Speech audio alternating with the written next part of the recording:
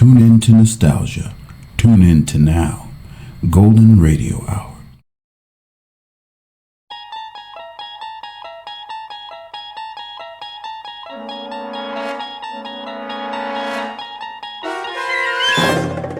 You unlock this door with the key of imagination.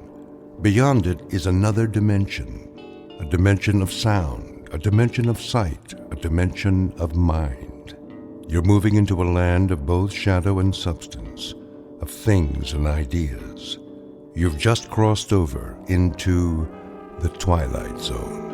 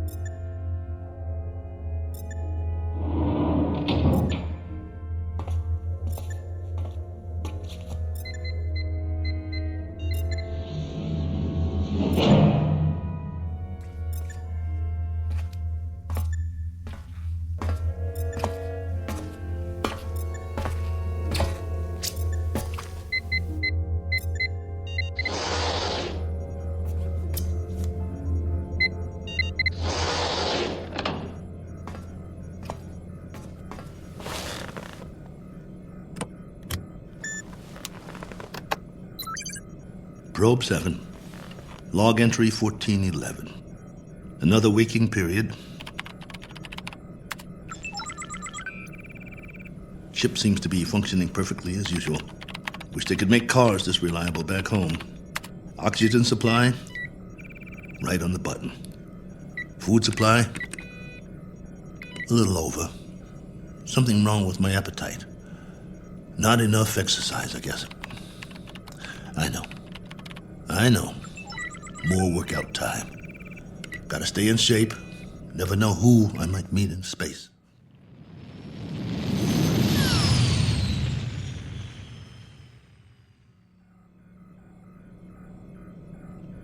Coordinates on autopilot. Propulsion system humming like a top. Pressure flow, output, all right on the money. Oh, come on, guys. You don't need a pilot up here. Could have sent an unmanned probe. All I am is extra weight. Think how much farther this crate could go without me. Of course, you wouldn't have my brilliant observations. Boredom followed by prolonged disinterest, with periods of great loneliness. Must be fascinating. Here's an observation. All these blinking lights in the cockpit. They remind me of stars, or candles, or cigarette lighters. That's it. Do you remember cigarettes? Did you know at concerts people had these little lighters, and sometimes they'd hold them up and it looked like a sea of stars out there in the dark? I want to write a book, not this diary. Doesn't have enough plot. Just me remembering. That's who I am, boys. He who remembers. Oh, well. Better send you the numbers. Here goes the download. Transmitting now. Till next time, this is Colonel A.L. Cook. Over and out.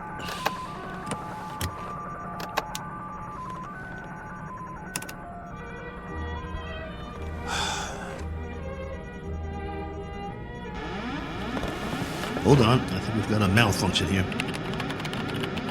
Some kind of overload. Yep, there's a power drain. Initiating diagnostics. No time for that. Switching to manual override.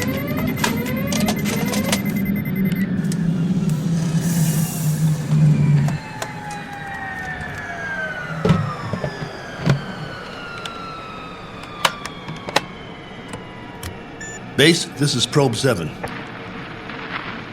Probe 7, calling base. Come in. I've just lost a rocket tube.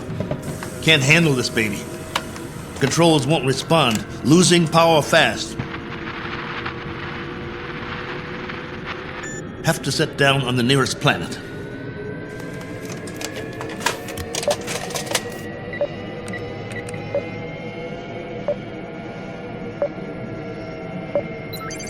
Got one in view now. Not much choice.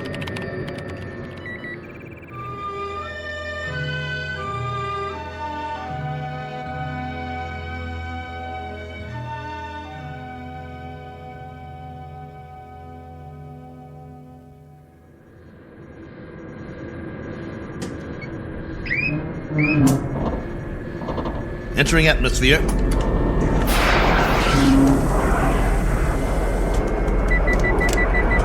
Surface coming up fast.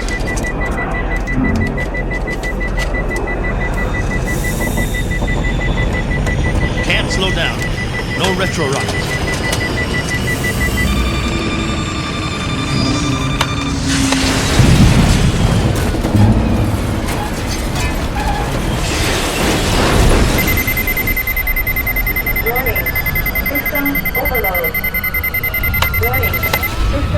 Ship's about to catch fire. Base, do you read? This is Probe 7. Probe 7. Mayday! Mayday!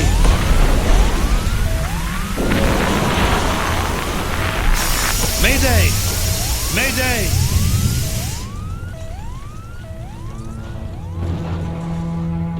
One Colonel Cook, a traveler in deep space several million miles from his point of departure and presently out of options.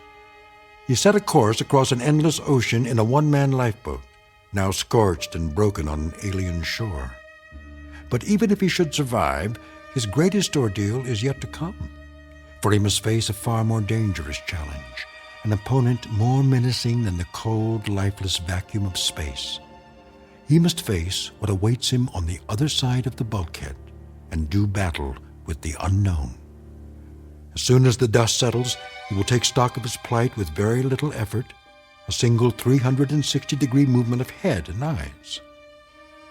For Colonel Cook has come to rest on a small, undistinguished planet not on any chart, one that is actually an outpost in the Twilight Zone. And now, The Twilight Zone, and our story, Probe 7, Over and Out, starring Lou Gossett Jr., with Stacy Keach as your narrator.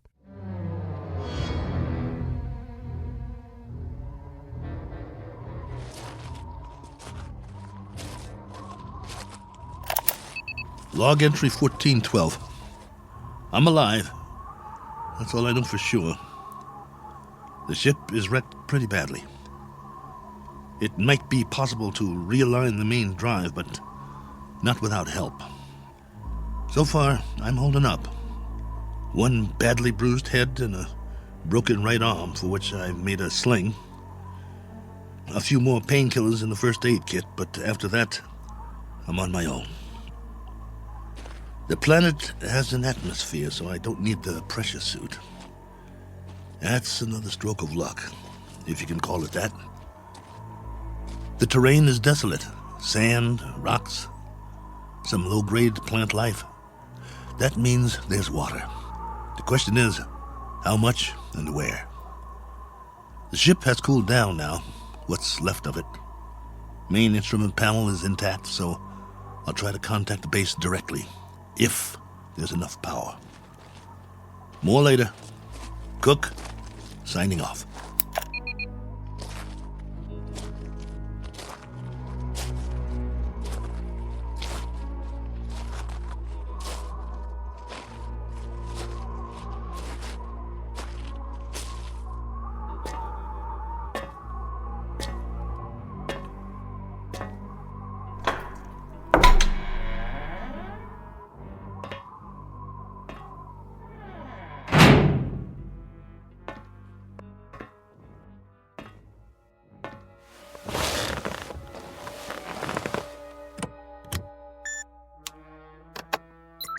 This is Probe 7.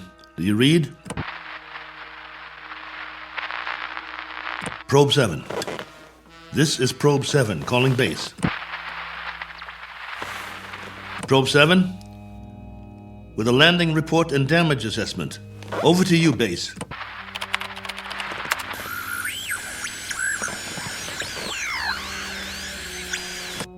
This is Probe 7. Come on, Base. I'm waiting. Probe 7, this is Base. You're coming through low, barely audible. Blaine, is that you? Yes, this is Lieutenant Blaine. We read that you're... This is Cook, Probe 7. I'm glad to hear you. Cook? Cook, we thought we'd lost you. Your transmission was interrupted. Everything was interrupted. I'm lucky to be alive. Probe 7 made unscheduled landfall approximately 7 hours ago. What? Come again. Can't hear. I thought you said... I've crash-landed, Blaine, in another planetary system. Didn't have much choice. One of the thrusters broke off the ship. This planet is 92,900,000 miles from the nearest star. Good Lord, Colonel. We're having trouble seeing you on the monitor. Sorry, but I can't send or receive a visual. Most of my equipment was fried in the crash. Okay. How's your oxygen? And that's the least of my worries. There's an atmosphere here. I don't know its density or composition, but it's breathable. Probe 7? Probe 7, your signal's drifting. Can you increase power? Not much chance of that. Far as I can tell, this is the last of my juice, at least for now. I've got half a generator and 3 solar cells working. I was afraid it wasn't enough to get through it all. Okay. Can you effect repairs? Say again? Repairs. Can you make repairs? If you give me maybe 20 years, a good right arm, and a new head while you're at it, I might make a start. The bottom line is, I need help. Got that, Base? Help. And right away. Probe 7, you're breaking up. Probe 7, are you there? Probe 7, we're having difficulties. Probe. All right, just stay there. Stay in transmission. Probe 7, we've traced your signal. We know where you are. Great. How soon can you send a ship? Colonel, I'm sorry to say we have nothing here that can reach you. What? You had several ships on the drawing board. Repeat, we have nothing available. Say again? All construction is suspended pending the current crisis. Ah, come on! Colonel Cook, I've been told you'll have to make the repairs yourself. Base, now hear this. I don't have fuel, no propellant at all. I left most of my rockets scattered across 50 miles of dirt and rock. All I have is a ship that looks like a jigsaw puzzle. As for the wiring, it's nothing but spaghetti. So when you say you've got nothing that can help you, you're telling me you're crossing off one spaceman permanently. Probe 7, we're having difficulty. Your words are breaking up. All right, Base. I'll give it to you in a few syllables. This ship isn't going anywhere. Not forward, up, down, or back home. Is that plain enough for you? Now I'm asking you again. Isn't there anything you can do to help me out here? Or are you just going to write me off? Colonel Cook? There's the low power warning. I'm losing transmission. Got to sign off for now. I'll make contact again in 3 hours. Roger that, will you please, Base? We will stay on this frequency, Colonel, and wait to hear from you. Oh, just a minute. There's someone here who wants to speak to you, Colonel. Colonel Cook, this is General Larrabee. We understand the spot you're in. We wish we could help. Thank you, sir. Well, there is a possibility that once you give us a full report on the ship, we can send you instructions for its repair and walk you through it step by step. That's still an option. Is it? Well, here's an option. Why don't I just build me a new one, General? I'll make it out of tin cans and chewing gum. I'll burn some circuit boards with a magnifying glass. That's a possibility, too. Colonel, I'm trying to be frank with you. Sorry, sir. I'll transmit again in 3 hours. Over and out. Heaven help me. Wonder if that's a possibility.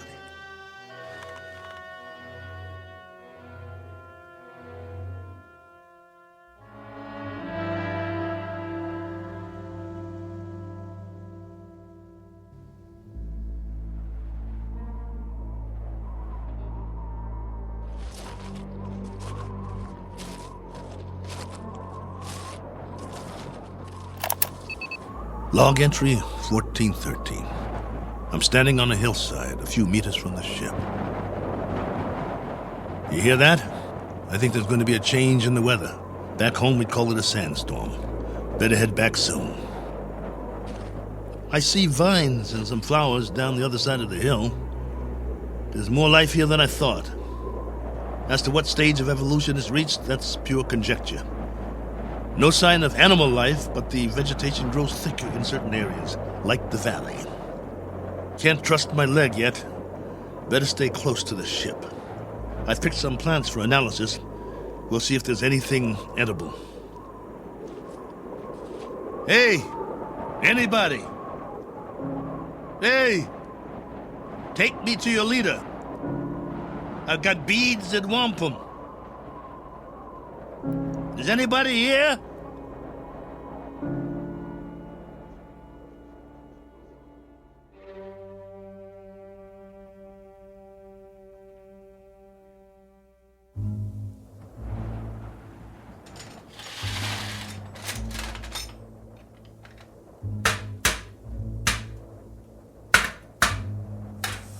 There.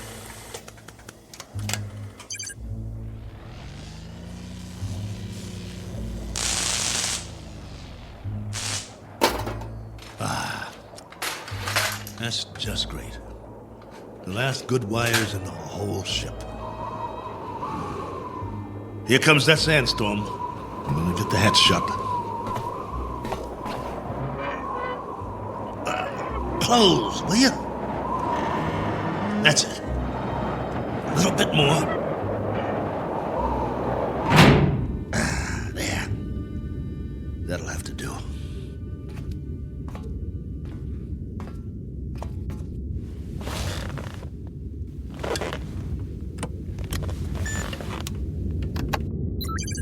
This is Probe 7, calling base.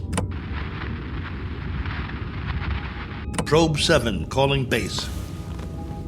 Over to you. If you read. We read you. We read you very well, Colonel. Ah, you've got the video going. For now, General, I've wired all the solar cells in the series. At the moment, I'm running off the storage batteries, though. It's almost night here. All right, tell us your situation, please. My situation? Yes, any change, Colonel? I've done what I can, but I'd have to call it unchanged. The power level's higher as long as I charge up during the day, but I don't know how long that will last.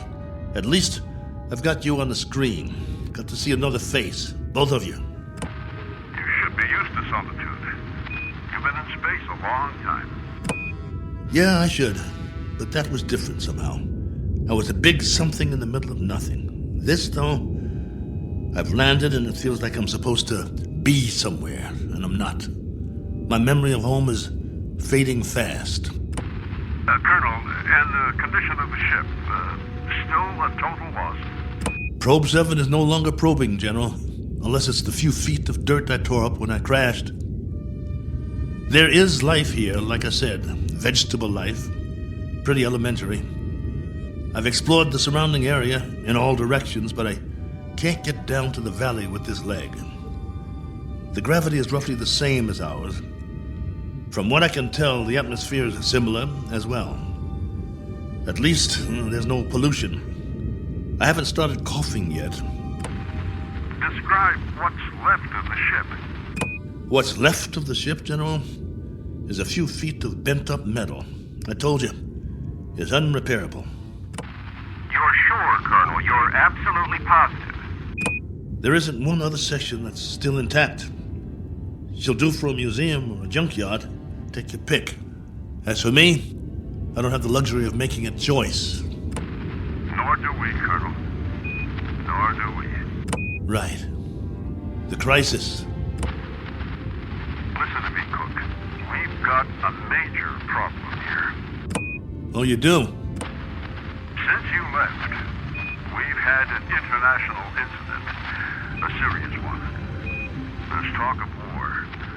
The next 24 hours will be crucial. As long as I can remember, there's always been a crisis, and there's always been talk of war. Well, hasn't there? Yes, but this time I'm afraid. You'll forgive me, General, but I've got a crisis too, and it's a very immediate one. I have the remainder of my rations and 2 broken bones in one arm.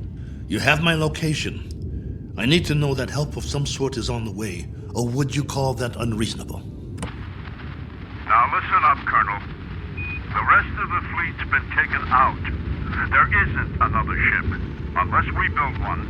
And if we go to hydrogen war in the next few hours, there'll be nobody left to do the building. Do I make myself clear? You're serious? That's the realistic view, Colonel. It may go down hard, but I'm giving you the facts of life. 10 hours from now, maybe 6, maybe 4, we'll be fully committed. I'm talking about 500 million people, not just one man. That's about as clear as I can put it. Very well then, General. I guess that's it. We don't see any alternative. Will there be any point in making further contact with base? Yes, Probe 7. For 2 reasons I can think of, both of some benefit to you. One, so you'll know that you're not alone up there. And 2, to confirm that your own world still exists. Though the latter is a moot question at this point. Over to you, Colonel. I can't think of anything else to say at the moment. Feel free to keep the signal open, if you like. Can't do that, General. I need to charge the batteries when it's light again. Here's that storm. Don't know how strong it'll be or how long it'll last. But I'll try to get through it. Nothing else I can do. Then, for whatever it's worth, know that we're still here. For now. Over to you, Probe 7. Roger, base. And out.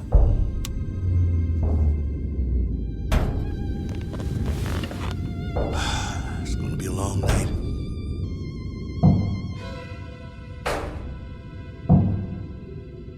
Wait. What's that? Hold on. Blaine? General?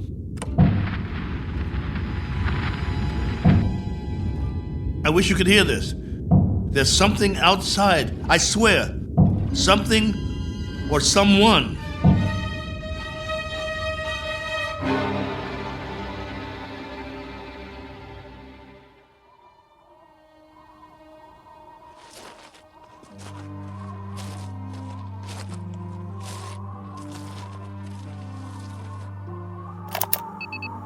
Log entry 1414.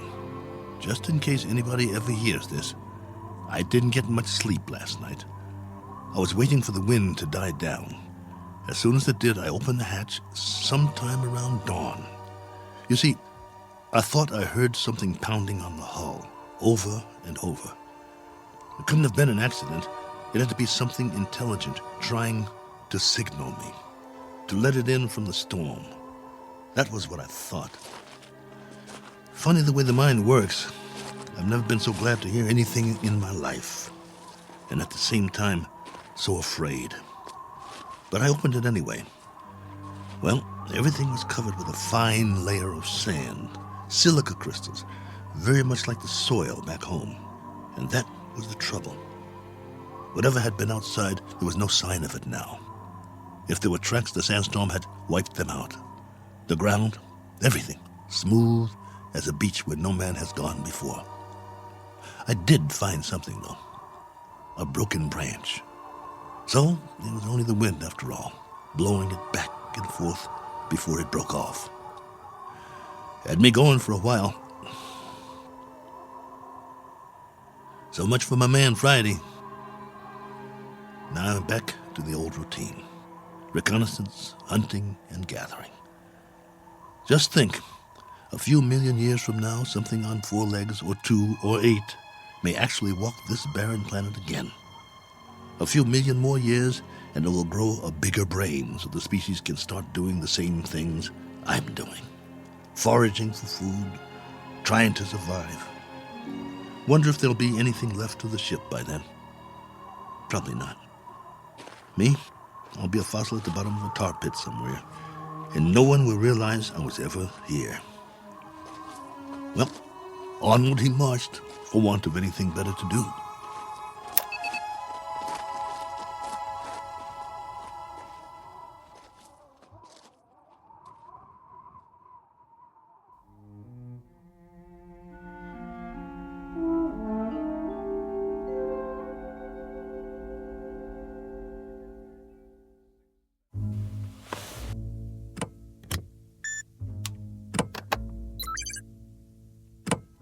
Blaine? General Larrabee? Are you still there? Here, Colonel. Go ahead. Well, you look like you haven't slept. Not much. And you? Not really. Up at dawn to do some hiking, north, east, south, and west. I had been hoping. Yes? Just a crazy dream I had. No sign of anything? It's a primitive planet. I'm very much alone here, after all. Oh, not completely. I've got a wind that sings sad songs and some scrawny plants that check me out every now and then as I walk by. There might be some fruit trees that are edible down in the valley, if they're not poisonous. But that's it. That's all of it. I'm truly sorry. There used to be an old saying, if life gives you lemons, make lemonade. The only thing wrong is I can't even find the lemons. But don't worry, I'll keep trying. Not that this will provide any vast solace to you, but at 9 o'clock this morning, Colonel, we went to war. And? The whole eastern seaboard went up. You mean all of it? The cities, everything. It took 12 minutes.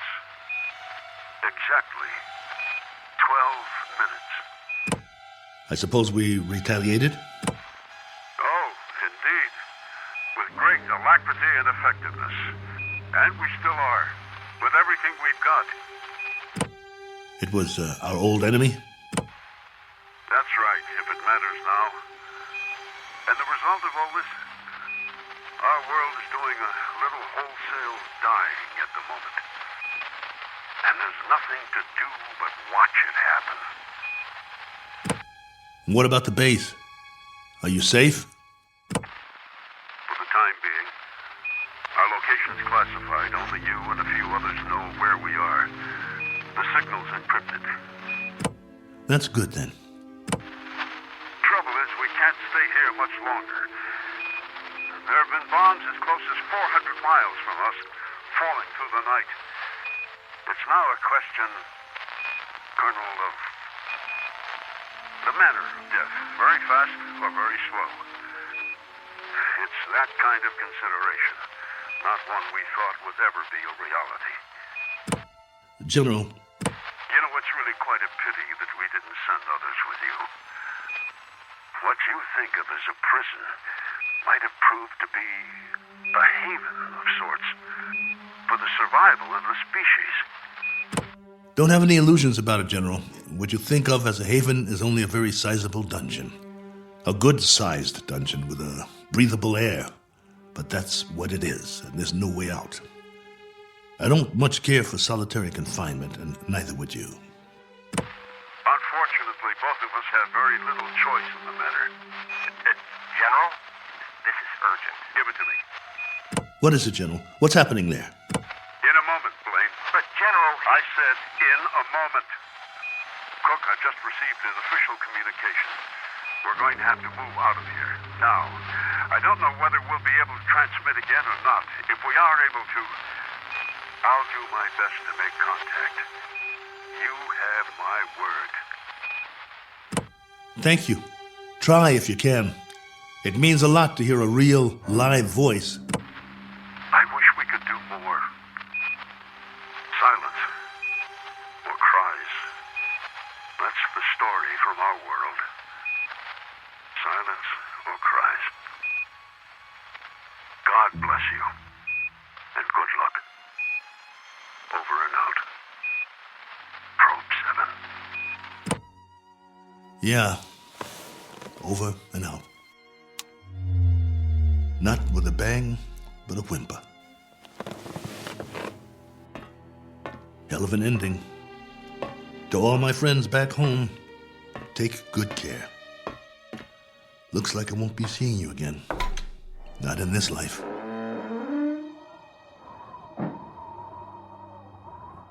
Time to start a new project.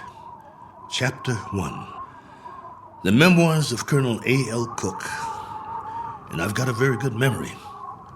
You wouldn't believe the stories I could tell. Who knows? After I'm gone, maybe someone else will crash here and find it. A lifetime of memories. Every sight, every sound, all the way back to the beginning. The kids I knew, the girls I dated, my friends, mom and dad, the first job, all of it.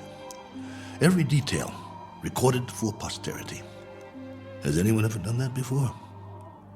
Maybe people who keep diaries their whole lives, except that no one ever got it all down. Didn't have the time, but I do. All the time in the world.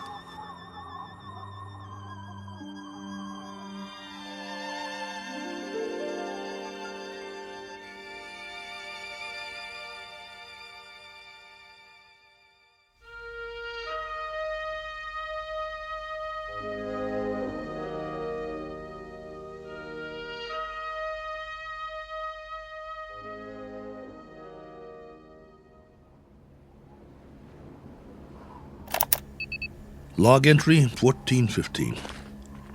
This one's for the record. A final official entry. From here on, it'll be the life story of Colonel A.L. Cook. Me, myself, and I. If for no other reason than to keep from going batty. But for now, it's a beautiful day. Here on Primordial World. Ship still standing, of course. You'd never know that's what it was.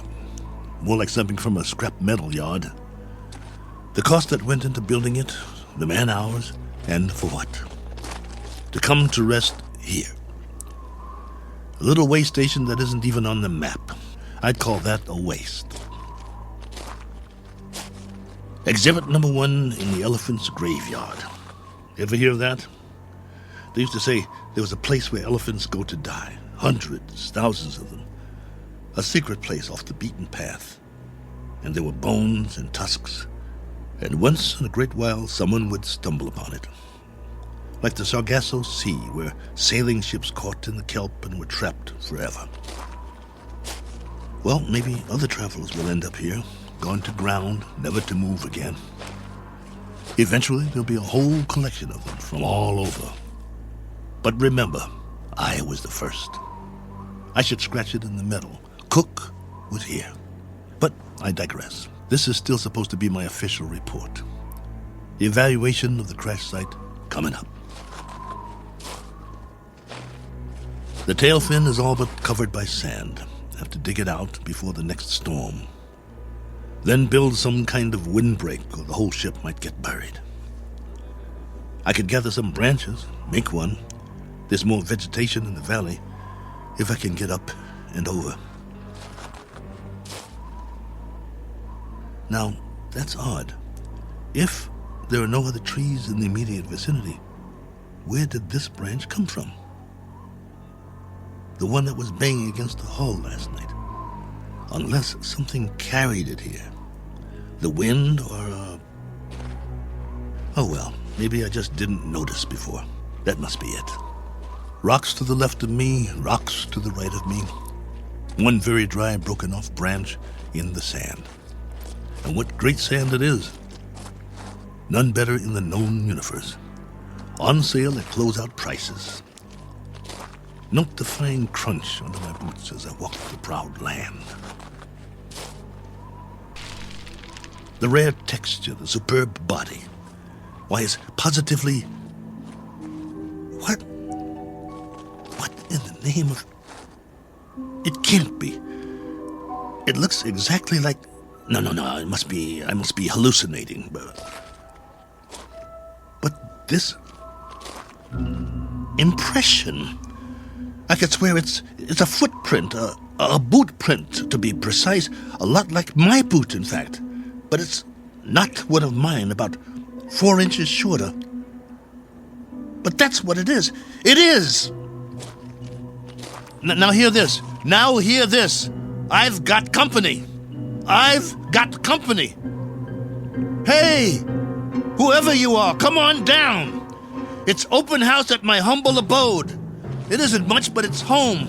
Drinks on me. Meet your genial host. Please. Please let me see you. Here's another footprint. And another. And another. Where do they lead? Up the hill? Has to be since the storm, so there was something here. I knew it! Hey! I don't care who you are or where you're from. Let's shake hands and be friends. Don't you need a friend? I do. Come on, friend. We can talk. I've got some stories, believe you me. Where you hiding? Behind that bush? Ugh!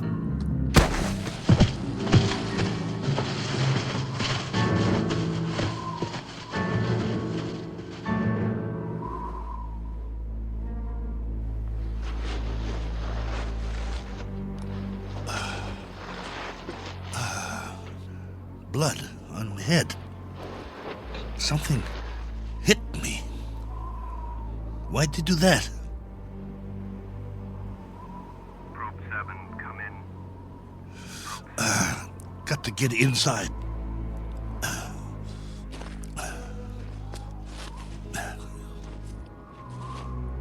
Probe 7. Probe 7. Space. Get the hatch closed before they come after me. Probe 7. Space. Can't let them get in. This is Base. With our last transmission, we got ours a few minutes ago.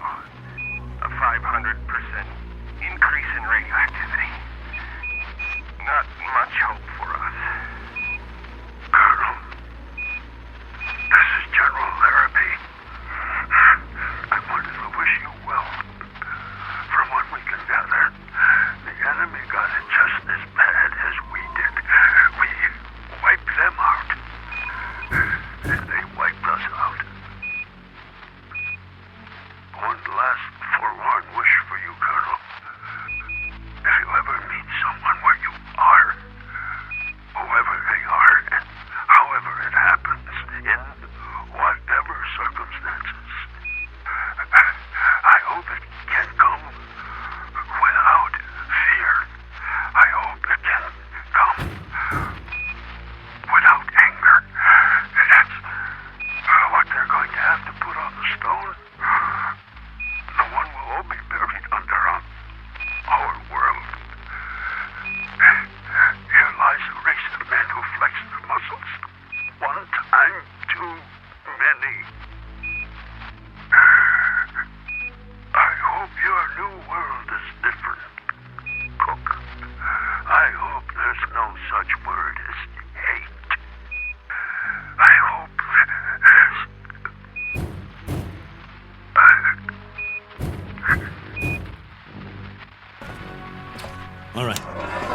All right. I'm ready for you. You want in? Maybe I'll let you, and maybe I won't. It's up to you. You can be friendly, or you can be dead.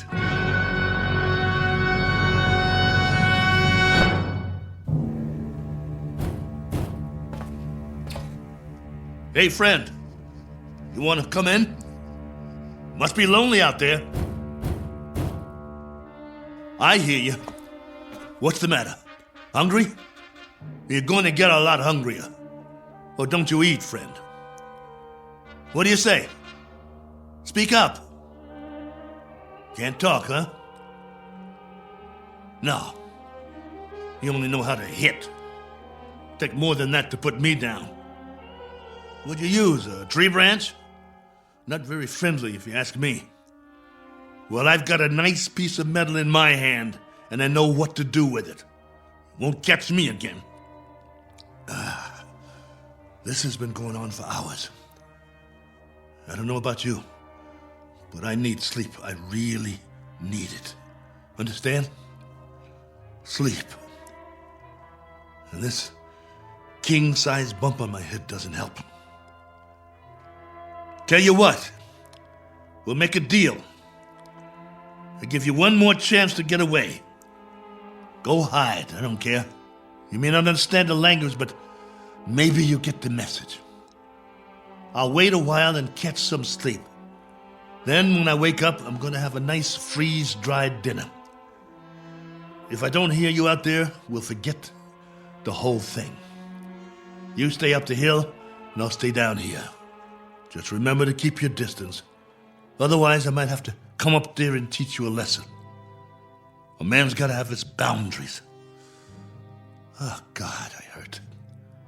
Want to sleep just for a while.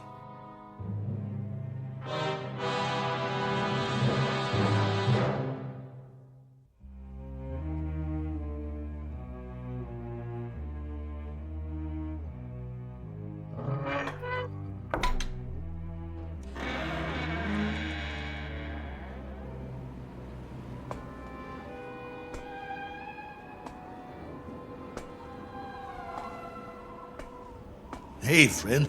Gotcha. Stay down. Pretty weak, aren't you? Let's see who you really are. Ituko. Miyana. Manda. Manda. No. You're a woman? No, wait. Let's talk. Can't we talk about it? Do you understand anything I'm saying? Min. Oh boy. Look. My name is Cook. Colonel Cook. I'm from another planet. I crash landed here. Cracked up my ship. This is my ship, get it? Or it was. It can't fly anymore. Now I'm just a wingless spaceman with no place to go and all the time in the world to get there. All right, be that way. I'm not going to hit you. I'm putting my weapon down, see? Oh, what difference does it make? You're probably an illusion, and those prints you left on the ground, they're illusions too. I've been fighting a running battle between fear and loneliness, and loneliness took the prize. You can disappear any time now. Any time at all. Go on. Poof! In a puff of smoke.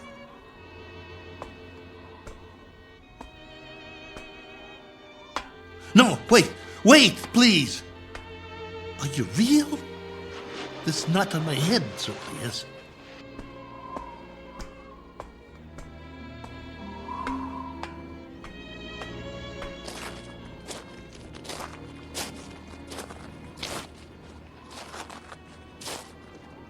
All right.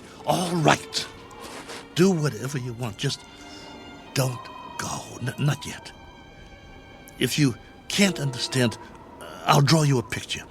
Where's the stick? Look. Right here in the sand.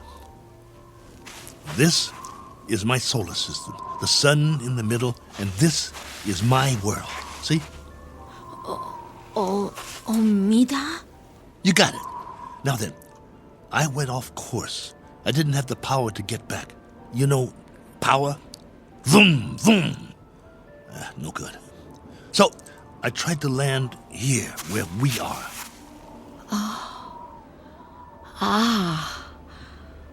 Omida korum. Go ahead. You draw. 그럼 wisdom. Oh, that's your solar system and your world. You came from there. Ah, Let me see now. It went out of orbit. Is that it? Your planet left its orbit and moved away from the sun. In the line, that's where you went and where your world went, right? I'm sorry. What about now? Where's your planet now? I understand. Gone. Disappeared. Probably frozen by now. But you got out. How many others? How many got out? You got away. Any others? Min. One finger. That's a hard count, my dear. A very hard count. And you've been here a while, haven't you? Look at your suit. Your galaxy might be light years away. It would have taken years to reach here. Where's your ship?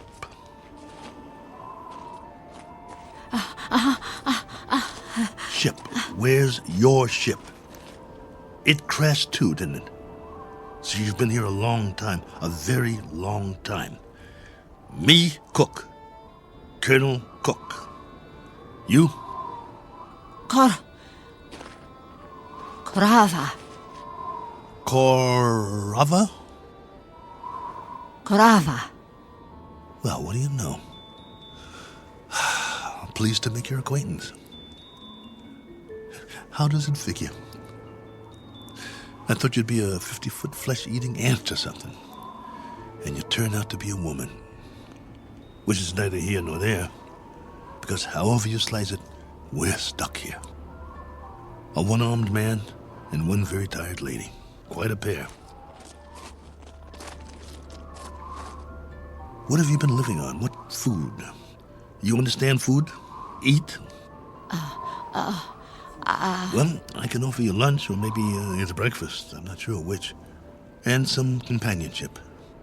And we can spend the rest of our lives drawing diagrams in the sand, which will be somewhat tedious. But the brighter of us will have to learn the other's language eventually. I hope it's you. Because I got some stories to tell, believe me. Come, Korova. Eat. Food. In the ship. Chow time.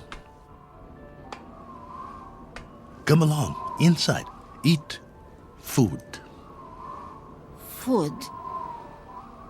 Okawa? Okawa. No. Not that way. Come here. Food. Please come back. I'm not going to hurt you. Please. Okawa! Oh, for heaven's sake. Korova, please.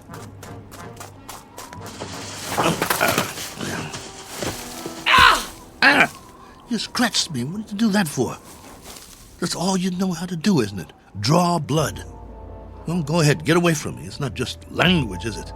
It's our animal nature, the way we instinctively respond to one another. In that case, there's not much hope. Go on. Go.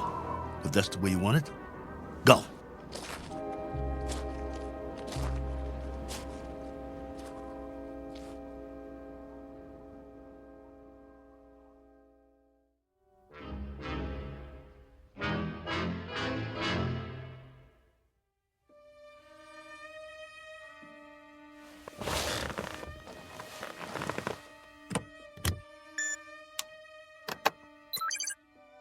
Base, this is Probe 7.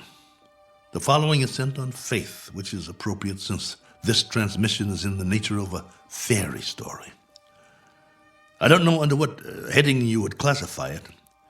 Very likely space medicine or space opera. The long and the short of it is that I'm not alone here.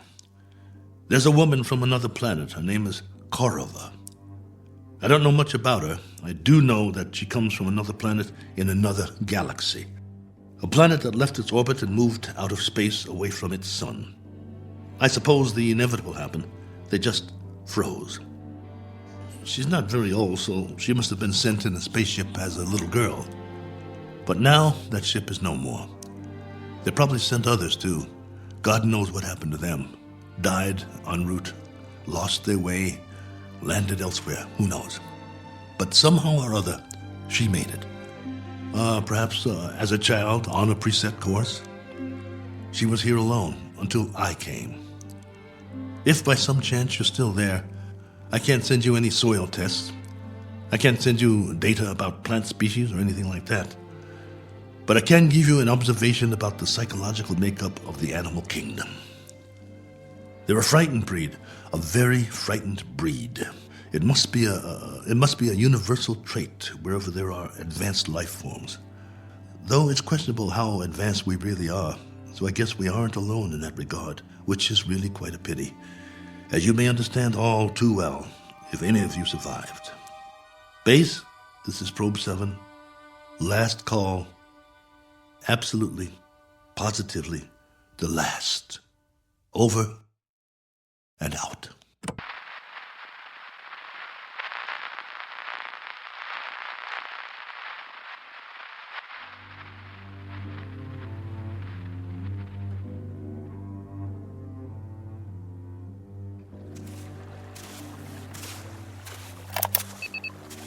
Log entry 1417.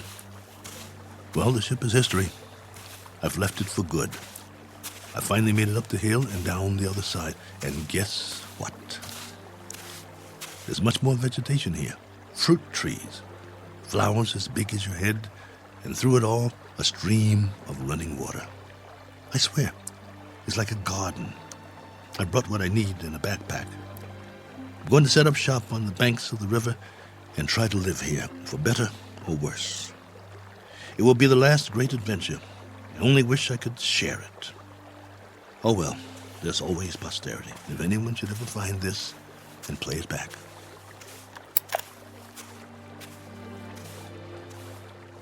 Cook. Oh, you.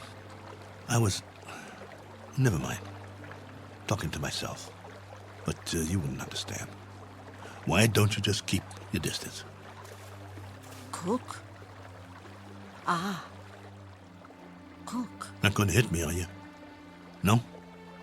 That's a surprise. Well, you're just in time to say bon voyage, friend. I'm going that way. There are even more fruit trees over there. No reason to get in each other's way. Cook. You want to come? You may, if you like. We'll eat and we'll live. I don't know how or for how long, but we can try. Cook. What? Dirt? Soil? What do you call it? Earth. Earth? What does that mean? Earth. Is that the name in your language? All right. We've just given this place a name.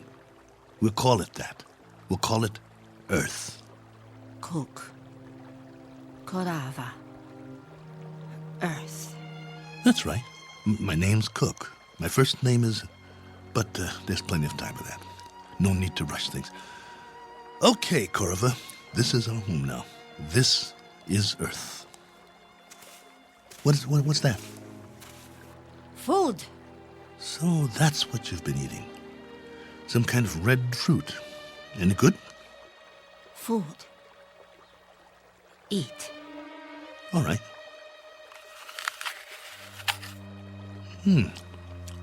Not bad. We'll take some with us. If you think it's all right. Come on. I wanted to tell you something, but now I've forgotten. I guess we'll have plenty to talk about, though. This place, a new life after all. And after a while, we'll have new memories to talk about. Things we can share. Come along, then. Let's go.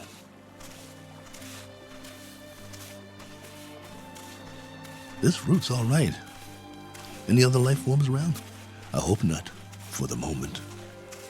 But if there are, we'll make the best of it, won't we? Pleasant enough place, don't you think?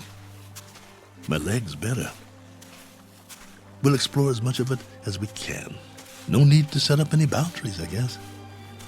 There's plenty for everyone. For you and for me. And it's a beautiful day.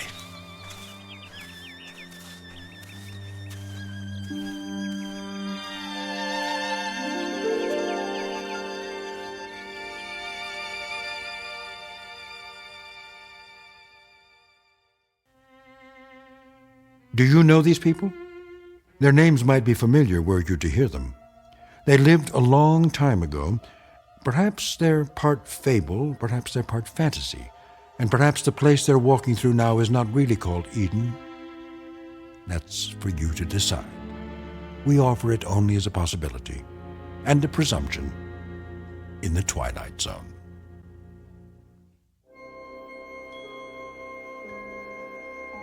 Hi, this is Carl Amari, producer of the Twilight Zone radio dramas. I'd like to take a moment to tell you about our official website at twilightzoneradio.com, where you'll get the latest news and information on these Twilight Zone radio dramas. Plus, at twilightzoneradio.com, you can digitally download 3 free episodes or any of our episodes for only $1.95 each. In this age of ever-changing technology, we've decided to make these episodes instantly available to you by making the Twilight Zone radio dramas a digital download-only series. This means that this series will no longer be offered on CD. The CD collections at our website are now being offered while supplies last at buy one, get one free. So be sure to get your favorites before they're sold out. Be sure to visit us often, and I'll see you in the zone.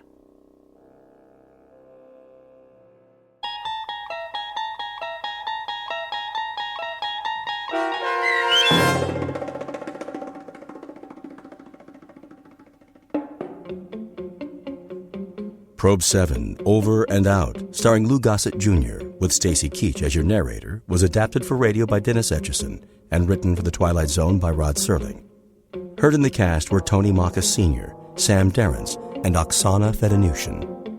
The producers of The Twilight Zone wish to thank CBS Enterprises and the Rod Serling estate for making this series possible. This copyrighted radio series is produced and directed by Carl Amari and Joby Cerny for Falcon Picture Group and Westwood One. Sound design and custom Foley effects for The Twilight Zone by Cerny American creatives Bob Benson, Craig Lee, Matt Sorrow, Tim Cerny, and Todd Beyer. To learn more about The Twilight Zone radio dramas and to contact us, visit our official website at twilightzoneradio.com. Touching speaking.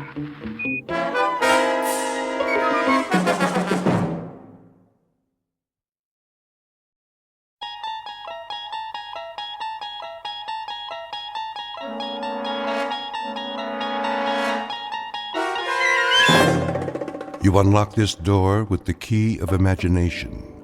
Beyond it is another dimension, a dimension of sound, a dimension of sight, a dimension of mind. You're moving into a land of both shadow and substance, of things and ideas. You've just crossed over into the Twilight Zone.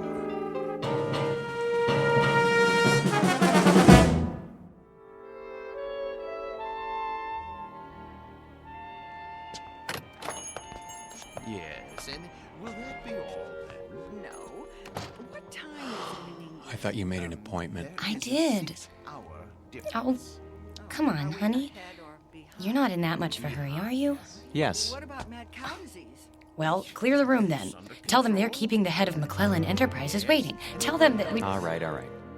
You want to forget the whole thing? No, I don't want to forget the whole thing. I just want to get this nonsense over with. Send you a postcard. Oh, that would be wonderful. Bon voyage. Ta-ta. Yes, ta-ta. Come on. Hello. May I help you? Mr. Spirito? I am he. We're the Ransoms. My wife called for an appointment. Oh, yes. Please be seated. Now, where exactly do we intend to go? We intend to go to London. Splendid. Of course, you've been. Oh, no. Charming place. You have picked a rather bad time of year, though, but... Excuse me, we're kind of rushed today. I wondered if you'd... Certainly. Now, have we decided on an airline? No. Well then, if I may suggest... We're not going by plane. I beg your pardon? I said, we're not going by plane? Ooh, but you must, unless you're planning this for some time in the future. No, it has to be right away. Oh, then I'm afraid a ship would be out of the question. You see, it's the off-season, and the liners have all been booked up, or put on short runs. All of them? All the acceptable ones, yes. I hope you won't mind my saying this, Mrs. Ransom, but, you know, airplanes are perfectly safe nowadays. I realize that some people feel a certain trepidation, but there's absolutely no reason... Eileen, if it's the only way. May we see a list of boats that are running? If you wish. You promised. I know. It's important, Alan. We agreed on that. I'm afraid these are the only passenger-carrying vessels bound for England in the next 30 days. Some are freighters, but it's sometimes possible... What about this one? The Lady Anne? I don't think so. Why not? Well, it's very nearly the oldest ship in the water, and the slowest. 13 days to Le Havre. Another half day to Southampton. Forget it. No. Wait.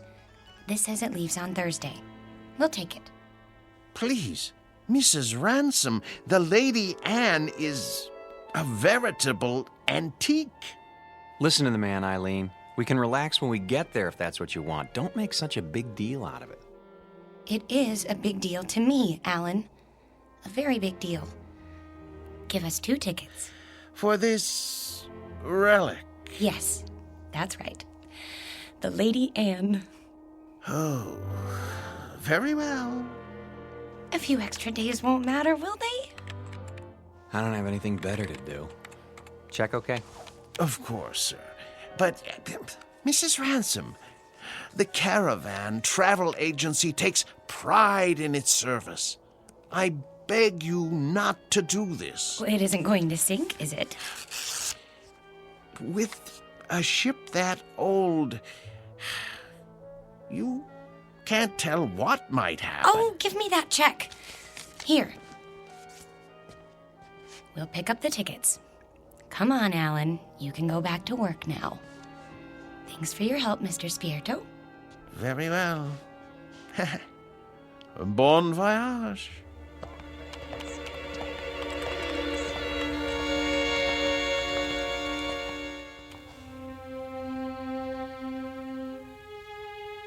Portrait of a honeymoon couple about to embark on a journey.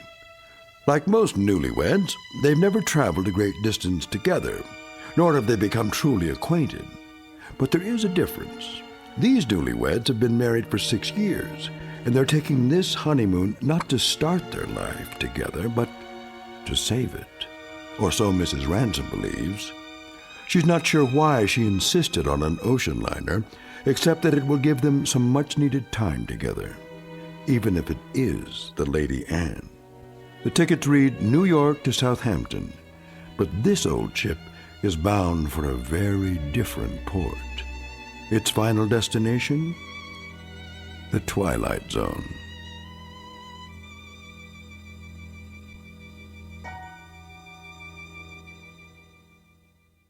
And now, The Twilight Zone and our story, Passage on the Lady Anne, starring Martin Jarvis and Rosalind Ayres with Stacy Keach as your narrator.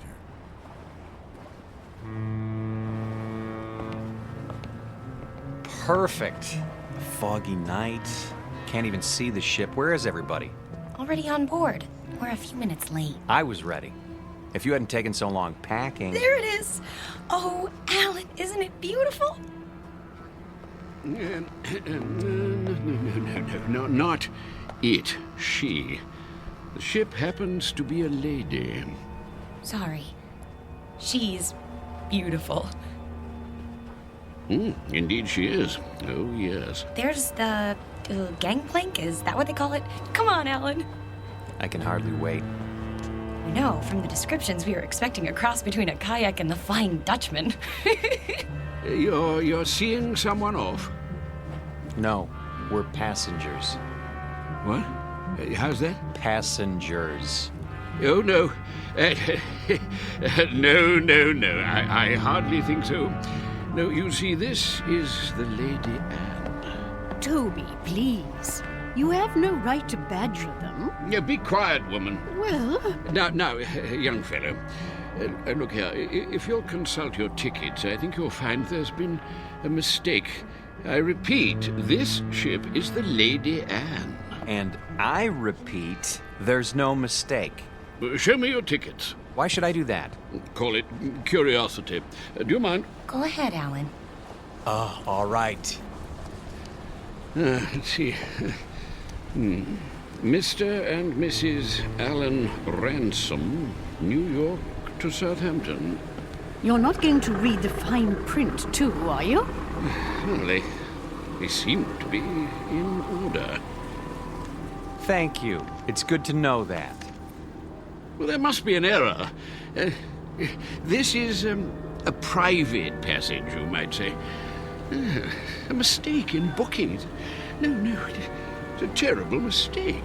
Come along, dear. But, Millie, I don't understand. I really don't. I said, come along,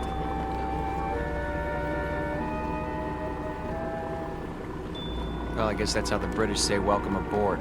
Oh, don't get your back up. You'll be twice as cranky when you're his age. Bet we can beat him up the ramp.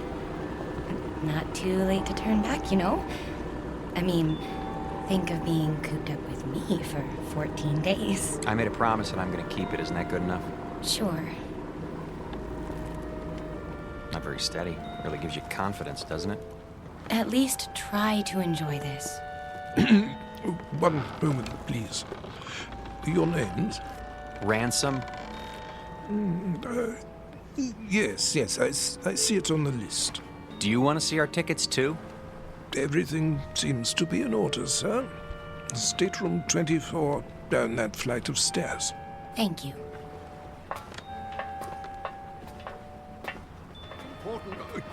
Oh, here we are. Yes, here we are. Good evening. I say, you're not going to let them do this, are you? I'm afraid it's out of my hands. Out of your hands? Well, we'll see about that.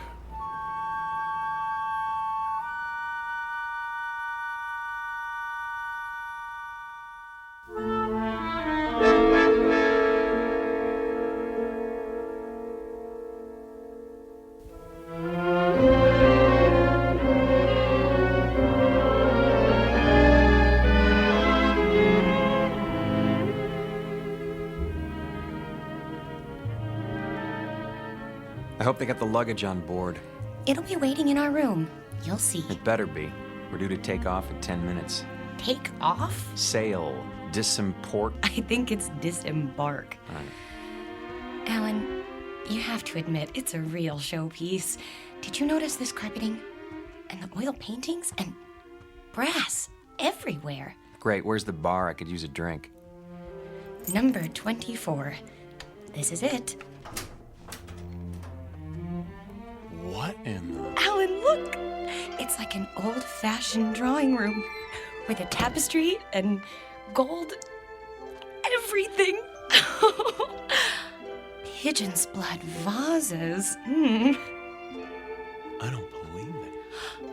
Are those plaster cupids on the ceiling? Oh, it's marvelous! And the canopy bed. Shaped like a swan. It's got a goose feather mattress. Oh, Alan, isn't this fabulous? It's probably the most ridiculous room in the entire world. You realize that? Probably? It is! And you actually like it. Don't you? Look at this chest. It must be 100 years old. A bowl of fresh flowers on top. And even a box of candy, shaped like a heart. At least the luggage is here. No kidding. You think we can take it for 2 weeks? I mean, with all this... There's the whistle. Come on, let's go up on deck. Why? Why? That's what you do. Haven't you seen any movies? Hurry.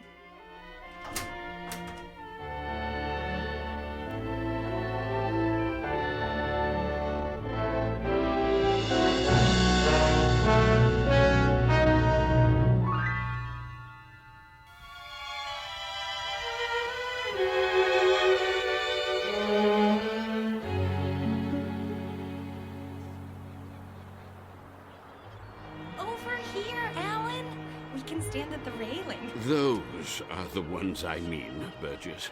Not the ones going with us. Yes, I tell you. Nonsense. Obviously a silly blunder. No, they have tickets. Calm yourself, Mackenzie. This needs to be settled at once. Very well.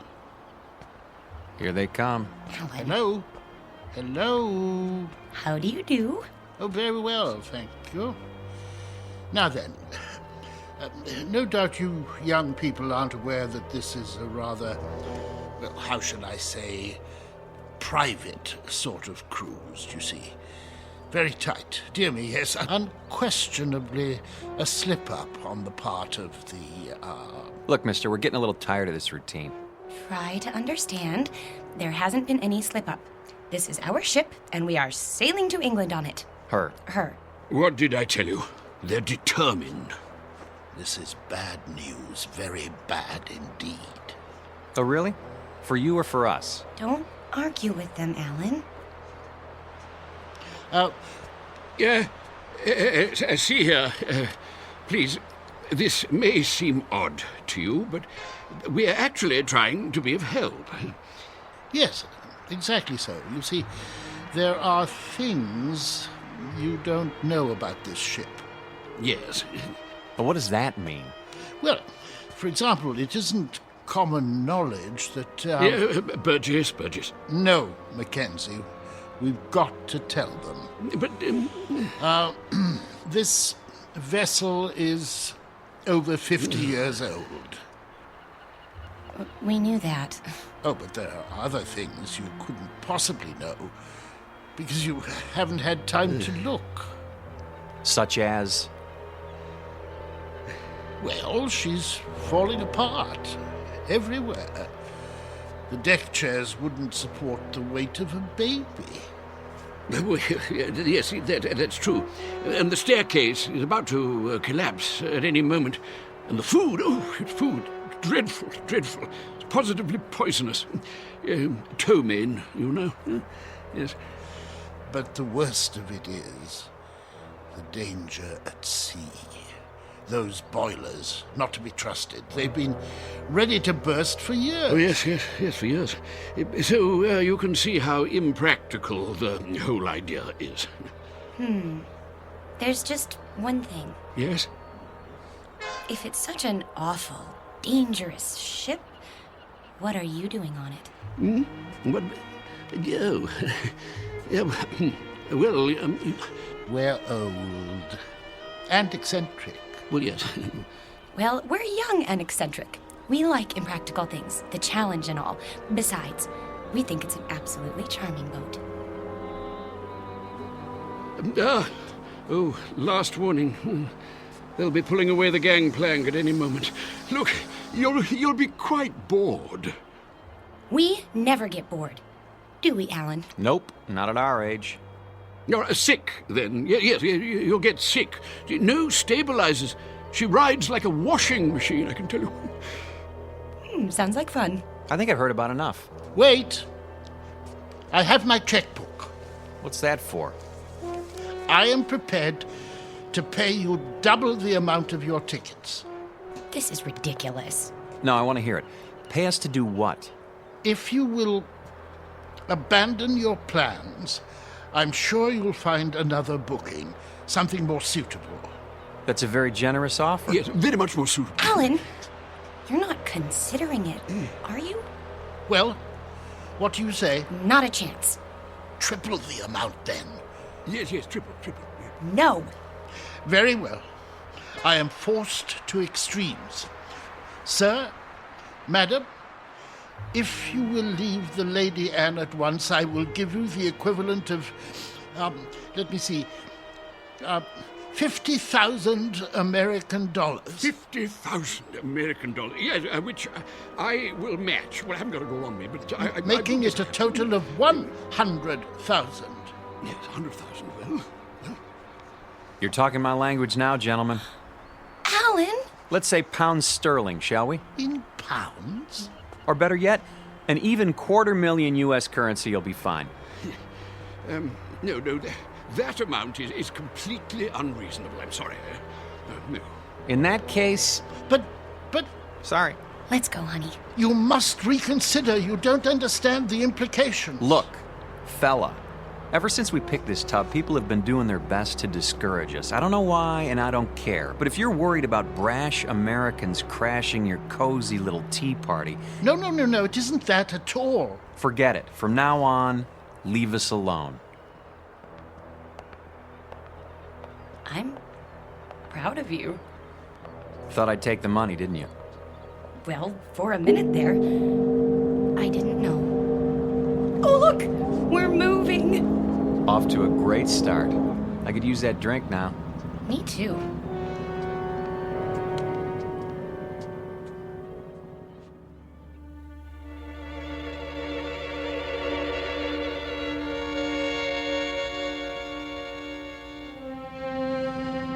Too late. We did our best. We should have tried harder. But the funds he was demanding... highway robbery. Nevertheless, it was our duty. The duty of everyone on board. Who knows what the consequences will be? I fear we should have done whatever was necessary to keep them off this ship.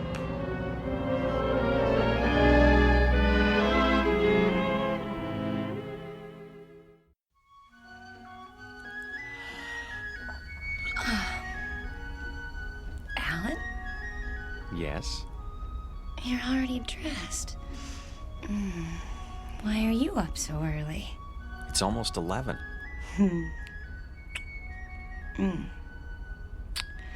Don't tell me you're nervous.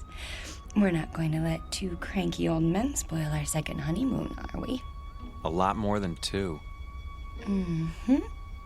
Better get dressed. Fire drill's in 15 minutes. What?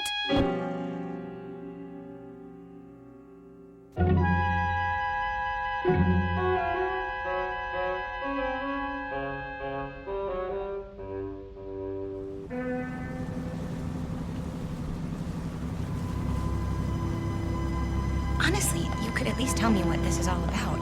You act as if we're going to an execution. There. See for yourself. Look at all of them. And all wearing their life preservers. Oh no. Alan, some of them are even on crutches. And wheelchairs. Pretty hard to stand for inspection. Is that what they're doing? Apparently it's a safety requirement. Well, there was the Titanic. I picked up a few more names. The Mackenzies, of course, and Mr. Burgess. How could I forget? The one on the end is named Van Vlyman. Next to him is Mr. Bristow. Cooey! Hello there. Care to join us? Yes, do join us. Hello. In a moment, Mrs. Mackenzie. You don't suppose that everyone else on this ship is... Everyone. I checked this morning. The youngest person I saw was 70. Oh, but that's silly. It must just be the first class section. There aren't any other sections. The entire ship is first class.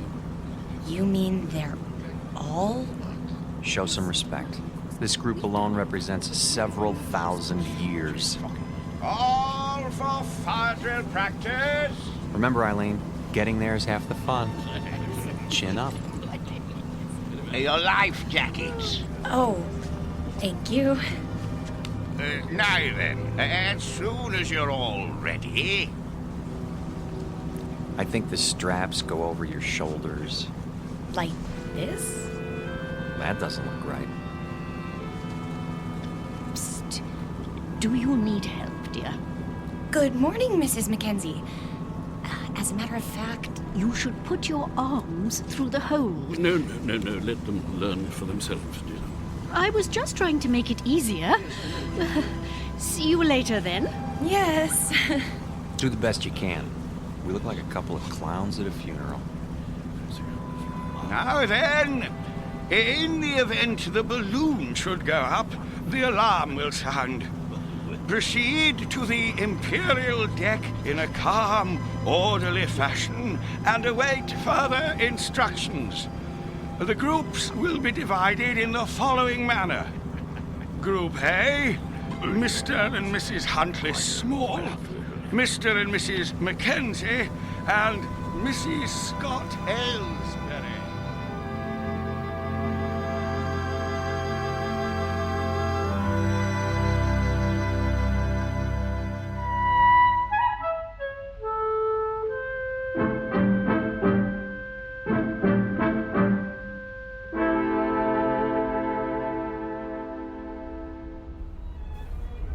Here we are. The Imperial Lounge. Looks like we're in time for the noon orgy. Alan, I think it's elegant. Like a private club. That's the problem. We're not members. This isn't a ship, it's a floating rest home. Shh. You wish something from the bar? Do you suppose you could fix us up with 2 double martinis? Very dry? Yes, sir. Alan, I'm sorry. I didn't know it would be like this. But it doesn't matter that much, does it? We didn't want to mix with other people anyway. We wanted to... Stop saying we. If you'd listened to me, we'd be in London by now. And you'd be in a business meeting. Not necessarily. Yes. And it would be the same the next day and the next and... Oh, Alan, that's what this is all about. Don't you see? Your drinks. Thank you. Look, I know you've been unhappy, but do you think I enjoy working 28 hours a day? It comes down to the same thing, doesn't it? We never see each other. We never talk, or... I told you, after I close this deal, I'm going to start taking it easy. Which is what you said 2 years ago. You closed that deal, but it didn't make any difference. There were more deals. There'll always be more deals. Because that's all that matters to you now, isn't it? Bartender, another. Yes, ma'am. Try to control yourself. I have been controlling myself for 6 years, and I'm tired of it. I am tired of begging for little bits of your time. You're not interested in me anyway. You're interested in success. Fight your way to the top and then fight to stay there. Stop making a scene. Why? Does it take your mind off mergers and board meetings? No, it takes my mind off the fact that we're supposed to be on a trip together. Come off it, Alan. You're going to England on business. I happen to be along. That's all. Why? Because I insisted. If I hadn't, you'd have gone alone. Isn't that true? Admit it. I can't talk to you when you're like this. You made me like this. Because the truth is, you don't care anymore. I was stupid to think that a few days together would make a difference. You're a flaming success now. Alan Ransom, the financier. And I'm the nagging wife who doesn't understand. Eileen, please. What's the matter? Are you afraid they'll catch on? Don't worry. They think we're a happy couple, made for each other. Shut up. Yes, sir. Well, when this tub finally gets there, you can relax. Because I'll be leaving. That might be a good idea. Oh, it is. You'll have all those nice deals to keep you warm with no silly woman around. It should be marvelous. It will be. For now, I'll be on deck reading the Financial Times. Here's for the drinks.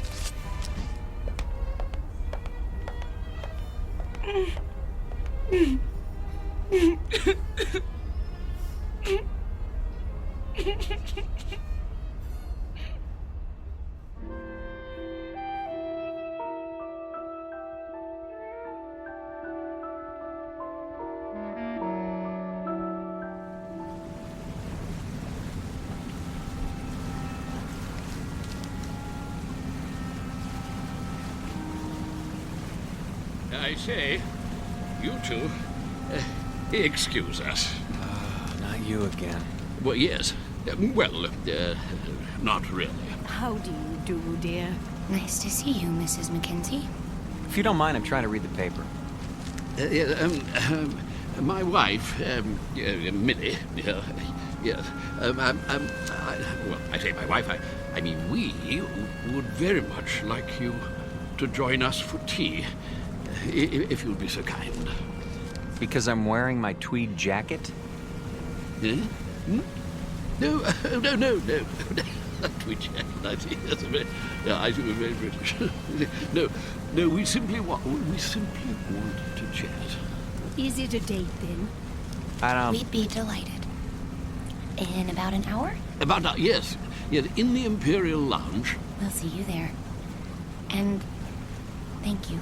Not at all. An hour, then. Jolly good. Looking forward. Why did you do that? Because you and I don't have anything more to say to each other. You know it's true.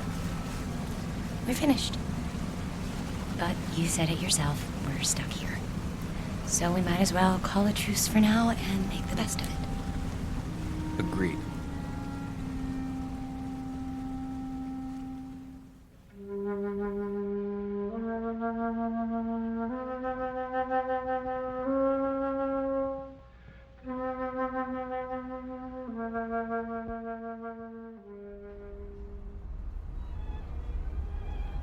Hello. Over here. Hello again. My dear. So glad you could make it. Charmed, I'm sure. Do sit down. Do sit down. Not at all. Nasty day. What? Now look. The reason for this meeting, apart from the pleasure of your company, is, Go ahead, Toby. Yes, thank you. Millie, that's my wife, Millie pointed out that we've all been, something less than hospitable to you, if not rude. And so I expect I ought to apologize. And do you? Oh, yes, most sincerely. But you see, there is something more important. Good news, in fact. Yes, we've been talking the whole thing over, and we've decided that you won't have to leave the ship after all. We won't? Say, that is good news. We were afraid we were going to have to swim back, and it's had us sick with worry. Really? No. I see. I see. Very good. No, I'm sorry about that, my boy. But we were quite concerned, all of us, as I dare say you gathered. You see, it simply hadn't occurred to us that an outsider would ever want to travel on the Lady. The last time she took on a new passenger was, well, according to Captain Prothero, was some 16 years ago. So you can understand. Yeah, but never mind that. It's all settled now. What's all settled, Mr. Mackenzie? Oh, no, we'll get to that in good time. You simply must forgive us. We can't have been very good company so far. Well, frankly. Yeah, the point is, we spent a good many fine hours, Millie and I, my wife Millie, on this old, scow. And when we heard they were going to retire her, well, it seemed right somehow that we should join her on her last return voyage. Yeah, absolutely. And the same is true of the others. With the other people. And that's what accounts for the number of senior parties aboard. We didn't understand. No. And you still don't, really. More tea? It's quite bracing. Yeah, I'll let go. Yes, one thing that hasn't changed. Yes, tea is still the best in the world. What about the others, Mr. Mackenzie? What, the others? Oh, yeah, yes, like us, as I said. Sentiment, you know. Of course they know, Toby. Why else would they have chosen the Lady Anne? Yes, that's true. Our story isn't so different, I guess. My husband and I had never really been alone in 6 years. Excuse me. I'm going to get us a drink. Scotch all around? Oh, yeah, well, splendid. Thank you. He's embarrassed, isn't he? I seem to be doing that to him all the time now. You were saying the two of you hadn't been alone? Well, he's a busy man. You get wrapped up in things if you want to be the best, and I don't know. When I heard he was going on a business trip to England, I made him promise to take me. But that doesn't explain the Lady Anne. No. No, I suppose it doesn't. Mostly it was the time. More days together. And, well, it just seemed kind of special. Oh, my dear, the Lady Anne is special. Very special. More special, I should say, than either you or your husband could imagine. You see, this is the ship Toby and I sailed on when we were married, which would be 53 years ago. 52. Yeah, she was a splendid thing then. Yeah, the ship, I mean. No. Oh, Toby, really? I thought you told us it was an old rust bucket. Not it. She, yes. Oh, I should have been struck down by lightning for such a fearful lie. Mrs. Ransom, mark this. The Lady Anne was the finest ship that ever crossed the sea. Queen of the fleet, she was. Oh, yes, indeed. Is, Mackenzie, is. No other ship can touch her. Quite right. Sit down, Burgess. This is an old companion of mine, Ian Burgess, Mrs. Ransom. Ah, yes. Congratulations. I don't follow. I hear there's been a decision made in your favor. Not now. Nonsense. Quite a relief, I must say. What is? Why, what else? My good lady, you are in luck. How so? Well, haven't you told them? It's about you and your husband. It seems you won't have to die after all. Oh, I'm so sorry.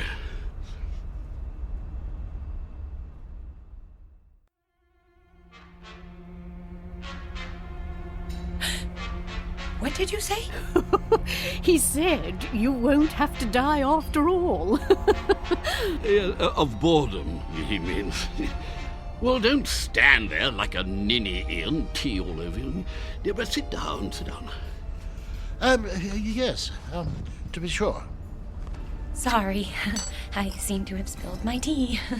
You see, Mrs. R., she was the only one of her kind. Specialized in honeymooners. That was her freight then, yes. Oh, yes. Young people in love. Ah, marvelous. The drinks. Ah, yes. You see, that's what makes your presence so... Sweet? No. Well, it was that. It certainly was that. Young married couples, you see, that's all you'd ever see. Full of juice and the moon in their eyes. All those children trying to act grown up and worldly and used to it. And everyone as nervous as a mouse. Yes. But that sort of thing, it lasted for only a few days. The Lady Anne gave them time to know each other. Oh, she was a wise ship. Cheers. Cheers. Cheers. Everything was arranged for young people. Love has its own point of view, you know. It sees things larger than life. Nothing is too ornate or too fancy or too dramatic. If it is a good love, it demands the theatrical and then transfigures it. Turns the grotesque into the lovely, as a child does. With it, we can see what we wish to see in people. Without it, we cannot see it all. We can search forever. How a shipping line ever found that vision, I cannot imagine. But they made the Lady Anne into an enchanted gondola and took that moment of happiness and pure sweet pain all lovers have and made the moment live for 2 unspeakably pleasant weeks. Well, they get the drift, my dear. There's no need to go gooey. But I feel gooey. The same is true for all of us, actually. Bolshia Jones and his wife over there, the bald chap. Engineer in his day, and a good one. The Whiteways. Next to them, Lord Bristow, with his cigar. Nice enough, but he's getting on. And there's old Champion. Innes Champion, the writer, adventure stories, that sort of thing. Quite a droll fellow, though you wouldn't guess it now. Widower, you know. Aye, and his wife. There was a wild thing. She passed on in... Oh, can't be sure of the date. What about you, Mr. Burgess? The same. We'd planned this trip together, but... Have you a picture? In my breast pocket, over my heart. She's very beautiful. Ah. Oh, my dear, please. This is purely temporary. I shall be with her soon. I'm so sorry. Oh, there, dear. It's all right. None of it really matters if you're in love. You are in love, aren't you, Mr. Ransom? Yes, of course. Well, that's the only thing that counts, you know. Everything else perishes. Now you've made her cry. Oh, perfectly all right. I cry all the time, don't I, Toby? All the time. Well, I don't. Why don't you two go out and get some fresh air? Do you good. Fog or no fog.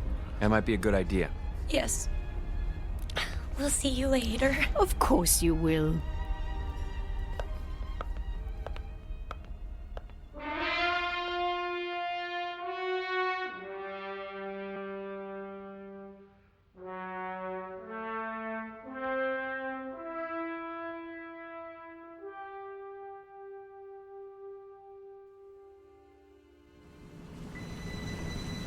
I think they're all very, very nice. What is going on? The sun. What about it? It's behind us. It was over there, and now it's... We're heading north. So we're heading north. We should be heading east. Blame it on me. Everything else is my fault. Why not this? There you go. Starting again. I don't know what I'm doing here. Look at them down there playing shuffleboard. Or sitting, wrapped up in their blankets. Really, Eileen, this whole idea was ridiculous. Eileen? Eileen, where are you? Eileen? Eileen!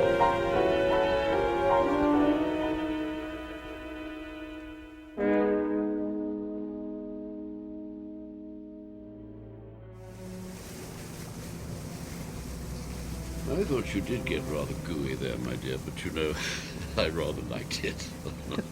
Gooey. No! Oh, Mr. Ransom. I say, is something the matter? I can't find my wife. We were standing over there at the rail. She was right behind me. You don't think anything could have happened to her, do you? Oh, no, I doubt that. It's rather difficult to fall overboard. Oh, yes, yes. Eileen! Eileen!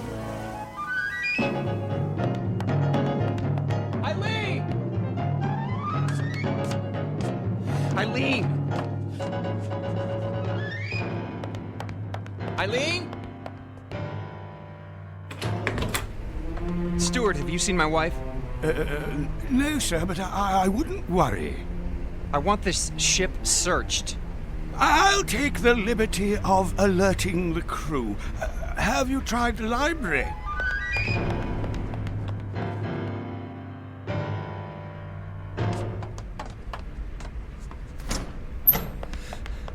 Eileen? Not here, sir. But she's got to be somewhere. Still looking, sir. Haven't you found her yet? Easy, sir. We'll let you know. Eileen? Eileen, where are you?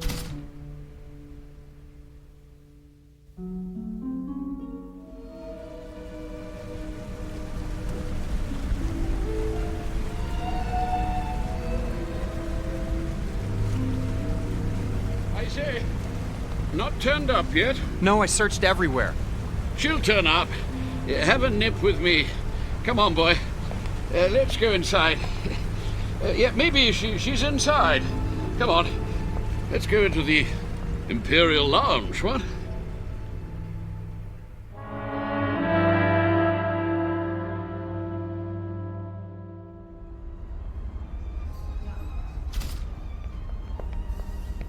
Two whiskeys. Make 'em strong. I can't believe it.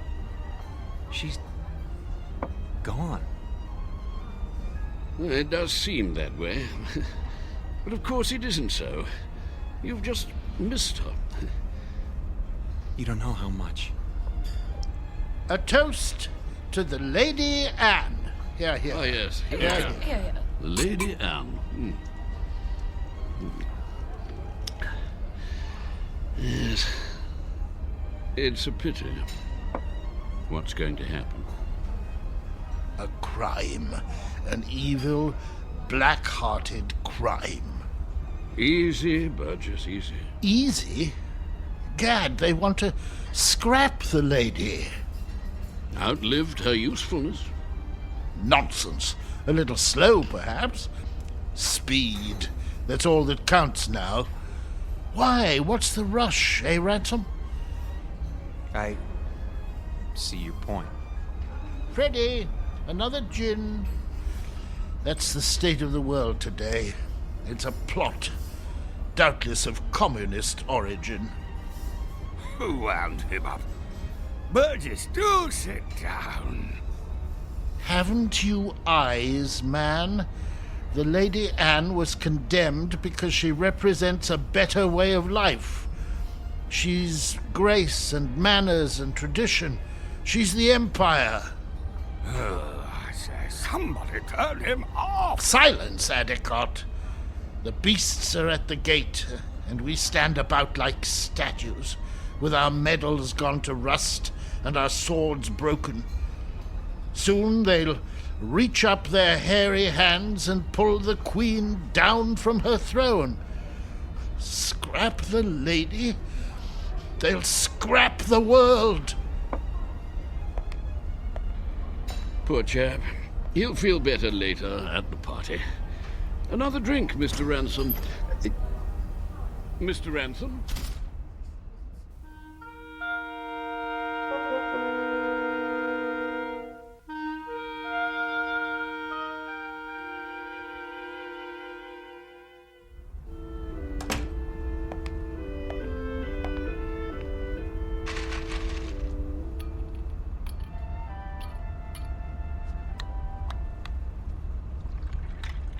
Pour me one, too.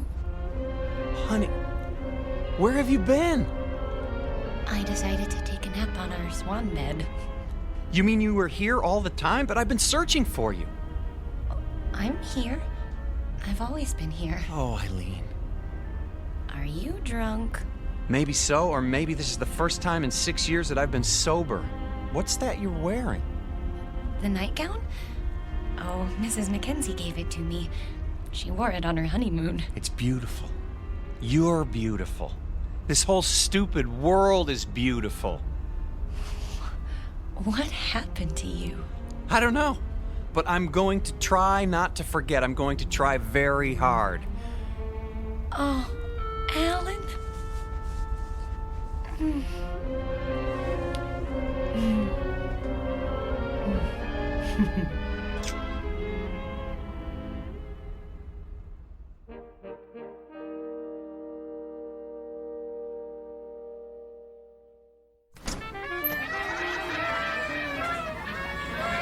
Will you look at all this? Balloons, ribbons. Over here! Join us, please. Mrs. Mackenzie! Come on, drink up. The champagne's getting warm. Well, you found her. Oh, you're as bad as Alan. I think we'd like you to meet Captain Prothero, Mr. and Mrs. Ransom. Happy to meet you, sir. My pleasure. You've had a pleasant voyage, I trust. Oh, yes. We're grateful to be a part of it. Indeed. Your presence has been good for us as well. You packed your things? Shh. They don't know yet. Oh, well, I suppose it doesn't matter. Know what? Nothing important. If you'll excuse me, I have to make some preparations. Be back shortly. You look positively radiant, my dear. The Lady Anne has worked her magic on you. She... and you. All of you. I'd forgotten some things. How to relax. I was so busy, I lost sight of what's important. It won't happen again. I say, let's drink to that.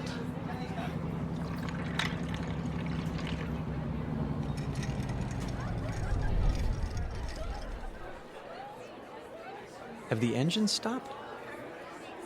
Oh, nothing to worry about. Cheers. Mr. Burgess, why are we having a party now? We're only partway there. You'll understand soon enough. Who needs a reason to party? Mrs. Ransom, may I have this dance? I have been waiting for someone to ask. Mrs. Mackenzie? I'm not very good, but... Oh, delighted, Mr. Ransom. Oh, splendid.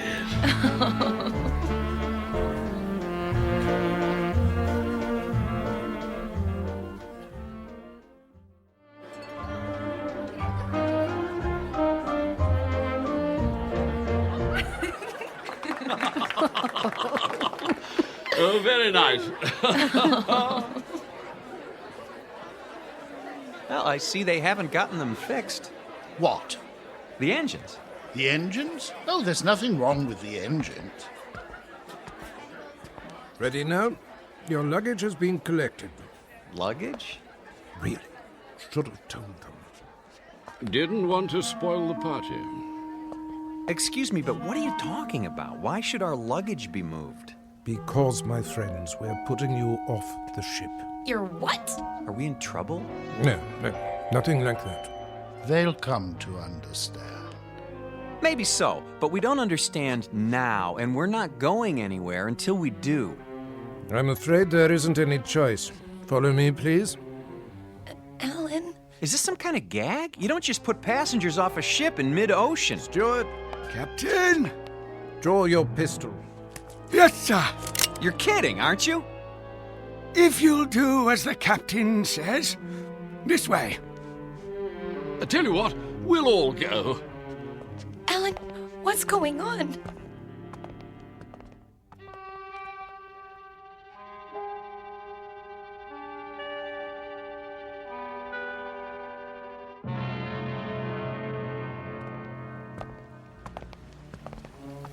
You can't be serious.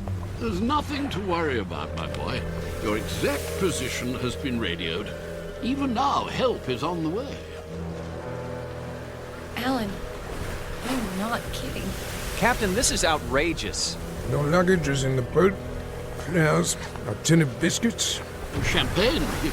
I thought of that. The lifeboat sends out a signal, so you'll be picked up straight away. Everything you need, really. Except a reason. It's time we were off. Into the boat with you. No, please, But why? Is it something we've done? Not a bit of it. Then tell us. You can't do this without a reason. Cause, my boy, you can't go with us. Not yet. Yes, come along. Not where we're going. No. Step carefully, please. We liked you people. We thought you liked us. They do, Alan. Don't you see? They do. Lower away. Don't forget the blankets. Alan, look. Everyone's at the rail. Goodbye. Bye. Goodbye. I say, what are those papers, dear? They're your letters, Toby. Don't you remember, dear? I've kept them for so long. You're throwing them overboard. They deserve a proper burial at sea. I won't be needing them now, will I? No, dear. Not anymore. Listen, the engines are starting again. So are we.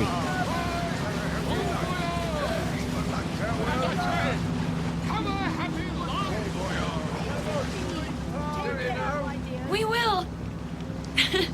I promise you.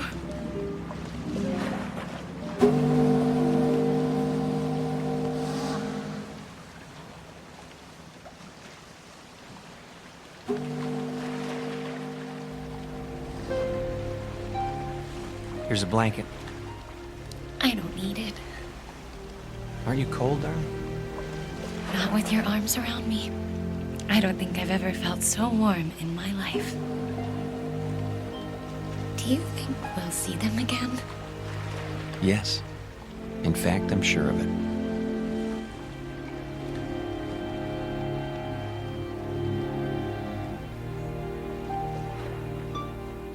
Lady Anne never reached port.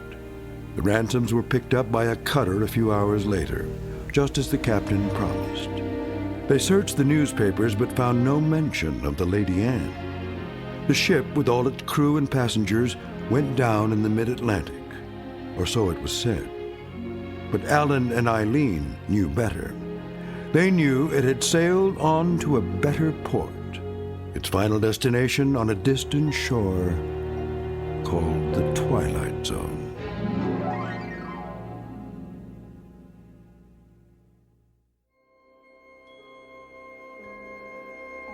Hi, this is Carl Amari, producer of the Twilight Zone radio dramas. I'd like to take a moment to tell you about our official website at twilightzoneradio.com, where you'll get the latest news and information on these Twilight Zone radio dramas. Plus, at twilightzoneradio.com, you can digitally download 3 free episodes or any of our episodes for only $1.95 each. In this age of ever-changing technology, we've decided to make these episodes instantly available to you by making the Twilight Zone radio dramas a digital download-only series. This means that this series will no longer be offered on CD. The CD collections at our website are now being offered, while supplies last, at buy one, get one free. So be sure to get your favorites before they're sold out. Be sure to visit us often, and I'll see you in the zone.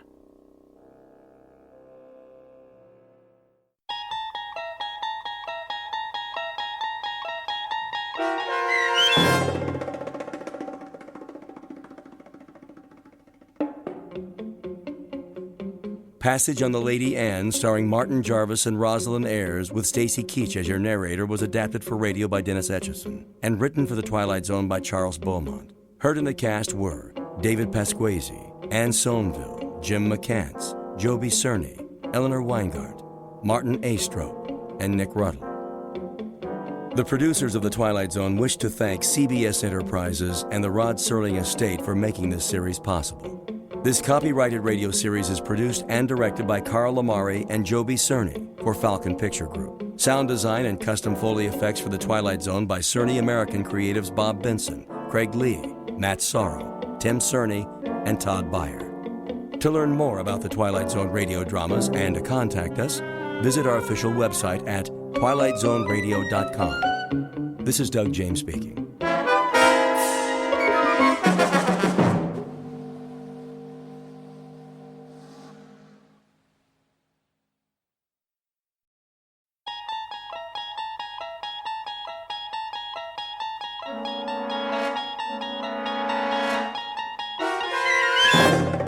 You unlock this door with the key of imagination. Beyond it is another dimension, a dimension of sound, a dimension of sight, a dimension of mind.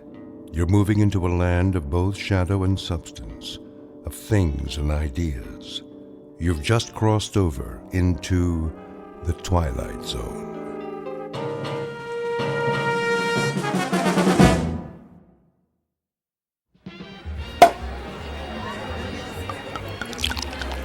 Here's to Michael Franklin, in honor of the most stunning, ruthless stewardship of a corporate takeover I've ever seen.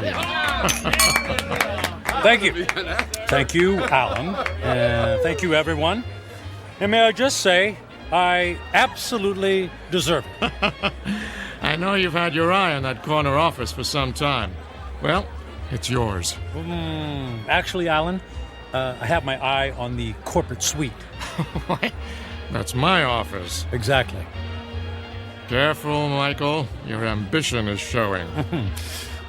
Well, my ambition is what made this deal happen. My ambition is what allows our billable hours to skyrocket every quarter. And my ambition is what will eventually lead me to not only your office, Alan, but to your company-paid condo, your company-paid Mercedes, and your company-paid weekly $200 haircuts and manicures. Just kidding. I have to admit, you had me going there, Michael. I have no doubt that someday you will occupy my seat in the company. We'll have to wait and see what the future holds. Tut tut, no harm in celebrating. Speaking of the future, check out that wild-looking old woman sitting behind the table. Wearing that colorful headscarf with all the jewelry? She looks like a contestant for Best Halloween Costume. No, I think she's telling fortunes. See how she's looking at that guy's hand? Let's go see what she has to say. Alan, you don't believe in this stuff, do you? Of course not. It's just for fun. On the other hand, maybe she can give us a hot tip for our next takeover target.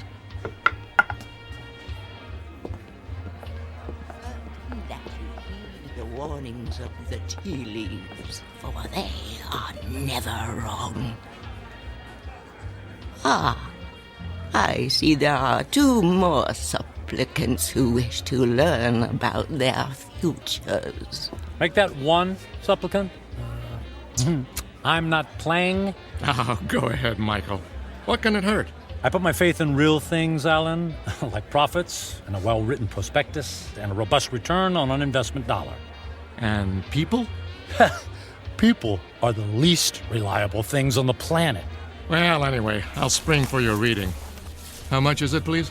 For this most rare and deep connection to the mystic masters of the cosmos, the charge is $5. $5? Ooh. It's highway robbery. All in good fun and worth $5 to find out what's next for the amazing Michael Franklin. There you are, my good woman. The mystic masters thank you. Yeah, I bet they do. Please be seated and give me your right hand. What's wrong with my left hand? The right hand crosses the body's meridian, connecting directly to the humors of the heart through the intercession of the soul. Oh, I'll say this for you. You've got the sales pitch down pat. Please close your eyes and focus your thoughts on your inner golden light. I would have guessed that green is your color. Michael, quiet. All right, I'm quiet. I'm focused. Watch as the golden light moves toward you. Slowly, it surrounds your consciousness. Surrender to its mystery. I never surrender. The mystic masters perceive you as a man who values work above all else. She's got that right. She could have said the same thing about anybody in this bar. There are people in your past who have suffered a disconnection with you. Spirits are left unsatisfied. Well, it can't be old girlfriends. He doesn't take time to go on dates. Your soul is troubled. My soul is just fine. Thank you very much. There's something strange. I am attempting to discern your future, but I cannot. I could have told you that. No offense. What's the matter? The reading is over. What? Hey, we paid you to tell us fortune. Here is your money back. I cannot complete the reading. Now look, lady, I don't believe in all this hocus pocus, but a deal's a deal. Just tell me I'm going to be the richest man in the world, and you can keep the $5. I do not take lightly the readings of the soul. I'm going to go complain to the manager. Alan, hold on, Alan.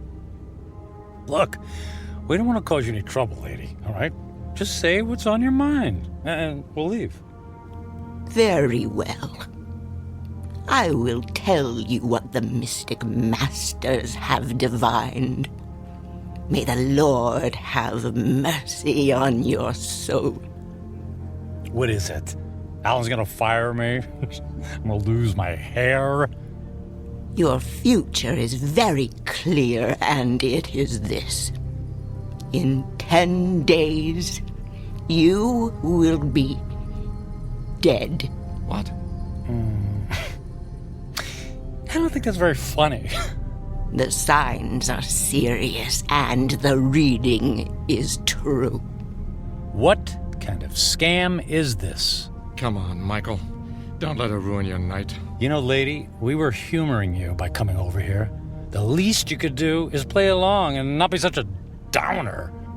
I did not wish to reveal your fate.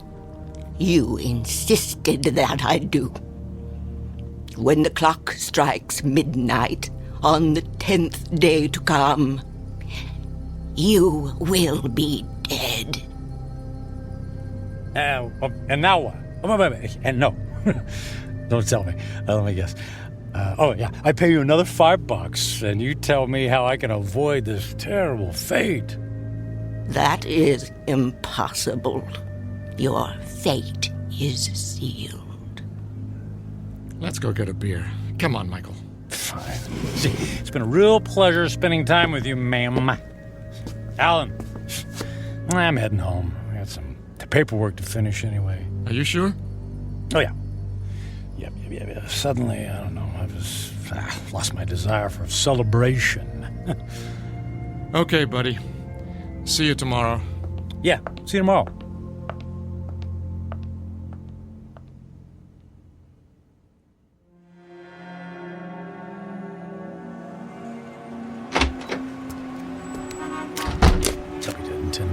I'll be dead in 10 days. Jeez. God. Con artist. Hey. Come on. Where's a taxi when you need one? Oh. Hey, taxi! Taxi over here!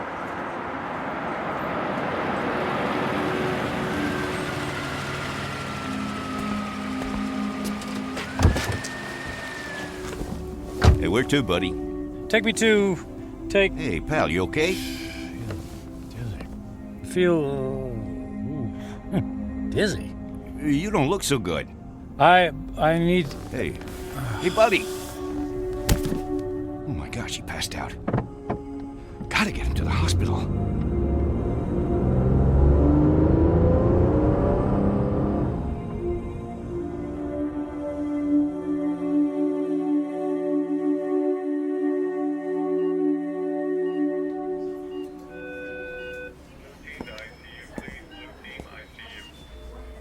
Mr. Franklin, can you hear me? Where am I? You're in the emergency room at Samaritan Hospital. What? What happened? What's going on? Easy, please. Don't try to sit up right away. You're still recovering from the anesthesia. Anesthesia? Yes. For what? You were brought here because you passed out in a taxicab. Do you remember that? Vaguely. We performed some tests on you. Blood pressure, heart. Everything was normal. Well, then, I don't get it. Then why am I... In an abundance of caution, we gave you an MRI.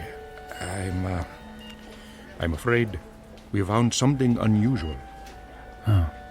Well, what does that mean? There's a dark spot on the X-ray of your brain. We don't know what it is until we perform more tests, of course, but I must impress on you. This is a very serious situation. Well, what happens next? Well, I'd like to check you into the hospital for further procedures. We can consider options for chemotherapy and radiation right away. But I feel fine. I'm in great shape. Cancer has no respect for those issues, I'm afraid. How long do I have? A few years? Given the size of your anomaly, I suspect that your prognosis is dire. And how long? 6 months? It could be a matter of days.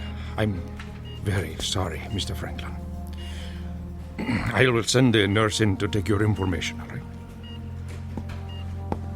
Days, wait. The old woman in the bar, she was right. I'll be dead in 10 days.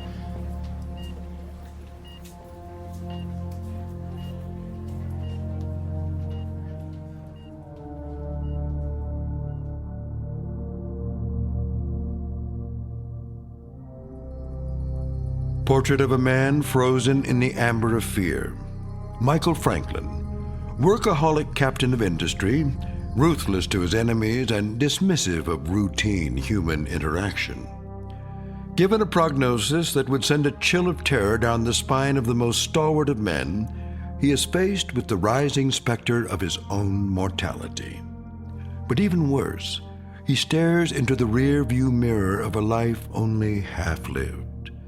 Devoid of true friendship, with only a string of consummated business deals to mark his measure, Michael Franklin is about to embark on a frightful journey of self-examination that can only be experienced in the land between regret and insistent memory, a land we like to call the Twilight Zone.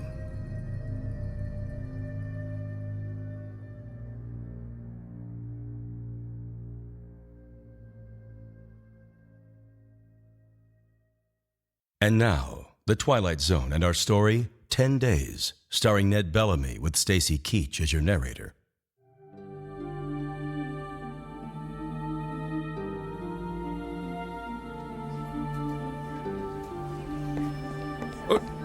Nurse! What happened to the patient who is in this bed, Mr. Franklin? I just saw him a moment ago, Doctor. I have no information about his condition. I certainly hope he isn't about to do something foolish.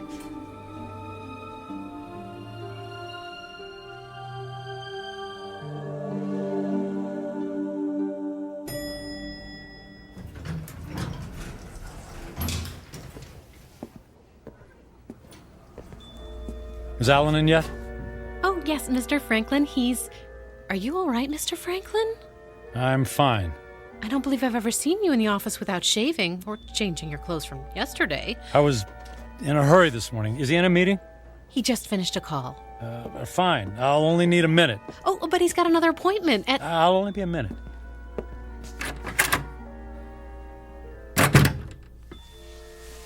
Michael, you look like you haven't been to sleep all night. Isn't that the suit you wore yesterday? Don't tell me you went out to celebrate without me. Alan, I quit.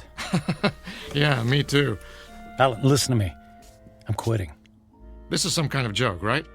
I would appreciate it if you would expedite the disposition of my account. I want to close out my portfolio.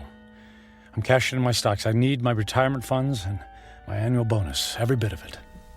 Michael, you're talking crazy. What are you doing? What's this all about? What part didn't you understand? I mean, you can't just quit.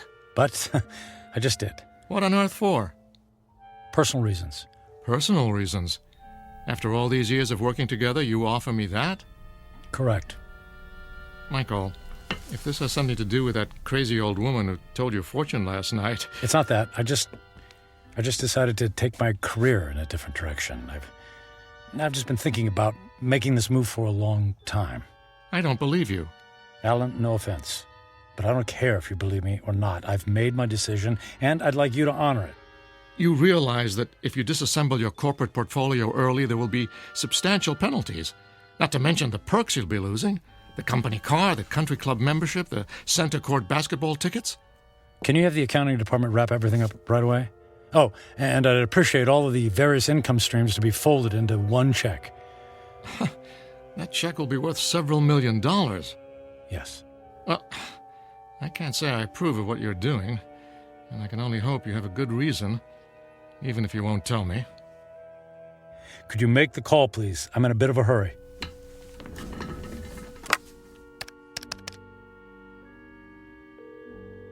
After 12 years, I don't see why there's such a...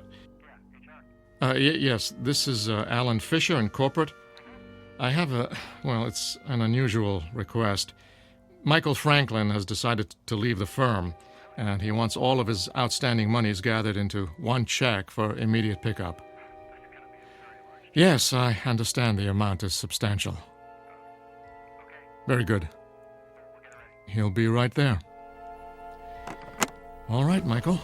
The check is being... Michael? Michael? Where did he go?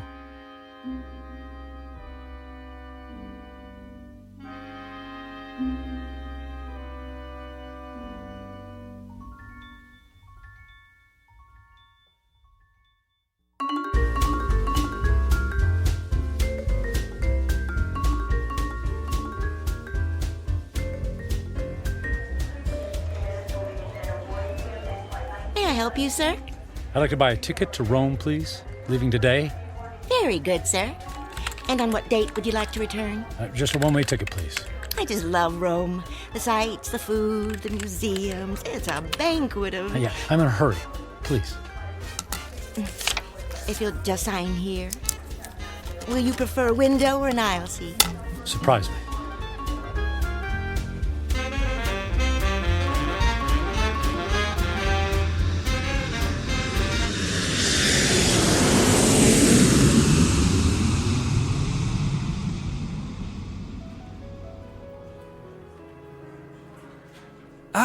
Mr. Franklin, welcome to the Grand Hotel, Rome's premier destination. Our presidential suite has been prepared. All 3 fireplaces are ablaze, the champagne is on ice, and your veranda opens onto the courtyard where Rome's finest string quartet is waiting to play for you.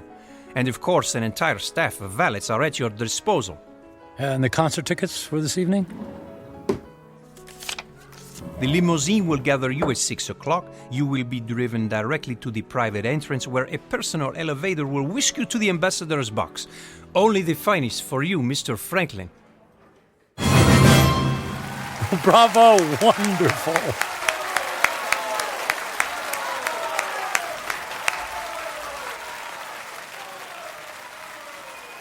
Excuse me, Mr. Franklin. The young lady in the next box has sent this fine wine to you. Well, please ask the lady if she would care to join me. Right away, Mr. Franklin.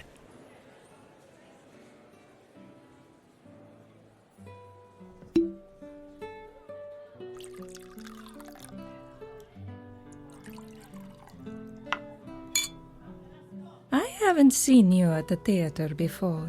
Do you come to Roma very often? You might say this is a once-in-a-lifetime vacation. I want to see him do everything, all the finest foods, all the finest wines. I want to hear the best music and experience all the riches the world has to offer. All at once? Why settle for the ordinary when we can fill our lives with the amazing? Oh, you are a man of action. Speaking of action, would you care to dance? I would love to dance, but not here. There's a fabulous nightclub in the center of the city, very exclusive. The limousine awaits.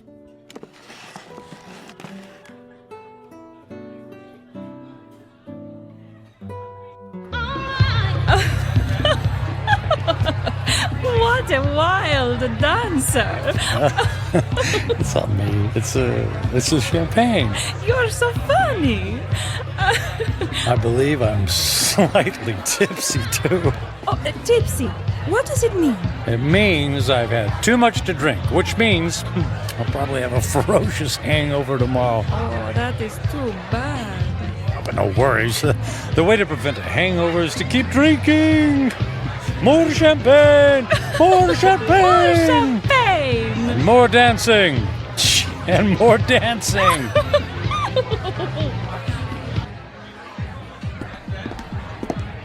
Michael, are you sure you can afford to buy drinks for the whole restaurant? That's only money. And look how much fun they're having. Look how much fun I'm having. Waiter! Another round for my friends. 3 cheers for a friend Matthew. It's Michael. Okay, cheers for Michael.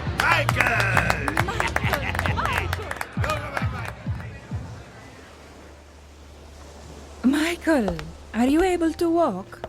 It's not me. It's the streets that keep moving. You danced the night away. And we'll do it again tonight. The sun rises over the ocean. If I see 1,000,000 mornings, I never grow tired of seeing that sight.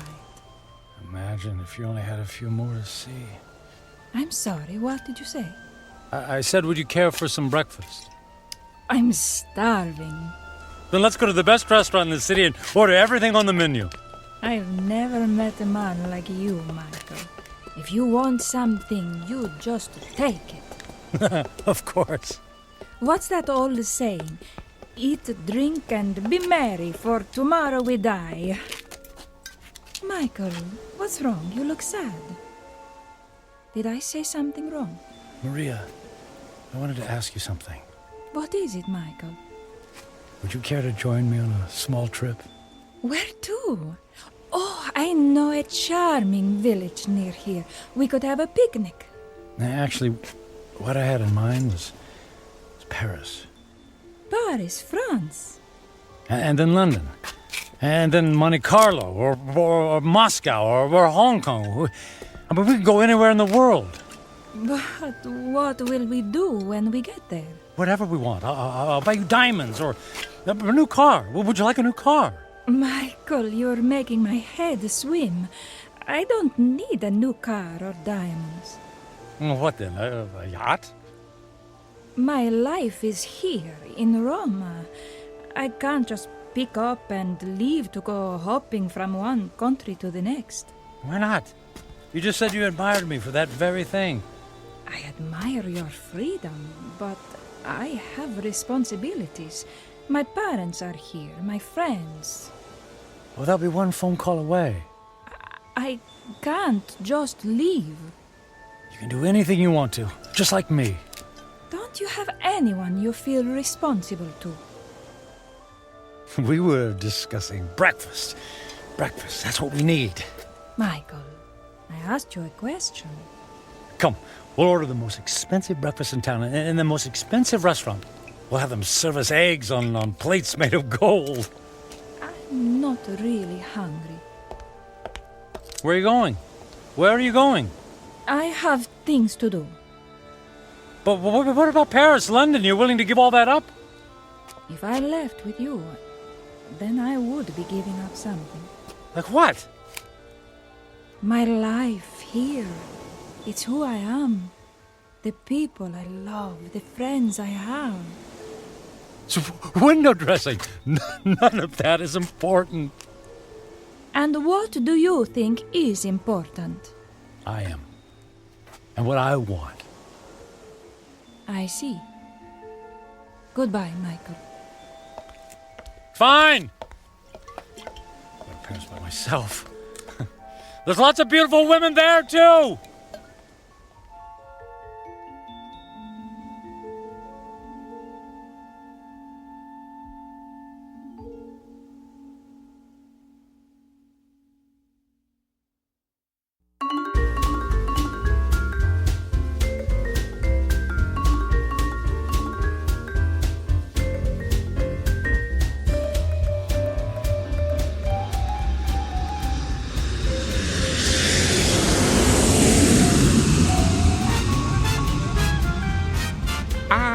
Bonsoir, Monsieur Franklin.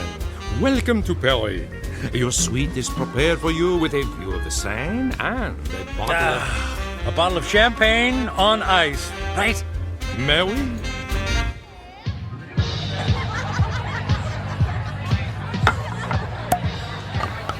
What did you say your name was? My name is Angelique. I'll call you Angel, my beautiful French angel. What about you, my dear? I am called Giselle. Ah, Giselle. Giselle, I knew her well. Oh, you are so silly. I'm Michael. But why don't you call me Mike? Nobody ever calls me Mike anymore. Not since I was a little boy. Were you as naughty then as you are now? I was a good boy. Very smart. In fact, I was smarter than everybody. Did you know that? I was better than all of them. You are a good person, Mike. Nobody ever bought me a pearl necklace on the same day I met them. I'll buy you another one tomorrow. Hey! We need more caviar here, garçon! More caviar, s'il vous plaît. But Mike, we have 2 bowls full on the table already. They're 10 minutes old. We need fresh caviar. Freaking caviar. Let's dance. Mike.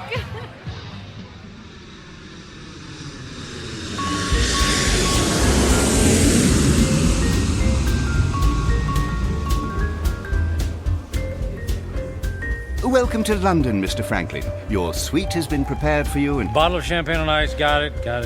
Let's say, just on second thought, cancel my room. Book me on a flight to Monaco. I got an itch to gamble. Right away, sir.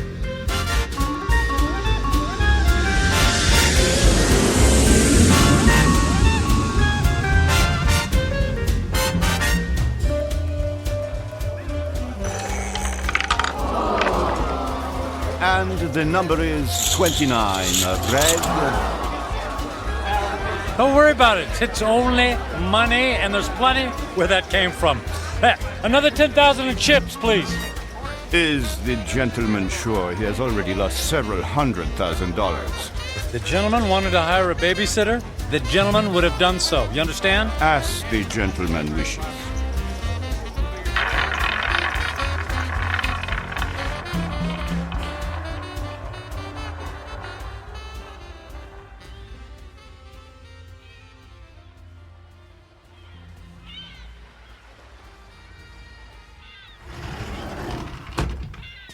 Mr. Franklin. Good morning, Mr. Franklin.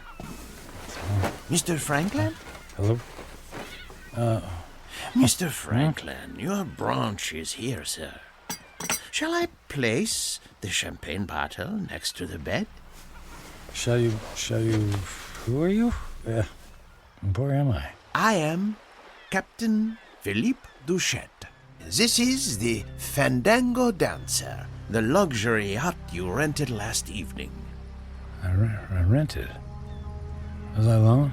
The gentleman was escorted by several very attractive ladies, and there was a request for the boat to take you to Australia. But, as you may know, that trip is beyond the range of this vessel. Wanted you to take me to Australia.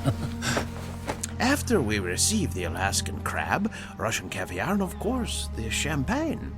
I hope I never see another glass of champagne. What shall I do with the cases that are on the deck? How many cases did I order? 10. They're yours. Merry Christmas. Do you wish to proceed with the cruise? No, I don't think so. Very good, sir. All right. For a week, I've eaten the finest foods, drunk the most expensive champagne.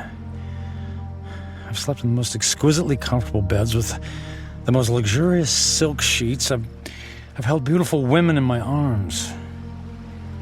I should be the happiest man on earth. I should have a permanent grin tattooed on my face. Why am I so miserable? I only have a few days left to live. A few days. I need to be somewhere where someone knows me, where I don't have to pay for the company of people. I need to go home. I need to go home.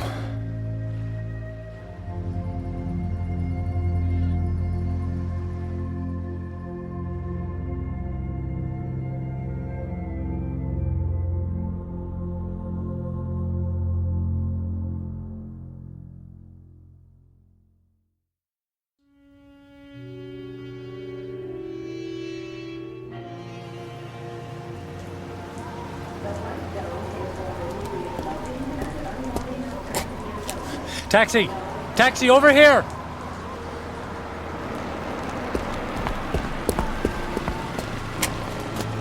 Hey, where to, mister? 1020 Clark Street. Hop in.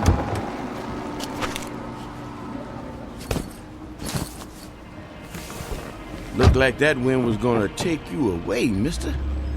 We flew in through the storm. It was quite a bumpy landing. Well, it'll probably blow over soon. Say, I don't think I've seen you around here before. Well, I haven't lived here for quite some time. That must be it then. Oak Grove being such a small town and all, I know just about everybody around. Yeah, well, as I said, it's been a few years. Just visiting? That's right. Family? Not really. What'd you say your name was? I didn't, but it's Michael Franklin. Your dad was the high school teacher. That's right. Oh, I don't think I remember seeing you at the funeral. What was it, 4 years ago? I wasn't here for the funeral. You didn't come to your own father's funeral? Not that it's any business of yours, but I had meetings in Japan, and I couldn't fly all the way back here. Is that all right with you? Is it okay with you? Look, if you don't mind... You'd prefer if I stopped flapping my gums, right? Well, I wasn't going to put it like that. Not to worry. The wife says I'm 99% hot air. It's just that I've been flying for the better part of 24 hours. Jet lag and all that, you know. Well, say no more. My lips are sealed. Anyway, here we are. 1020 Clark. Let me help you with your bag. It's all right. I can manage. Here you go. Keep the change. Mister, do you know you just paid me with a $50 bill? Huh? Oh, yeah. Yeah, that's fine. Well, you have yourself a really fine day, because I sure will. And you be careful in that wind, you hear? Well, something tells me it's not the wind I'll have to worry about.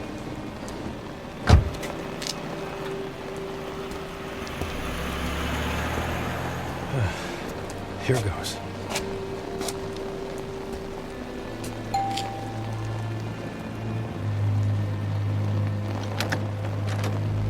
Hi, Carrie. Surprise. Michael? What are you doing here? It's a long story. May I come in? Well, It's pretty windy out here. I suppose so. Thank you.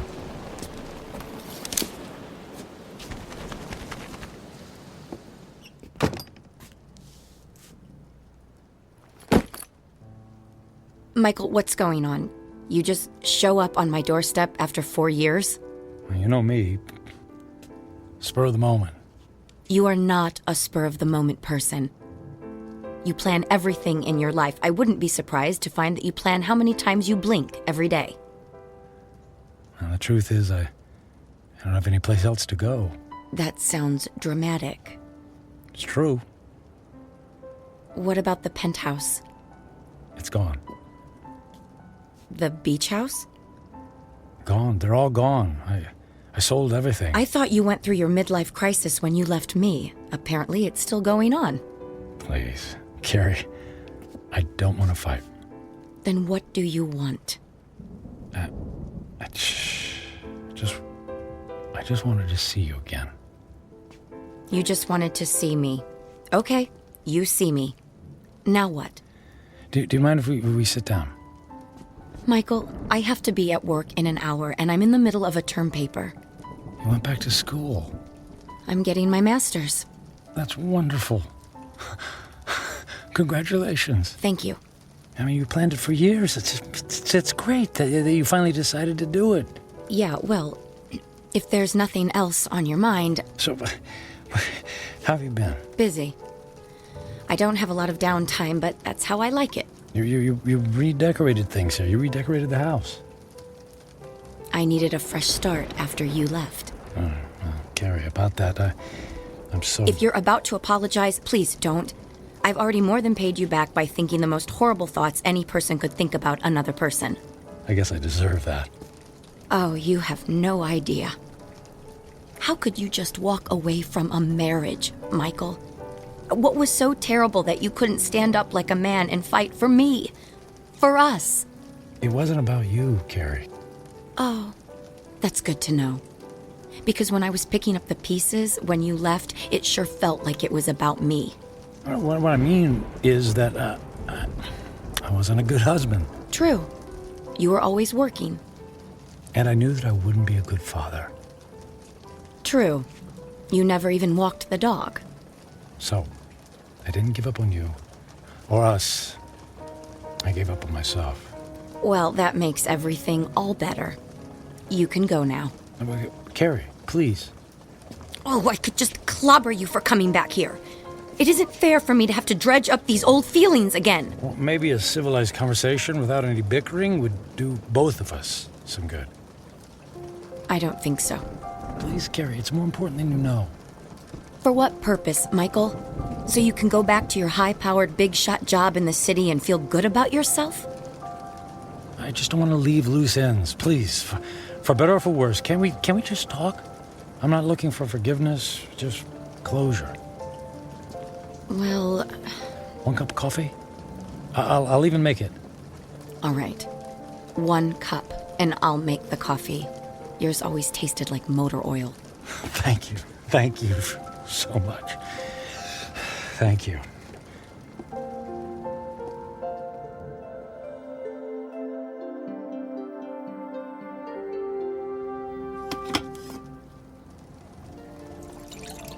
So you quit your job, sold your homes, and now you're here. It doesn't make sense. Yeah, about that. I guess I just realized that being a workaholic isn't very much fun, after all. But that's all you know. When we were married, you barely slept at night. You were up early to track the Asian stock market. You stayed up late to finish paperwork. I can count on one hand the number of times we actually went out on anything resembling a date. And even when we did go out, you acted like it pained you to be away from your business calls. That is all over now, Carrie. Money doesn't mean a thing to me. I find that hard to believe.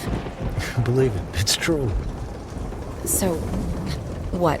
You're gonna take up oil painting? Or become the stand-up comedian you always wanted to be? Nothing like that.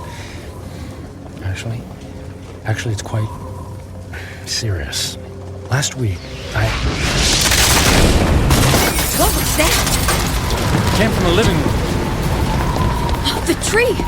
The wind knocked the tree into my house! Carrie, wait a sec, Carrie, don't go over there. It might be dangerous.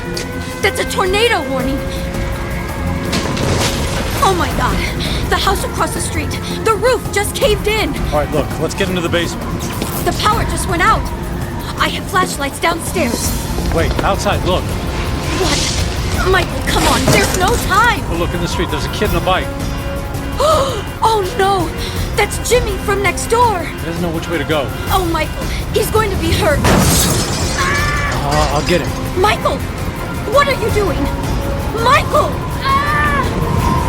Jimmy, keep your head down. Jimmy, I'm coming for you. Help me! I'm right here, buddy. I'm right here. I'm gonna carry you into the house, okay?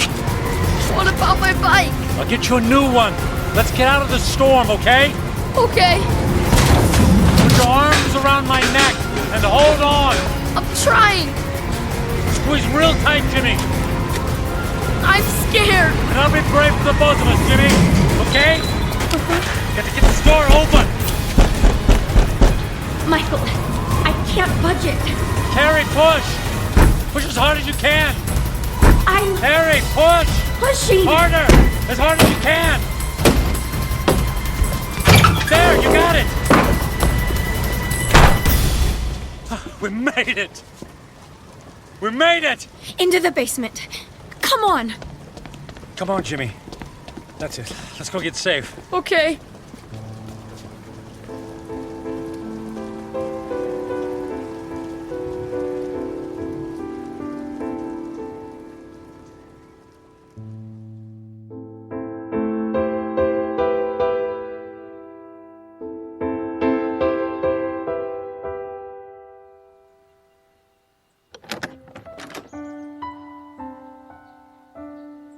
Storm's cleared. It's over.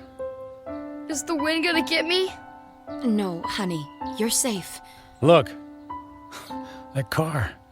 It's been overturned. At least there's no more damage to the house. Mom!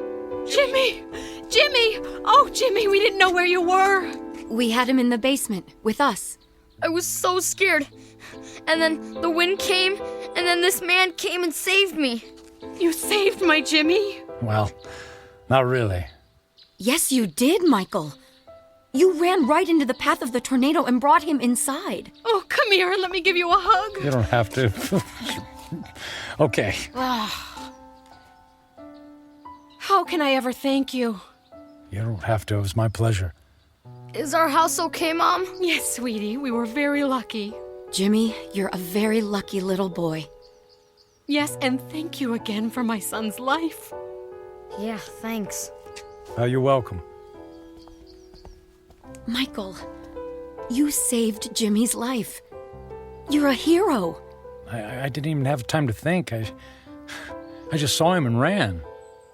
It was still amazing. When the chips were down, you really came through. I'm proud of you.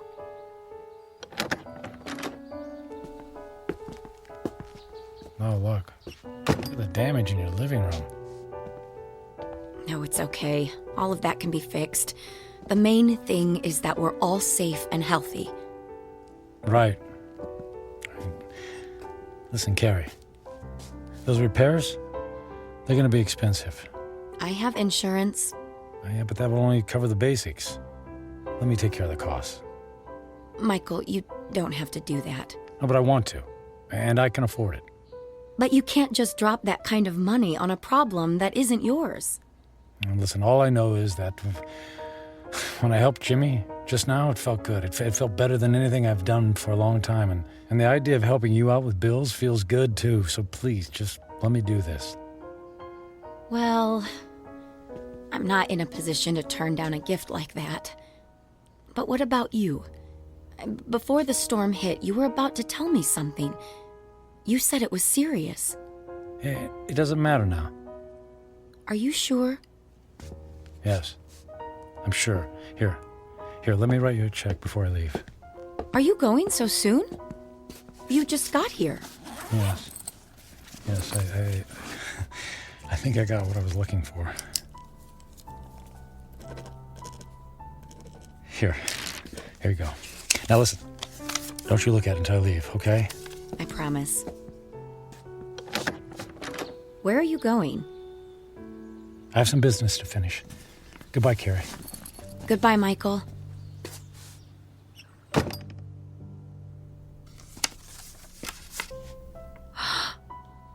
$1 million?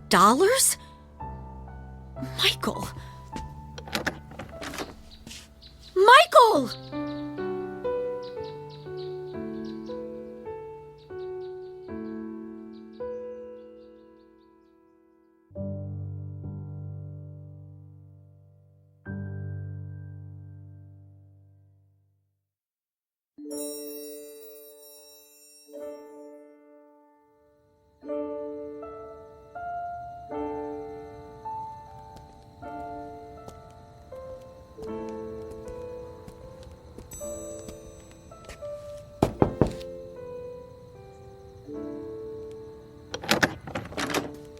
Yes? What is it? Forget the late hour, Reverend. I realize it's nearly midnight, but I wanted to visit the chapel and the door's locked. Unfortunately, in these times, we must protect ourselves against theft.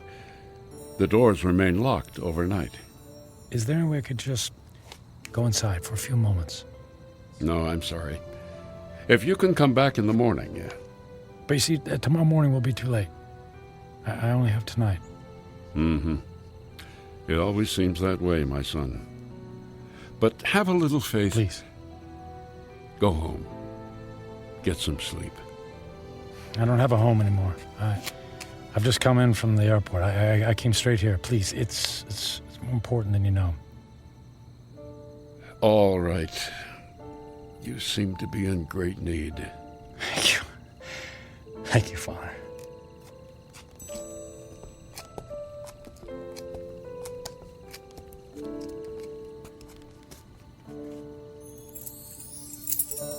Yeah, it's one of these. Here we go. I'll come back in 10 minutes. I won't need more than 5.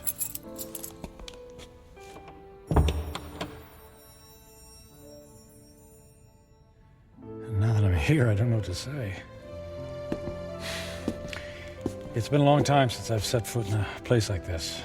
In fact, I can't remember the last time. I suppose it's true. People come back when they're in trouble, but I'm not exactly in trouble. In fact, all of my troubles will be over in just a few minutes.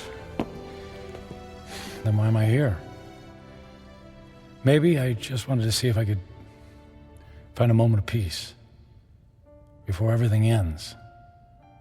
Just a single solitary moment when I don't have to feel so alone. The truth is, I'm alone because of my own actions, by the selfishness of the man I've become. I was given love, but I turned away from it in favor of my career. I gave up friendship in favor of business colleagues who couldn't care less if I lived or died. So what did it all mean?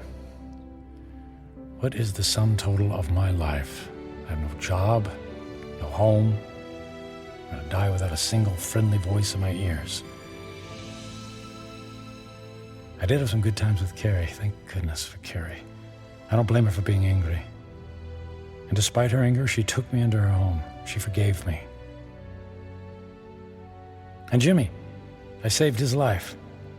He'll have a chance to grow up, to have a family and a little boy of his own. I gave that to him. I did make a difference after all. Maybe I had to go through it all so that I could be there to save his life. If that's true, then it's worth it. I'm glad things turned out the way they did. I did something worthwhile. My life mattered after all.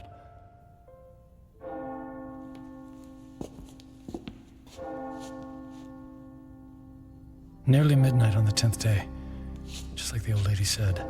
When the clock strikes midnight on the 10th day to come, you will be dead. I'm not afraid. I thought this moment would be terrifying, but I actually feel ready. No regrets. I'm prepared to say goodbye to everything.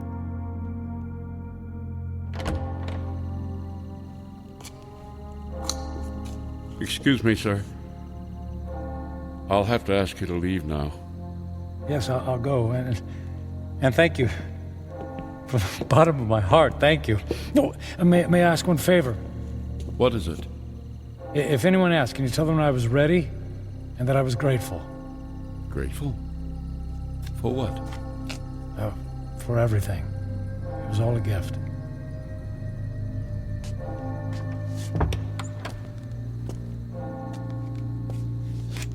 Okay, it's time.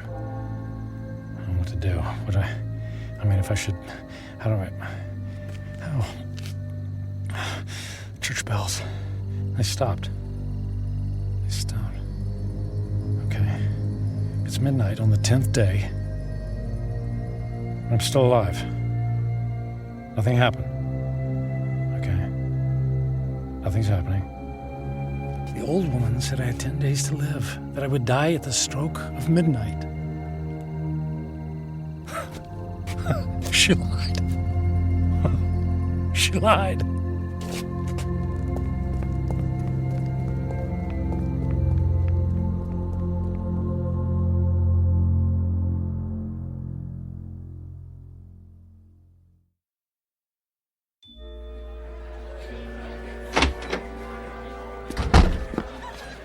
Hey, excuse me. The old lady, the one who reads fortunes, is she here? She just left a few minutes ago. She walks to the bus stop down in the corner. Oh, which corner? Which way? Up that way, go left.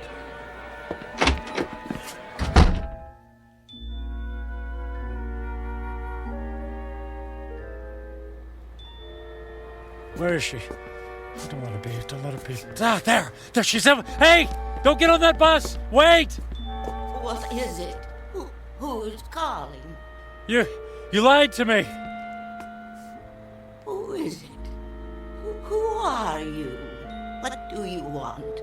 Look, I'll stand in the light so you can see my face. Now, do you remember me? Ah, yes. The angry man. And I'm still angry. You told me in 10 days, at the stroke of midnight, I'd be dead. 10 days are now over. I sold my home. I shut my life down because I believed in you. Yes. I told you that in 10 days you would be dead. So? And I was correct. The man I spoke to 10 days ago is dead. What do you mean? That man was selfish and cruel. That man was friendless and meaningless. Can you say the same things about yourself today? I guess not. He's gone. Bury him. Give yourself the rarest of all gifts in life. A second chance. A second chance? Huh. Sounds too good to be true. And yet, here it is, yours for the taking. You're right, things are different now. I don't know how to thank you. Live for someone other than yourself. That's the best thing any of us can do. Actually, there might be someone willing to let me try. And her name is Carrie. Thank you. Thanks for the second chance. Thank you.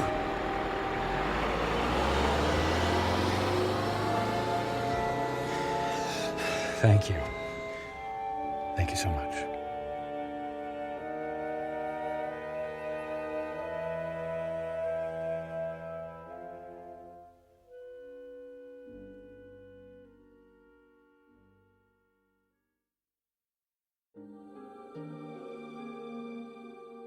Michael Franklin, a man on a mission to burn every bridge even before he made his way across. Stung by the terrible knowledge of his impending demise, his journey toward redemption faced a detour of intoxication and self-indulgence.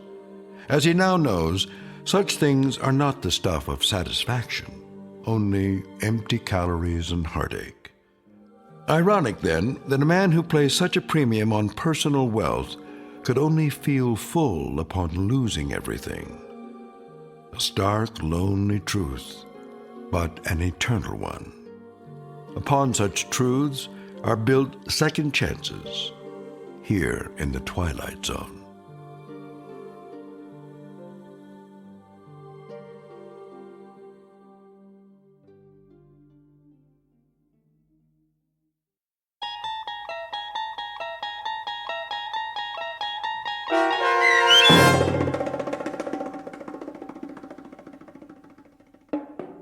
"10 Days," starring Ned Bellamy with Stacy Keach as your narrator, was written for The Twilight Zone by Mark Valente.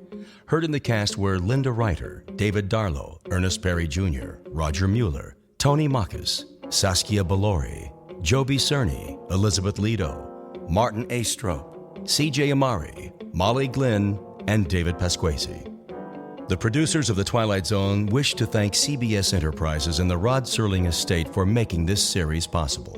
This copyrighted radio series is produced by Carl Amari and directed by Joe B. Cerny for Falcon Picture Group. Sound design, custom Foley effects, recording, and editing are produced in the Cerny American Sound to Picture Theater by sound designers Craig Lee and Todd Beyer. Music for The Twilight Zone is provided by CBS and American Music Incorporated, New York. To learn more about the Twilight Zone radio dramas and to download episodes, including 6 free episodes on our homepage, visit our official website at twilightzoneradio.com. Doug James speaking.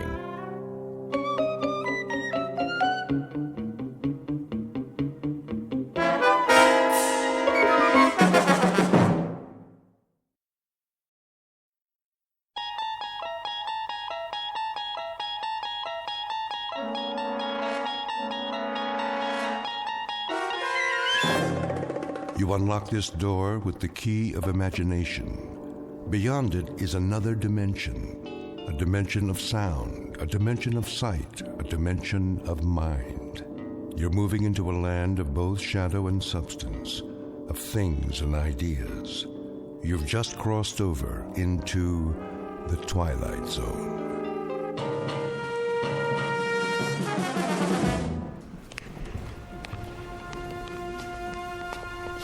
Here we have the famous temptress from ancient Egypt, Cleopatra. Her beauty almost brought about the destruction of Caesar, Mark Antony, and the Roman Empire. And now, if you will follow me, the last group of figures in our little wax museum. The piece de resistance, if I may say so. The most infamous black-hearted killers of all time.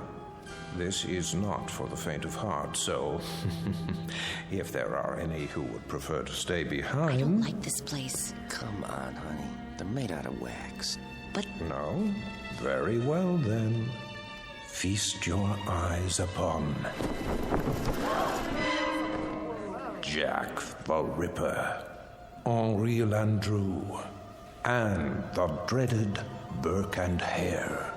It's Burke who's smothering the poor lady with a pillow, while Mr. Hare assists by holding her feet to the bed. And last but not least, in the sailor's garb, Albert Hicks, about to sink his gleaming axe into the skull of his hapless victim, one Martin Senescu. Move in, please. They look so real. Closer. Closer. But not too close. Allow me to introduce Mr. Senescu, the curator of Murderer's Row. Thank you. Thank you. I'm sorry if I startled you. I thought he was one of the dummies. Oh, nothing to be afraid of. Perhaps not, young man. But who can tell what evil lurks in the heart of the man standing next to you? Go ahead, Martin. Introduce your friends. With pleasure.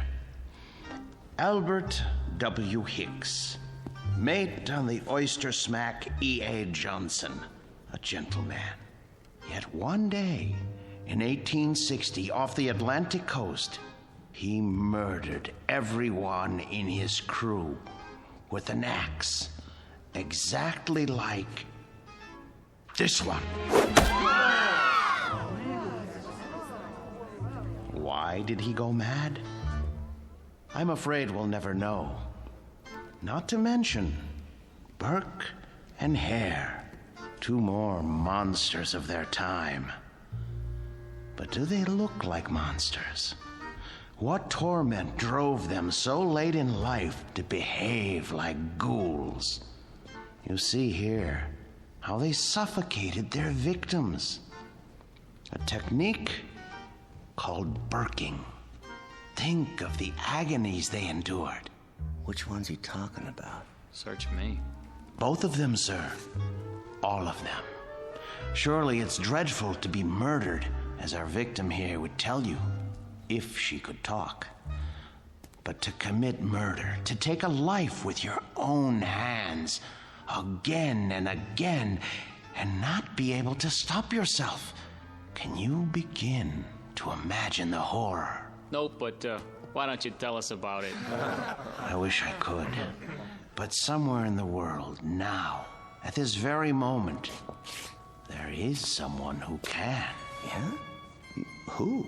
Well, no one knows yet. But if his torment is great enough, and he kills as these poor creatures did, then future generations will know, for he will end up here, immortalized in wax, remembered as you and I will never be, like Henri Landru, so filled with love and hate. He loved nearly 300 women in his lifetime, spinsters and lonely widows. He too must have felt agony as he strangled the life out of them. A master of the garret, identical to the one you see in his hands. That looks like some kind of cord. Just a piece of string. Let me see that. Get away from there. Get away from there. I was only... Mr. Senescu is right. The figures are not to be touched. They are too rare and valuable. Besides, the museum can't be held responsible for what might happen to you. And here, another soul in torment. The Ripper himself. Of all the faces in London's Whitechapel district, which was his? And why did he feel driven to kill those pathetic drabs with one sweep of his knife?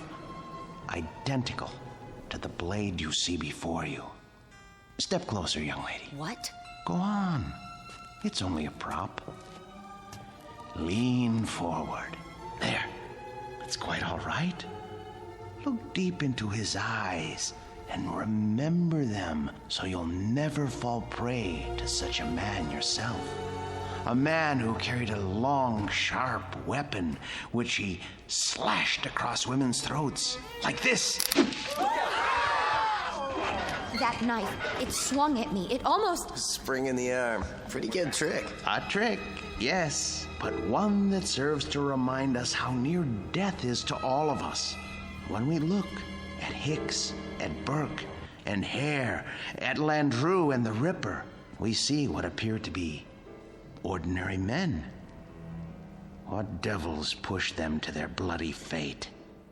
We can only guess. Thank you for your kind attention. Thank you, Mr. Sinescu. Ladies and gentlemen, this concludes our tour of Ferguson's Museum. Exit to your right, please.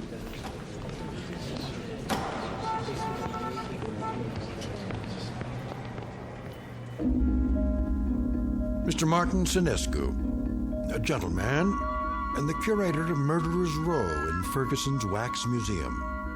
He looks after these replicas with care and dedication, and he ponders why ordinary men are driven to commit mass murder. What Mr. Sinescu does not know is that the groundwork has already been laid for a special kind of madness, a torment found only in the Twilight Zone.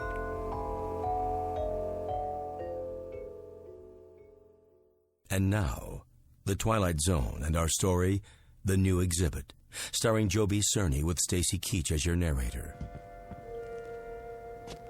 There now, Mr. Landru. Collar turned up just so.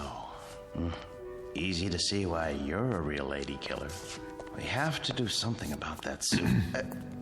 Martin? Yes, Mr. Ferguson? I'd like to talk to you. All right.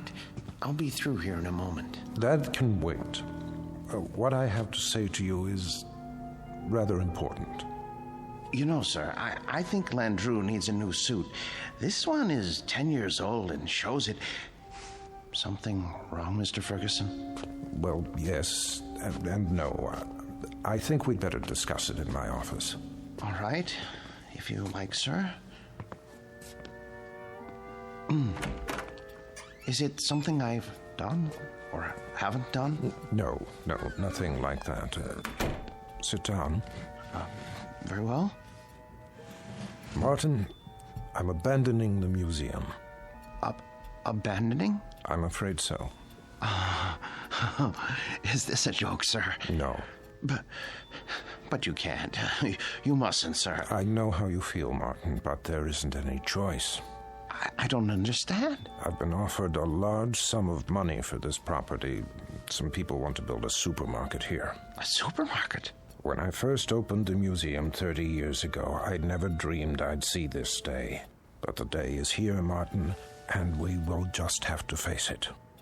30 years, sir. No, for heaven's sake, don't make it more difficult than it is. I'm sorry. I hate this, Martin. You're the best employee a man could have. The way you've run the Murderer's Row exhibit, why, I don't think you ever missed a day's work. No, never. How many more days? None. This was the last. They start wrecking the building next week. What about the wax figures? I haven't decided yet. Sir, we can open another museum. We'll move everything somewhere else. I'm not as young as I once was. I could use a rest. But, sir, I'll do all the work. You won't have to lift a finger. I appreciate that, Martin, but it would be foolish. Foolish? Foolish? Why? We have become passé. People aren't interested in wax museums anymore. Look at the numbers, it's all here. Our attendance figures, our profits, but mostly our losses. This year has been the poorest of all. There's even a news story about the closing of the Grand Guignol. Surely not. The handwriting's on the wall. Seriously, what do we offer? The great lovers of history? The discovery room? Scientists? That isn't why people came here. That isn't why at all. What they really came to see was your murderer's row. We've always known that. But they've been coming in decreasing numbers. And you know why? Because the evening news offers them fears we could never match. The wars, the atrocities, the perversions, they've all ruined our chamber of horrors. People are blasé. They think they've outgrown the need to be frightened. They already live in fear day in, day out. It's the world, Martin, and the world has changed. No, it would be foolish to open another museum. Maybe it's the location or the exhibits. Remember how people came after we installed the Ripper's arm with the knife and the spring mechanism? That was years ago. They're simply not interested anymore. But what's going to happen to them? Landru and Hicks and the others? If I could sell them, I would. But there is no market for wax figures. Mr. Ferguson, you're not thinking of destroying them, are you? I mean, they were meant to live forever. Martin, I tell you, I don't know what I'm going to do. You're forgetting something. Come with me. Martin... Look at Landru. His eyes. Don't you see the shy, frightened little choir boy he once was? The bookkeeper who so longed for freedom. Of course, but... Even the cheek feels real, like flesh, with pores, and the mouth. Isn't it about to say something? Oh, Landru was an elegant man, full of tenderness. It's right here, in the lips. The way... What are you trying to say? Mr. Ferguson, you seem to have forgotten that these figures are the work of the great Henry Guillemond, the only ones he created outside of Europe. I haven't forgotten. There was genius in everything he did. They're not just so much candle wax. It's as though they were alive. I'm afraid it doesn't make any difference now. I don't think I could stand it if these figures were destroyed. It would be like losing 5 close friends. I won't destroy them, Martin. I give you my word. But where would I store them? You know how vulnerable they are to changes in temperature. I could take them. You? Yes. What would you do with them? I wouldn't put them in an ugly warehouse, I'll tell you that. They need constant care. I'll put them in my basement.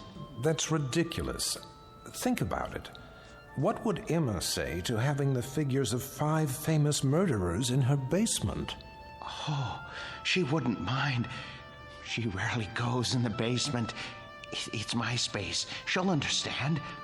I'll put air conditioning down there and a heater for colder days. Oh, you'll see. I'll take care of them, just as I always have.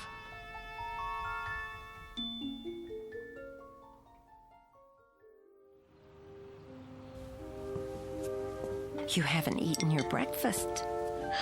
I'm not hungry. They should have arrived by now. They'll get here when they get here. Now, how long do we have to store them? Not long. What time is it? You asked me that 5 minutes ago. Oh, maybe something happened. It's not like moving furniture, you know. They should have let me ride in the truck. What if they dropped one of the crates? There they are now. Just relax. You Martin Sinescu? Yes, are they all right? The boxes? They okay. They didn't break, right? Nope. No bumps?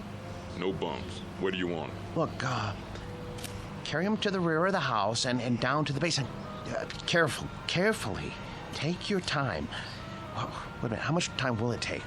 I don't know, an hour maybe. You gotta pay by the hour, you know. Sign here. With pleasure, and please, hurry. You see? all here safe and sound. Easy! Please, please, don't jiggle them. Will you stop worrying? It's getting warm. What? I say, it's getting warm outside. They're very delicate. They can't stand more than 80 degrees. I didn't think they were so big. They're not. The boxes are big. The actual figures are not any bigger than you or I. See? Landru's in the first one. The next is Jack the Ripper. Oh, Emma, I'm so sorry I got mad. But it's going to be like opening Christmas presents. Mr. Sinescu? Yes? Miller's Appliances. Got your air conditioner in the van. Where do you want it? Oh, good. I'm glad you're here. Look, put it there. There, the basement window. Oh, please, please hurry. I'll do my best. Thank you. You bought an air conditioner? I had to. They can't stand the heat. How much did it cost? Don't worry about that. Well, I am worried about it. Please, leave me alone. Just leave me alone with my friends, all right? Now, if you don't mind, I have to go downstairs.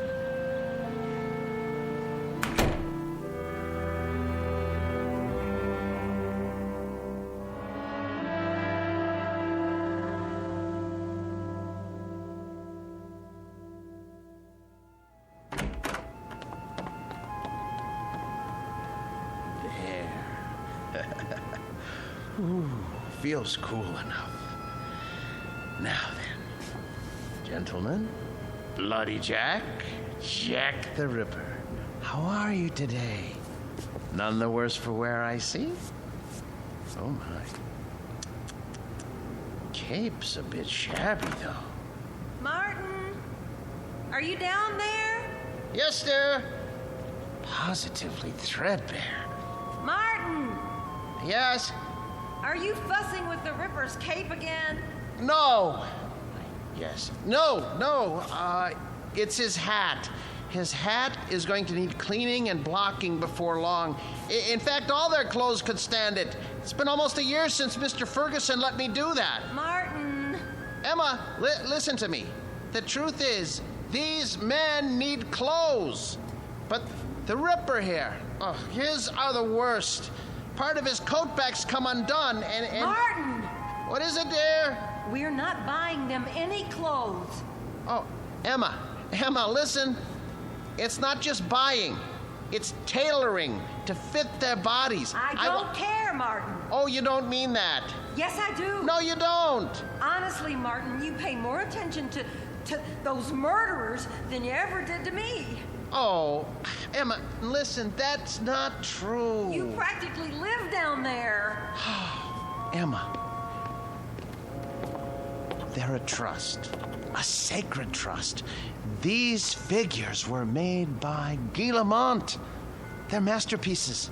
All right, so they're masterpieces. But you told me it would only be for a few days. Now, they've been here for weeks. I've been nice about it, Martin. You can't say I haven't. How long is this going to go on? I'm sorry, dear. I didn't lie. I thought they'd be here only a little while. I really did. But, well, I can't find anybody to finance the museum. How can you find anyone if you spend all your time down there? Well, I phoned, but everyone I talked to never even has heard of Henry Guillemont. Can you imagine that? What's that? The electric bill. You see how much this air conditioner is costing us running around the clock? Well, you know how hot it's been. Oh my. That is high, isn't it? I'd like to know how we can go on paying it. Martin, there's no more money in the bank. I know. But you mustn't worry. I promise you, I'll think of something. There must be somebody somewhere. Mr. Ferguson. No. Why not? You've told me he loves these things as much as you do. Besides, isn't it up to him to take care of them? Emma, I don't know anyone in the world I respect as much as Mr. Ferguson. I would never trust these figures to him. I couldn't be sure they were cared for properly. I don't even think I could sleep if I... So we're stuck with them. Stuck? Emma, it's an honor, a privilege. For you, maybe. But how do you think I feel? I am afraid to go into the basement because of these monstrosities. I mean, I just about get a heart attack, Martin. The way they stand there and stare at me, they're frightening. They're supposed to be frightening. Live with them as long as I have, and you'll come to love them. Love them? One day, they cease to be strangers to you, and you want to say good morning to them and ask them how they passed the night. And when that happens, Emma, I tell you, Emma? Emma! Emma! Where are you going, Emma?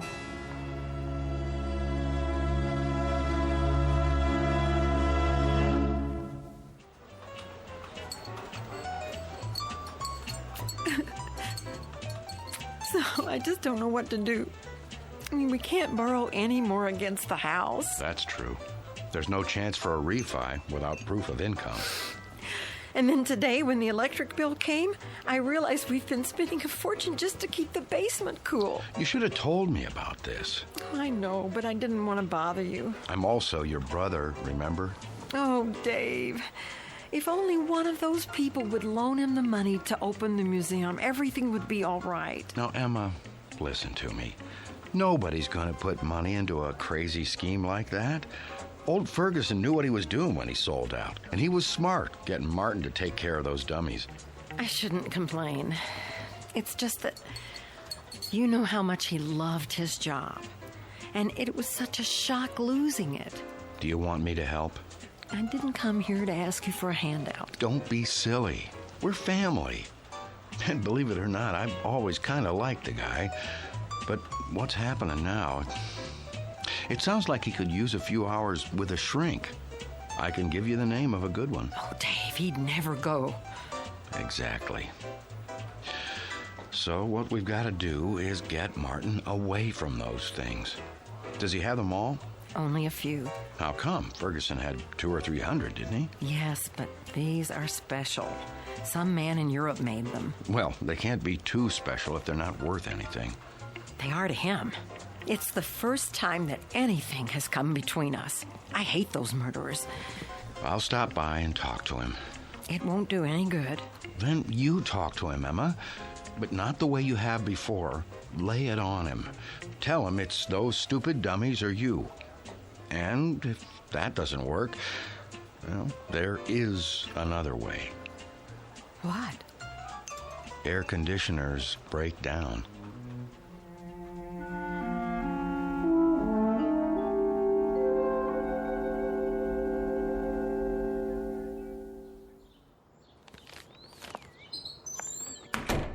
Emma?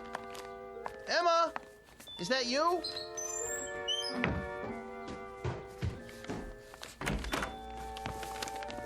Where have you been? Do you care? I know you're angry, but what can I do? I have to keep the figures in perfect condition. I can't let them go, or... Where did you get those groceries? I thought you said we didn't have any money left. Dave gave me some cash. Oh, no. Oh, my, oh, my, oh, my. You told your brother. Martin, we can't go on living like this. I'll borrow some money from Mr. Ferguson. Borrowing isn't going to solve anything. Now, Martin, I know what those figures mean to you, but... But what, Emma? What? I simply will not have them in this house 1 minute longer.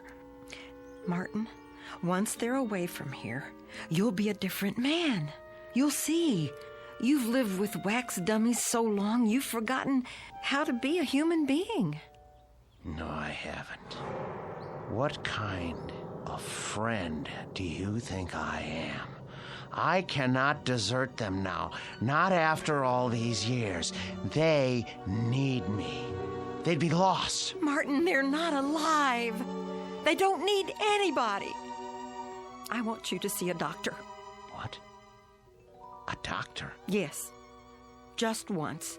What do I need a doctor for? Because, Martin, there's something the matter with you. You haven't been yourself lately. Oh. Well, who have I been then? Well, I'm not sure. Somebody I've never known. But Martin, staying down in the basement all day and talking to those things, honey, it's not natural. I know it's not natural, but it's my job. I'm not the only husband who brings his work home with him. This was your brother's idea, wasn't it? Well, you go back and tell him to mind his own business.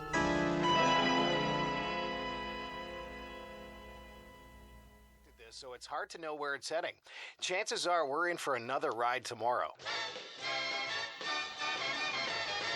And that concludes our broadcast day. This channel will return to the air at 6 a.m. with the early report. Until then, we bid Are you asleep? Good night.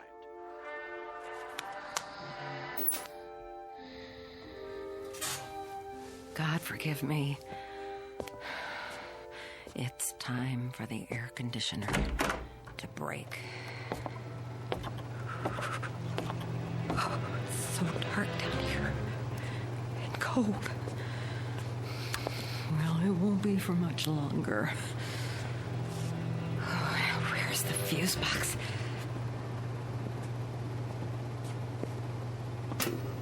Let's see now.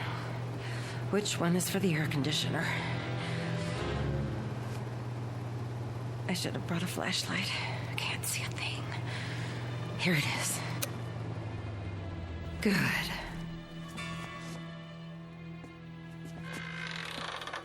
What? Who's there? What's happening?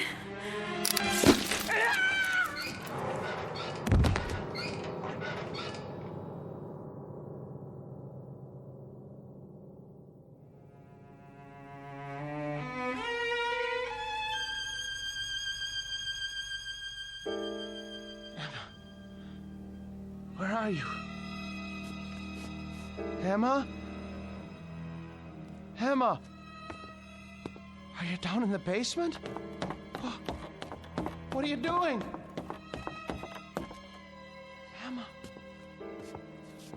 I asked you not to go down in the basement alone, Emma. I don't want you touching the figures. You leave them to me. Emma? Where's the light switch? That's better. Emma! Emma! Emma! Oh, good Lord, what happened? Your throat. For the love of Emma. Who could have... Oh, you. The Ripper's knife? The blood? Oh, so much blood. No.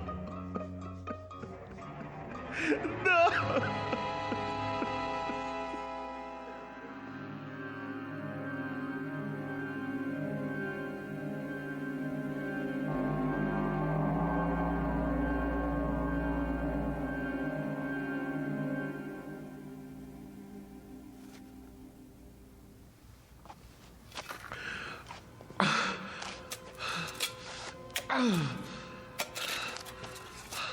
I hate to bury you down here, Emma.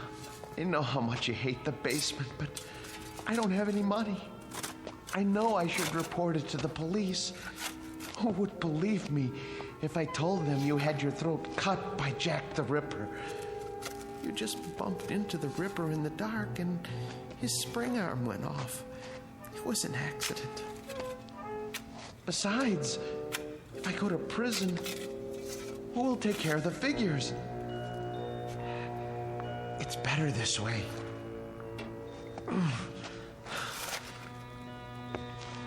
They didn't like you, you know. You said some very unkind things about them, and they heard you. You have to be careful around Jack. He has such a temper. I should have warned you. There. Now for the cement. Oh, poor Emma. But it's too late to tell her anything now.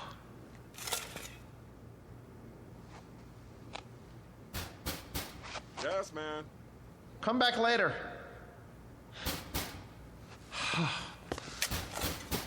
All right.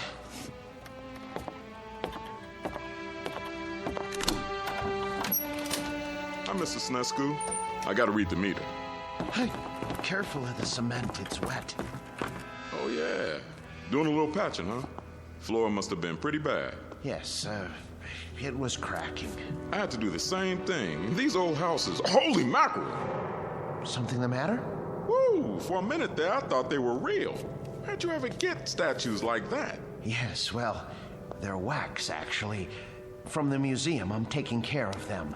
Boy, they're the most realistic things I ever saw. You sure they ain't alive? Well, not altogether. Well, you could have fooled me.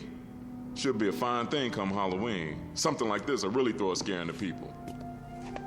Man, oh man. Even close up, they... What's this? What?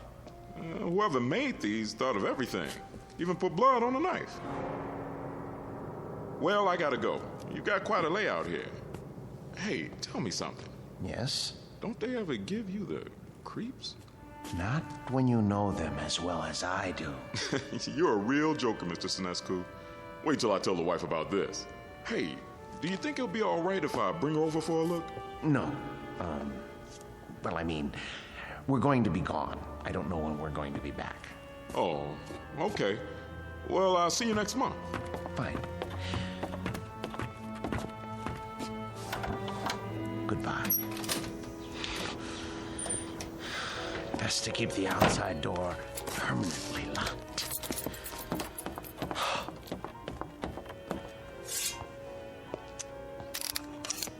Jack, I'm surprised at you. I really am. How did you manage all those murders without being caught by Scotland Yard? Any killer knows you can't leave blood on the murder weapon. And I don't mean to make a joke, Mr. Ripper. It's a dead giveaway. There.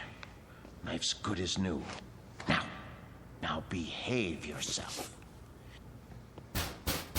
Emma? Oh, no. It's her brother. Martin, you in there?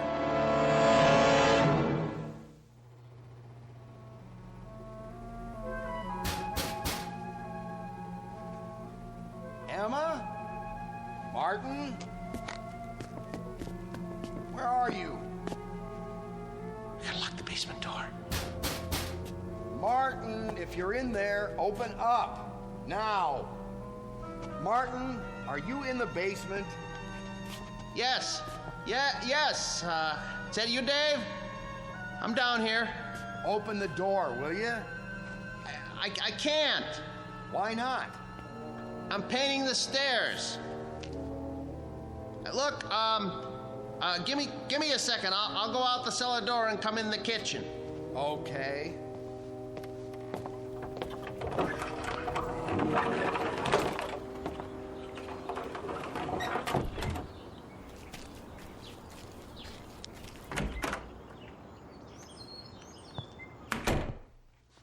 Where's Emma? She went out to get some air. Just as well. Mind if I sit down? Why? What do you want? You sit down too. Dave, look, I don't have time. I'm in the middle of something. Now, just tell me what you want. Emma came to see me yesterday. I'm very embarrassed. She told me about it. She did, huh? Well, that'll make it easier. Perhaps. Oh, you two have an argument? Yes. But look, everything is settled now. Glad to hear it. She was pretty upset when she talked to me. I know. You didn't treat her square when you brought those dummies home. That's been changed. Well, now, I guess I had you pegged wrong. You got rid of them. Yes. Must have been pretty hot in here last night, huh? What? For a bunch of wax dummies. Hey, what's that humming noise? I don't hear anything. It sounds like it's coming from the basement. No, is that the air conditioner? I don't know what you're talking about. What are you driving at? Why's this door locked? I told you, the steps are wet from paint. I don't smell any paint. And why's the air conditioner still going if you got rid of the dummies? Well, I thought it might help the paint dry. Yeah? I thought it might get rid of the fumes. Is that all right? This is my house, isn't it? I think you locked it because you don't want me going down there. You better open up. Are you threatening me in my own house? You didn't get rid of those things at all. Where's Emma? Look, I am tired of answering questions. I've had a busy day. I'll thank you to leave now. All right. I don't want to cause trouble for Emma, so I'll go. But have Emma call me when she gets back, here? I will.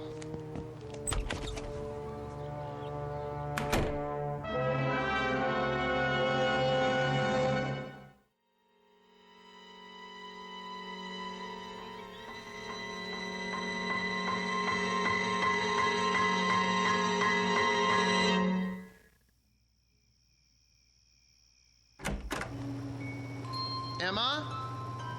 Boys? You can breathe easy. I'm going to bed now. Sweet dreams. Good night.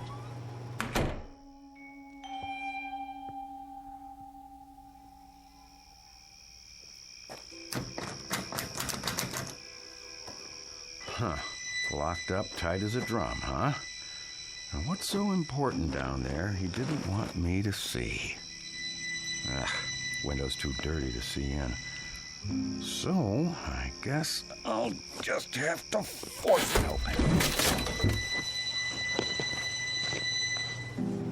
Whoa, air conditioner's on all right. Cold as a tomb down here. It's so dark. Now, let me light a match. Oh, a dummy in a sailor suit with an axe. Oh, Martin, old boy, you need help. You really do. Ugh, will you look at these two? Plug ugly. And two more big ones. Oh, some knife. Looks real. What the heck? Oh, a shovel. Fresh cement. What is he trying to cover up? Blasted match. Who's there? Who's there? Wait. What the? Where's the axe?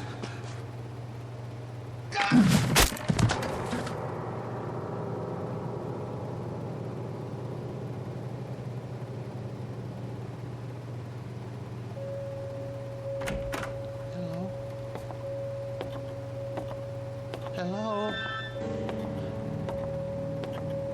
What's going on? Who's here? Hicks. Where's your axe? Dave. Dave. Oh no. Mr.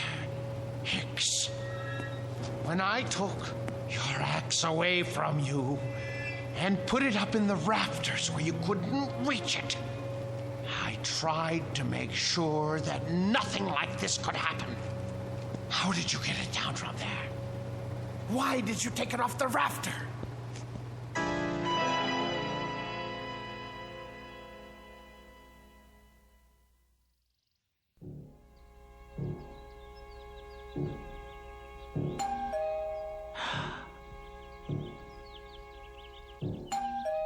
Martin? Martin! Mr. Ferguson? Mr. Ferguson! Martin, let me in, would you please? Just a moment. Hello, sir. Hello, Martin. Waking you is like raising Lazarus. Don't you answer your doorbell anymore? I was sleeping. Actually, I overslept. I was, doing a lot of cleanup work in the basement.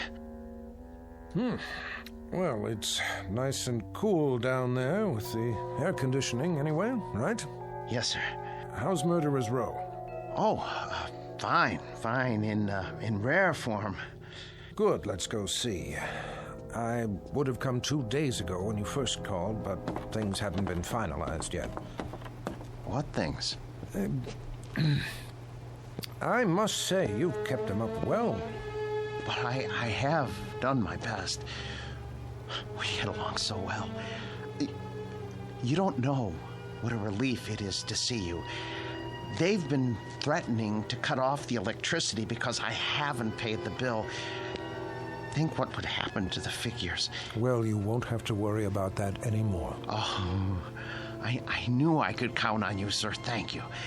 But it isn't just the electricity. Look at the Ripper's coat. It needs to be fixed. The threads are falling out. Look at all of their clothes. Maybe it's too humid down here after all. You won't have to worry about that either. Oh, I was going to have Emma repair this little rip in the sleeve, but... You have a remarkable wife. Thank you. There aren't many women who would have put up with an exhibit like this in their basement. She got used to it. You're looking a bit grubby. Have you been sleeping down here? Yes. I wanted to show you. I came across an item in this book last night. Martin? I forgot I even had this. It's got a letter in it written by Landru himself. Martin, listen to me. I'll read it. But for you, whose very walk is beautiful, whose sweet eyes and smile make a just claim to happiness, whither am I bound, my dear little friend, under your tender leadership? Oh, isn't that touching? It's the one Landru wrote to Fernand Segre. Ha! You know it then. He also strangled her as he did all the others. Martin, are you all right? Yes. Well, that isn't so. I'm not all right. Some strange things have been happening. Strange? Yes. You see, my house guests haven't exactly been behaving themselves. Who? Oh, come on now. It's true. I swear. You have no idea what they've been up to. Martin, you've been so close to these figures for the past 3 months, you're beginning to imagine things. Oh, no, it was not my imagination. Well, that's neither here nor there now. I can't keep it from you any longer. What, sir? The best news in the world. Martin, old friend, when I told you nobody would ever want them, I was being pessimistic. The fact is, somebody does, but not just anybody. The Marchand Museum. Did you hear me? Marchands in Brussels. Aren't you pleased? You won't have to take care of them anymore. I want to take care of them. I know you do, and I appreciate what you've done. But it's all signed. You don't mean that you've sold them? Yes, and for what I'm getting, there will be substantial compensation to you for the years you put in. But my museum? I was going to buy them. You know you could never do that. Say you have another buyer. I'll get the money somehow. Please, Mr. Ferguson, they're all I have left. Martin, time moves on. There's no longer any need for our specialty. I thought with the closing of the Grand Guignol in Paris that things must be the same in Europe. But Marchand's is actually expanding. They were delighted to make an offer. The transaction was consummated only this morning. But what am I going to do without the figures? I'd die without them. Oh, come on now, man. You'll get over it. why don't you go upstairs and prepare us a cup of tea or something while I take some measurements? The Marchand people want the exact dimensions. All right, Mr. Ferguson. If you're sure that that's how you want it. I'm sure. Very well. Very well. Let's see now. Hicks. 6 feet, 1 inch. And Birkin hair. Hello there, Landrew. Still holding your waxed cord, I see. Be with you in a second. Now then, Mr. Hare, 5 feet, 10 inches.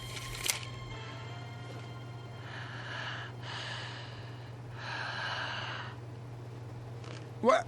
What?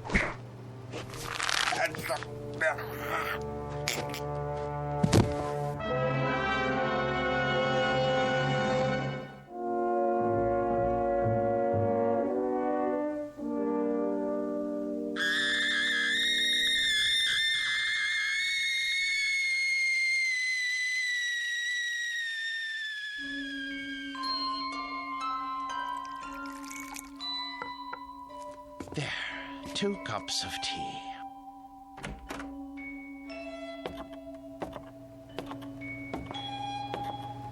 Mr. Ferguson, I don't remember whether you take cream and... Mr. Ferguson?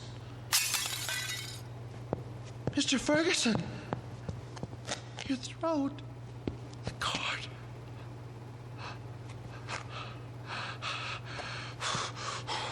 Why did you strangle Mr. Ferguson? And the rest of you? I know you didn't have any part in this, but you didn't stop it either. Landrew, you have gone too far.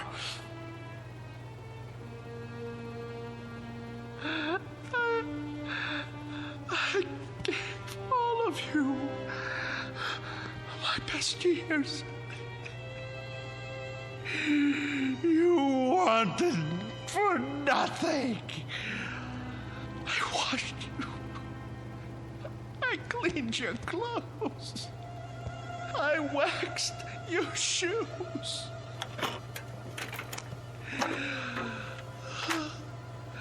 The air was always the right temperature because I made it so.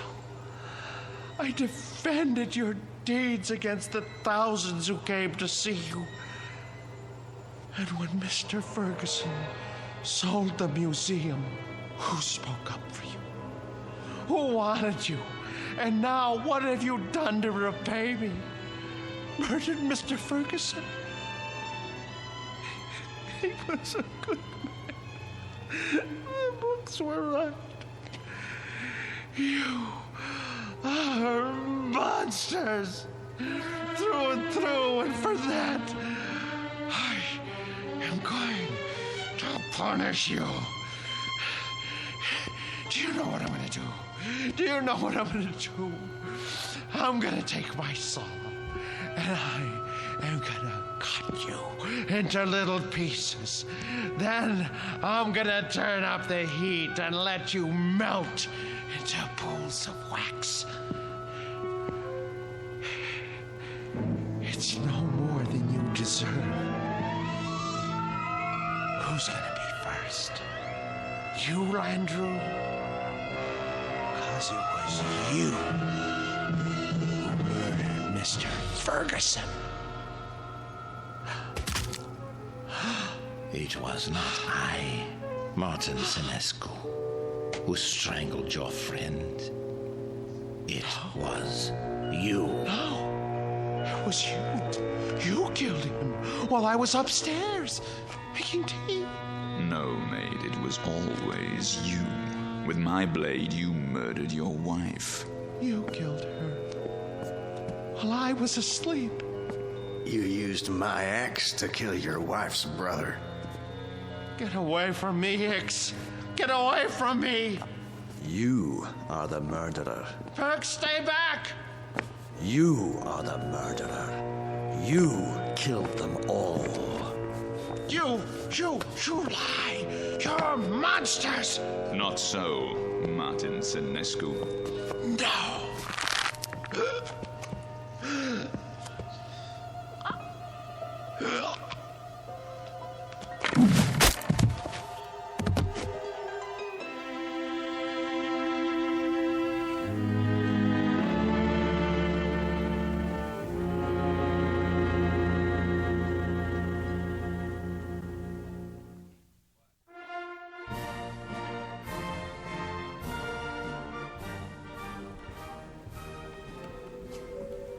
And here is the latest addition to Marchand's Wax Museum, Murderer's Row, complete with its newest cast member, Martin Lombard Senescu, a remarkable and most versatile man.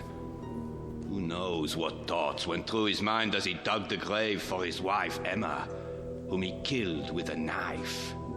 His brother-in-law, David, whose skull was split with an axe. And his friend and employer for 30 years, Mr. Ernest Ferguson. We'll never know. We can only guess what fierce devils tortured Senescu's soul and drove him to his destiny. But he has taken his place with the infamous and depraved, next to Albert X, Burkander, Landru, and Jack the Ripper himself. This way, please.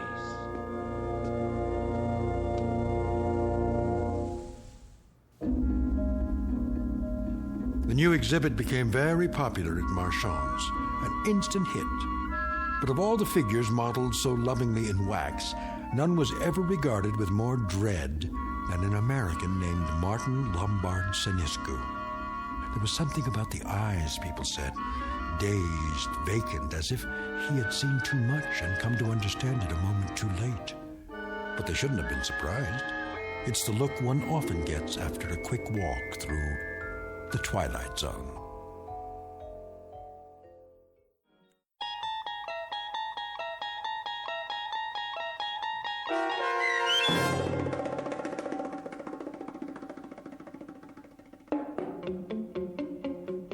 The new exhibit, starring Joby Cerny with Stacy Keach as your narrator, was adapted for radio by Dennis Etchison and Joby Cerny, and written for The Twilight Zone by Jerry Soule and Charles Beaumont. Heard in the cast were Jim McCants, Nancy Baird, Richard Hensel, Nick Sandys, Tom McElroy, Christian Stolte, Damian Arnold, Roderick Peoples, Craig Harris, Martin Aestro. This copyrighted radio series is produced and directed by Carl Amari for Falcon Picture Group. Sound design and custom Foley effects for The Twilight Zone by Cerny American creatives Bob Benson, Craig Lee, Michael Slaybach, and Matt Sorrow. To learn more about the Twilight Zone radio dramas and to contact us, visit our official website at twilightzoneradio.com.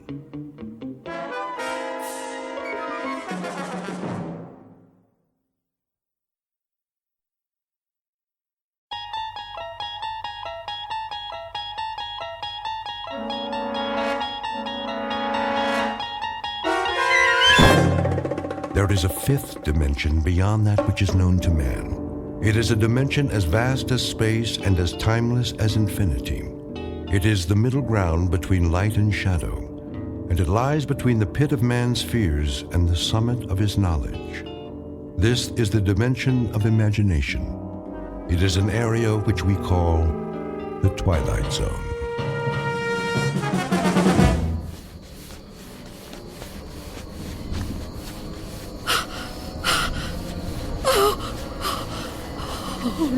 Oh, no, where am I? What am I doing outdoors? I don't remember leaving my... Oh, it's so dark. I don't live here. Or here. Oh, it is my house. Oh, I must get home.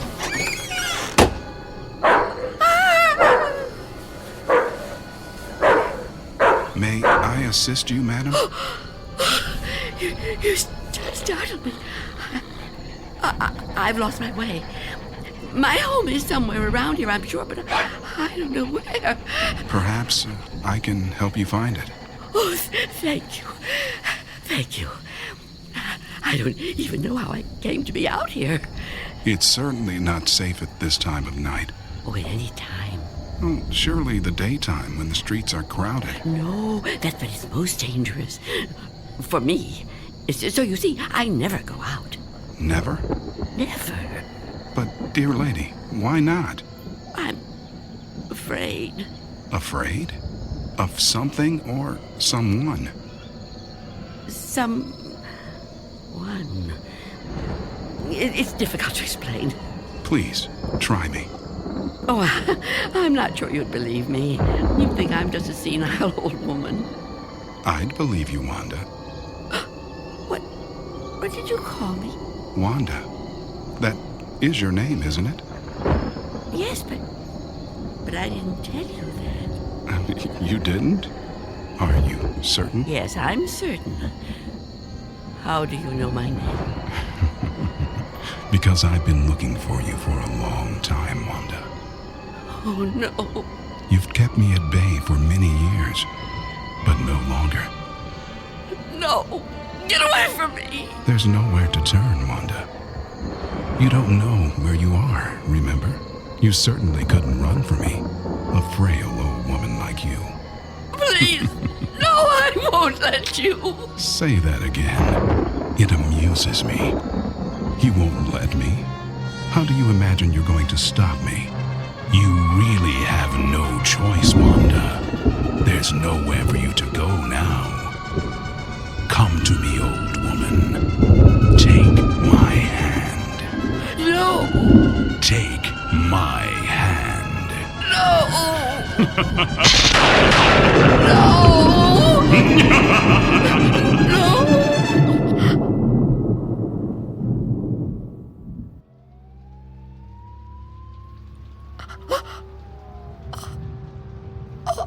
Oh, it was the dream. The dream again. I'm home. Of course I'm home. Where else would I be?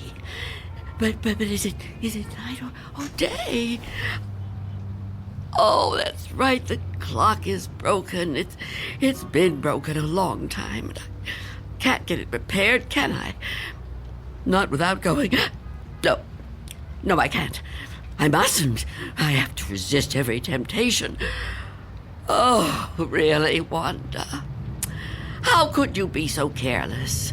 How could you fall asleep before... Oh, I must check.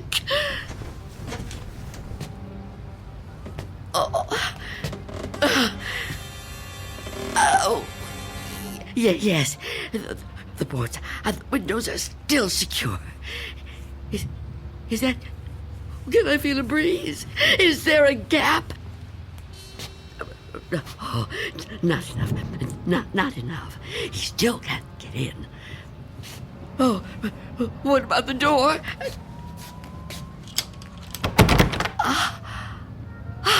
Chain is on. And the door is locked. Good. He can't come in that way either. Yes, I'm safe. Safe for another day. But I've been careless. Really, falling asleep before checking. I mustn't take chances. I can't take chances. Not while he's out there. And he's always out.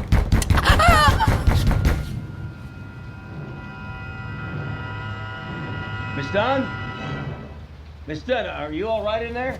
Who are you? It's Barry. Mr. Fabian, from the grocery store. I know we've actually never met, but, well, we've spoken on the phone, Miss Dunn. At least we used to. Do you even have a phone anymore? Anyway, you know me, right? What do you want? I'm delivering your groceries, Miss Dunn. You remember? Charlie, the kid who works for me, was supposed to bring them, I know, but he called in sick. Yeah, kids these days, huh? No sense of responsibility. Anyway, I thought I'd better get them to you now instead of waiting till tomorrow. I figured, you'd be waiting for them. Is that all right? Put the food through the letterbox. The letterbox, right. Okay.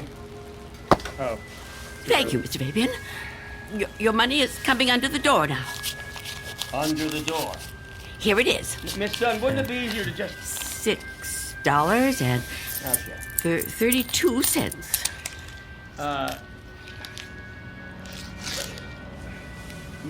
Many thanks, Miss Dunn, but, Good day to you, Mr. Fabian. Miss Dunn, are you still there? Yes? What is it? I've been thinking. I just wonder, Miss Dunn, does anybody else bring you food? I really don't see what business of yours that is, Mr. Fabian. Well, no, it's nothing like that, I promise you. This has anything to do with business. I'm just concerned for your well-being. It seems to me a person can't live on food big enough to fit through a letterbox. I can assure you, Mr. Fabian, I'm in no danger of dying as long as I observe this strict regimen. Oh, well, I'm glad to hear you talk like that, but I don't know. Maybe if I could come in for a minute. Come in? Yeah, I just want to talk, Miss Dunn. I can't do that so well out here. I really think you need to see a doctor. Out of the question. No one is coming in here, Mr. Fabian. Not a doctor, and not you. Miss Dunn, could you open the door, please? Go away! Miss Dunn, I just want to help you.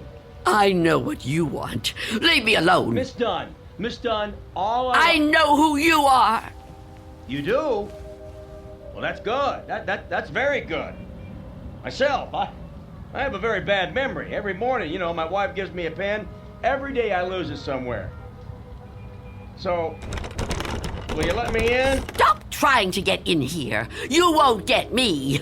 Just go away and leave me alone. Come on, Miss Dunn. Look, I've got other deliveries to make. I just want to help you if I can. I think you could use a little help. The heck with it. Good luck living here in this neighborhood. What's left of it.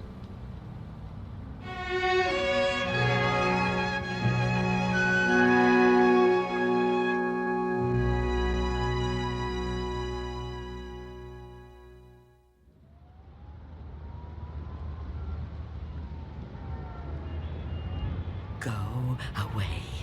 I won't let you in. I won't let you get me. Leave me alone. I don't want to die. I don't want to die. Please, freeze!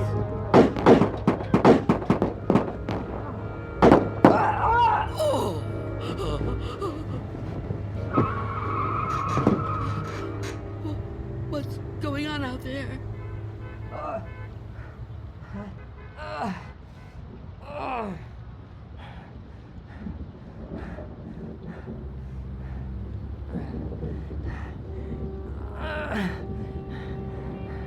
Help! Is anyone in there? You gotta help me. Who is it? Go away! I've been shot. I need help. Please. Please do something to help. Who are you? Officer. I'm a police officer. Please, you have to open the door. I need help. I've been shot. You're lying to me. I know you. You can't fool me. No, I'm not trying to fool you. Please. I think I'm dying. You can't trick me so easily. You're no policeman. Why can't you just leave me alone? I know who you are. I know what you are.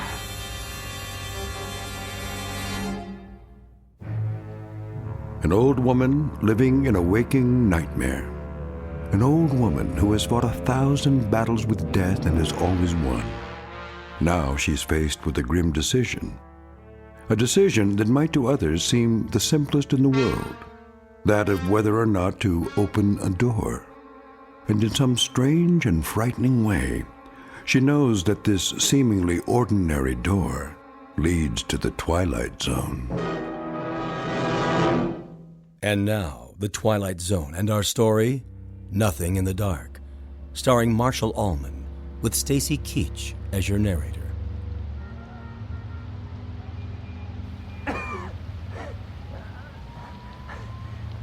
Please. Why won't you help me? Stop this! Why must you do this to me? I'm losing a lot of blood. It's so cold out here. Listen to me. I'm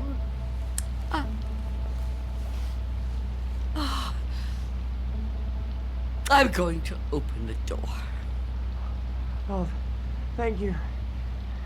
Thank you. But I'm leaving the chain on. Don't even try to touch me. I won't let you. Don't worry. I'm not gonna hurt you. I couldn't hurt anybody. Oh. You're so young. Almost a child. Unless you help me, I'm gonna die. I don't think I can even move very far. Oh, don't say that. Oh, it isn't fair. No, it just isn't fair. You keep trying to trick me. I don't know what you're talking about. Don't move. Don't do that again. Or I'll close the door. What? Listen, lady. I've been shot. I'm bleeding to death. Do you understand? Do you understand? Please. My name is Harold Belden. I need a doctor. I need a doctor right away. Please, call the hospital. I can't get there myself. I can't call the hospital. I haven't got a telephone. Not anymore. Then let me come inside. You can't just leave me. I'm begging you, I'm freezing. I have to unlock the door. You can't ask me to do that. You can't. I don't want to die. You understand? So you're not gonna help me? You're just gonna let me die out here? I know who you are. No, I told you who I am. My name is Belden. Officer Harold Belden. That's not her name. There is no such person. Stop trying to trick me. I don't understand why you keep saying that. Look, it hurts. It hurts, okay? Please, lady, please. Stop! Stop! Oh, why are you torturing me like this? I tell you, it isn't fair. I don't want to die. Well, I don't want to die either. If I could get help for myself, I would, but I can't move. I've been shot in the side, you see? Look, I'm bleeding. Oh, it isn't fair. It isn't fair.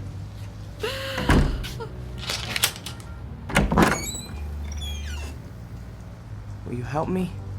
Yes. Yes, I'll help you. Thank you. Take my hand. What? Take my hand. Pull me inside. No, I won't. I mean, I can't. Oh, can't you? Can't you crawl in? Well, I don't think so. Please try. Quickly. I don't want to leave the door open.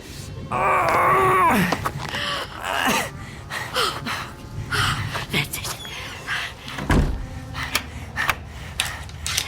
Come over here. Into the bed.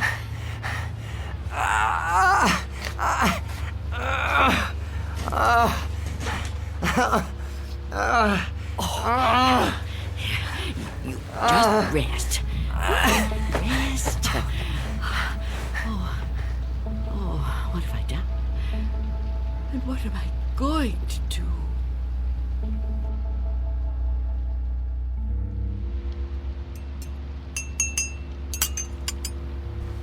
Officer? Officer? Officer? Oh, I'm so sorry. What a...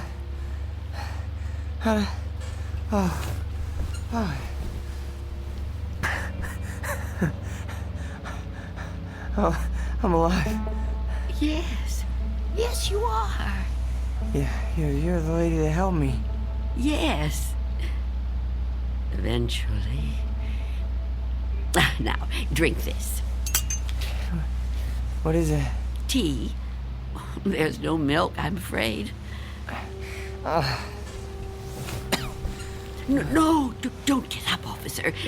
Conserve your strength. Thank you. Thank you. Please,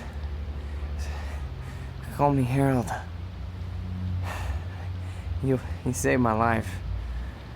I owe you at least that much.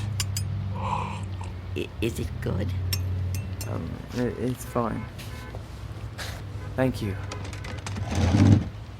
How long have I been out? Hours. What time is it? I'm not sure. Morning, I think. What do you think? I don't have a clock. I guess it is morning. It's hard to tell. What happened to your windows? Who boarded them up? Well, I did. A long time ago now. But they're still as strong as ever. What? Why would you do that? Oh, I have my reasons. Well, we all have our own reasons for doing things. Why would you want to be a policeman? To be in a job where people try to kill you? Well, why would you want to court death like that? Court death? I don't know that I'd put it that strongly. I do what I do because there's just some jobs that have to be done. You mean it's a sort of vocation? Yeah, I guess you could say that. Listen, Mrs. It's Miss Dunn. Listen, Miss Dunn. You should try to get some rest yourself. You need it more than I do. No, really, I feel much better. When the doctor gets here, he'll take me off your hands for good. The doctor? Yeah, sure. He'll check my wound, take me to the hospital. You didn't call the doctor? No, I didn't. Why not? I told you last night. I haven't got a telephone. Don't you remember? No, I don't. I was kind of out of it last night, I guess. Oh, of course. Perhaps you could use your radio to ask someone to come get you. Oh, you could wait outside for them. No, I busted my radio when I fell on it. You see? Hello. And I don't think I got the strength left to get up on my own. Look, couldn't you go to one of the neighbors? Oh, there aren't any. What are you talking about? There aren't any neighbors. There must be. Everyone has neighbors. Well, I don't. Not anymore. Why? What happened? They've all moved away. Not all of them. That's impossible. All of them. Trucks came and took away their furniture. First one, and then another. Is something happening to these buildings? I wouldn't know. I'm sorry to ask, but how can you not know something like that? I mean, if it was my home... I don't have a great deal of contact with the outside world. I haven't for quite some time. I couldn't even tell you who the president is. Wow. But there has to be somebody around who can help, you know? Or maybe a phone booth somewhere where you could call a doctor. Perhaps. I don't know.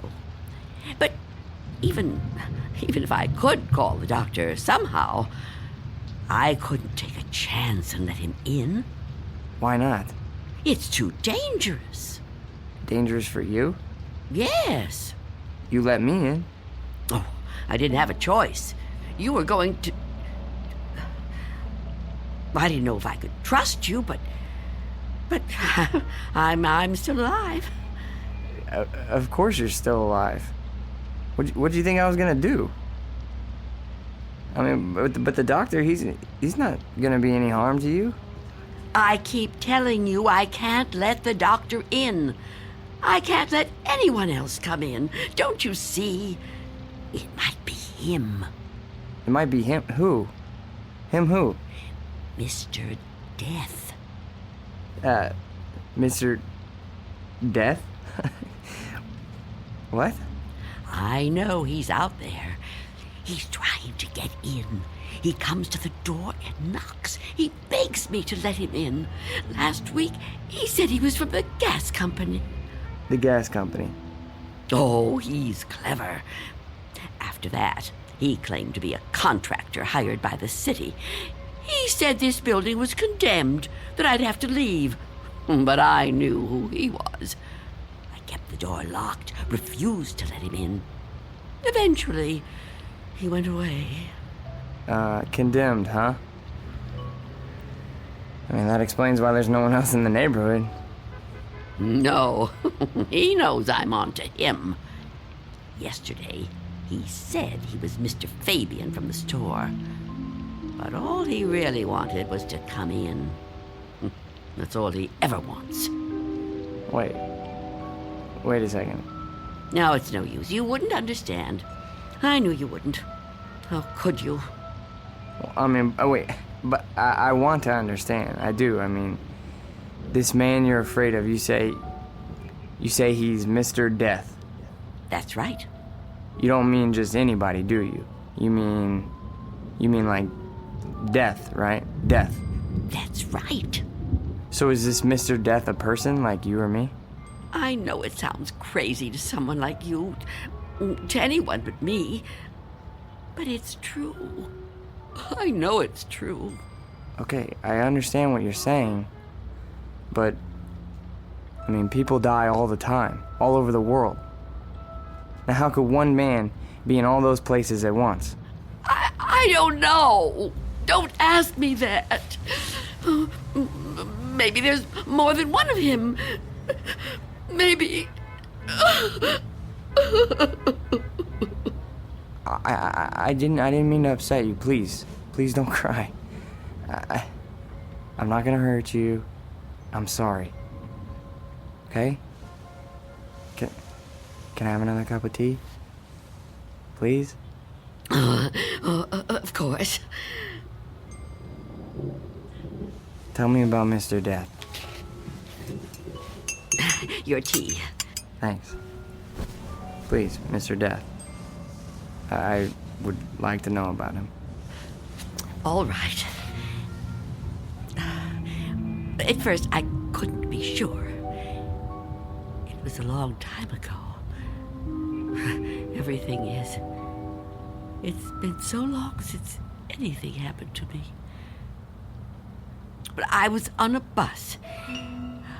There was an old woman sitting in front of me, knitting a scarf, I think. There was something about her face. I felt I knew her. Then a man got on the bus. He wasn't special in any way. Not short, not tall, not fat, just a man. I remember that there were empty seats, but he sat down right next to the old woman.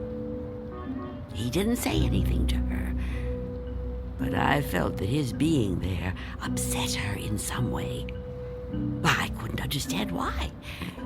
He seemed like such a nice man.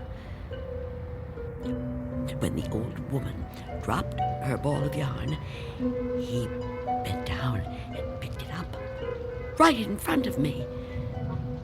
He held it up to her.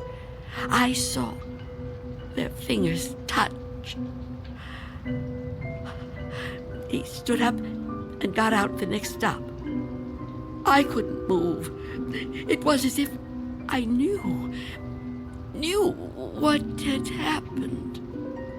But I couldn't do anything. I was just so frightened.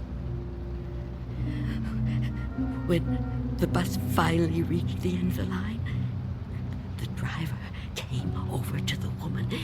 He thought she was asleep. But I knew she was... What, dead? Dead. And right then and there, I knew it was his touch that killed her. Okay, but you said it yourself. She was an old woman.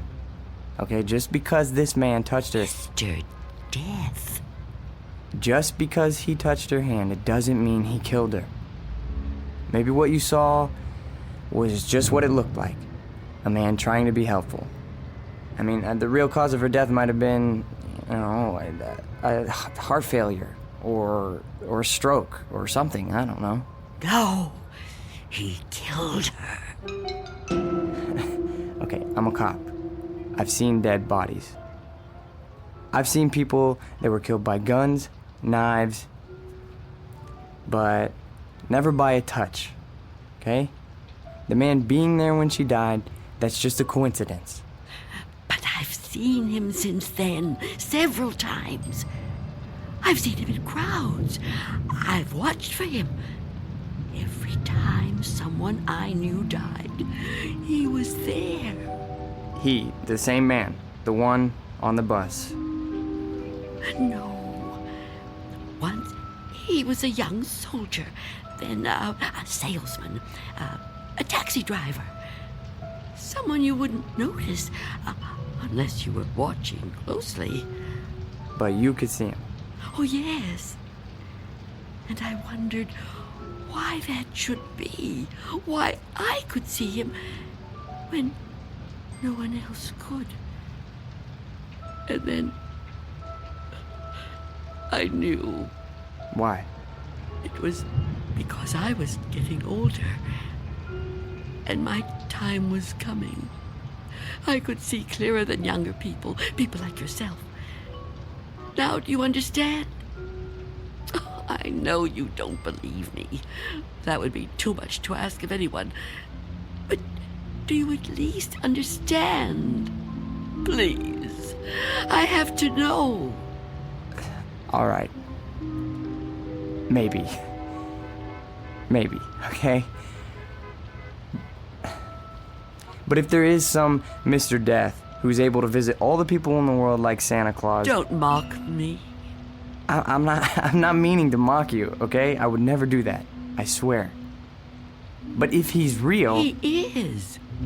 If he's real, then I don't see what the problem is. You don't see what the problem is? Oh, you must be joking. No, I mean, if you know what he looks like, what have you got to be afraid of? If you're right, and you can see death, I'd say you're kind of fortunate. Fortunate? Sure, yeah. I mean, you'd be able to see him coming. You could just avoid him. Oh, didn't I tell you his face is always different? He's different sizes, different ages, different races. I couldn't be sure. Well, how about when you go out? Out? Sure. Well, I know you said you don't have much contact with the outside world, but you have to go out sometime. I mean, to the shops or something, you know? Now, couldn't he touch you then, if he wanted to? No. Why not? I never go out. Never. Never. Oh, I haven't been out for years. I don't know how many. I don't keep count. That would be too depressing. But I suppose you can guess from the smell. You're too polite to mention it. But it must bother you as much as it bothers me. So what do you do about food? The boy at Mr. Fabian's store delivers it. But I never open the door to him. How can you live like this? Oh, don't think I enjoy it. So why do you do it? Because if I don't live like this, I won't live at all. If I don't watch out, if I let down my guard even for a moment, he'll get in. I know he will. I haven't always lived like this, you know. I was young once. People said I was pretty. I lived out in the sunlight. I hated to be inside even for a minute. My mother always said I'd spoil my fine complexion, but I didn't care. I loved outdoor things. I lived out in the sunlight, so warm, so beautiful.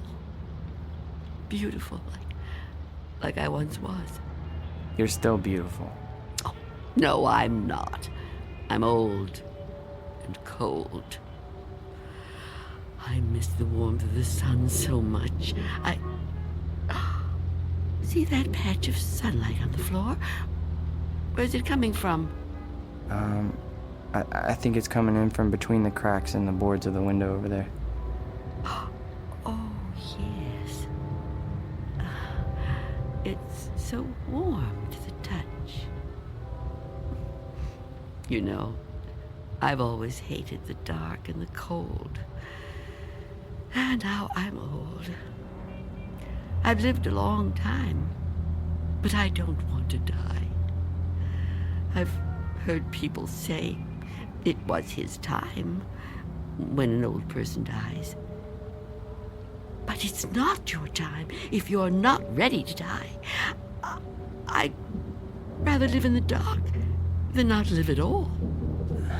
Miss Dunn, I promise you, there's nothing to be afraid of. We're all alone here. Okay, there's nobody outside the door. I know you're upset, okay? And you're clearly under a lot of pressure. But I think all you need is some rest. Oh, officer. Yeah, and I need help. Oh, I don't know what to do. Just give me some medical attention. Look, I don't know how badly I've been hurt, okay? But I've lost a lot of blood. And I need help soon. Or I don't know how much longer I can... I've told you I can't go out there. You can't ask me to do that. Look, this whole Mr. Death thing, I promise you, you don't have anything to worry about. Shh. Someone's coming. Well, get them to help me. No! There's nothing to be afraid of. Please, answer it. Go on. That's right. Go ahead. You're doing fine. Answer it. Go on. I'm keeping the chain on. That's fine. Do whatever you want. Just see who it is and get them to call for help. I'm sorry, lady, but I got my orders. No! Get away! Officer Belden, help me! I can't fool around any longer. Step aside, I'm coming in.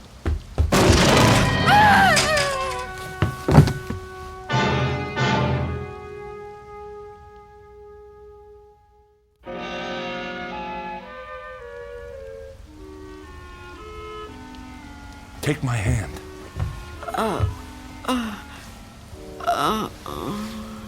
Easy, lady. Just lie quiet there till you get your strength back. What? You gave me quite a scare there when you fainted like that. Sorry I pushed you when I put my shoulder to the door. You started to faint and I offered you my hand, but you passed right out. For a second I thought that... Well, I don't even want to talk about that. But I'm glad you're okay. And still I live. Huh? I told you I didn't mean to hurt you. It was an accident. You're not gonna sue, are you? What do you want with me? Here, let me help you get up. Take my... I can get up myself. Look, you gotta understand, man. I don't get no pleasure out of busting indoors. Who would? Except maybe some thug, but I'm no thug. I'm just a guy doing a job. Your job? Look, you don't seem to realize how important this is. I've got a crew and equipment coming in an hour to pull this tenement down. Begging your pardon, man, but looking at this place, I say it's long overdue. Frankly, I'm kind of surprised it's still standing. And you're really not Mr. Death? Mr. Who? I don't know what you're talking about, ma'am. My name's Armstrong. Bud Armstrong. I don't know about any Mr. whatever you said. All I know is I got a contract to demolish this row of buildings. That's what I got to do. Everybody else moved out a long time ago. Until the other day, I thought this whole building was deserted. I seen them windows boarded up, and I figured you moved out when the rest of them did. Thank goodness I met that guy from the grocery store, that Mr. Fabian. Oh, Mr. Fabian. Then he was real, after all. Real? What are you talking about? I told him about my job down here, then he told me all about you, that he was worried about you. Told me he had a kid bring you your stuff. That was the first I knew about you, and it's darn lucky I found out. Well, you'd still be in here when the wrecking ball hits. Now, come on. We gotta get out of here. You want me to go outside? Sure. Didn't you just hear me? This place is coming down. You can't stay in here. You want me to leave here? You have to. I can't. It's Miss Dunn, right? Well, Miss Dunn, you were notified about the demolition job months ago. Look, I'm not out to bully you. I'm just trying to do my job here. These buildings were condemned by the city. Can't say I blame them. And I'm the one who's got to tear them down. Tear them down? Well, how can you? Look around you, ma'am. This building has had it. You can see that. I can see that. Anyone could see that. It's all worn out, dilapidated. All these buildings have got to come down. You seem like a nice person. A nice person shouldn't have to live in a place like this. Now let's the two of us just... Get away from me! Don't touch me! Please don't act like this. I ain't a monster, lady. I've got a heart just like anybody else, and I can see how you could get attached to a place, but, not want to see it wrecked. But when a building's this old, it's not fit to live in no more. It's dangerous. It's got to come down to make room for a new one, a stronger one. That's life, lady. Old make room for the new, you know? No. People get the idea that I'm some kind of destroyer. They think I get kicks out of tearing stuff down. But that ain't the way it is. No, that ain't the way it is at all. I just clear the ground so other people can build on it. In a way, I guess I kind of help them to it. Can't have one without the other, am I right? Look around you. It's just the way things are, like when a big tree falls in the forest and a new one grows right out of the same ground. Old animals die and young ones take their places. It's just nature. That's how it is. Even people step aside when it's time. I won't. When I finally kick the bucket or when I get too old to contribute, my son-in-law will probably take over the door! What about it? Oh, yeah. Sorry about that. I didn't realize the chain was on when I put my shoulder to it. Door's okay, but the chain's had it. You left the door open! Hey, there's no need Get to... out of my way!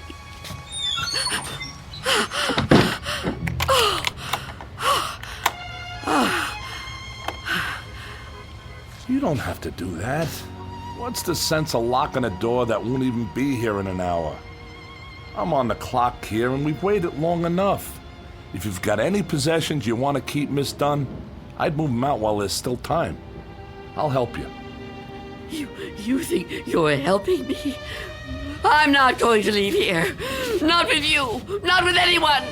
Don't try to touch me. I don't want you anywhere near me. Now look, ma'am, I've been nice to you. I've been trying to go easy. I know this must be tough for you. Any kind of move is a big upset, especially to an older person like you. But if you insist on staying here, I'll have to call a cop. A cop? A police officer? It's just for your own good. Please, cooperate, lady. Hey, where you going? Of course. Mr. Belden! Explain it to him. Tell him the reason I can't go out there. I know you understand. I've told you everything. You'll help me, won't you? You'll help me stay? Well, say something. What are you doing? Who are you talking to? Oh, Mr. Belden is a policeman. Mr. Belden? Who the heck is Mr. Belden? Is he your pet? You got a cat in here? Please tell him. Lady, I think maybe you're sick. You should come with me. I'll get you to a doctor. I don't need a doctor. Mr. Belden, won't you tell him? Okay, I get it. I see how it is.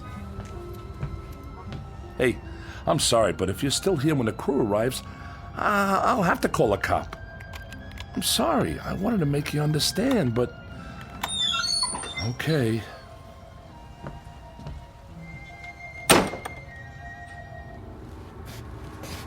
What's the matter with you? Why didn't you say something? Why didn't you help me? I thought you understood. I thought you'd help me. I think the question you should be asking yourself, Wanda, is how he looked straight at this bed and didn't see me. You called me Wanda, but I never told you my first name.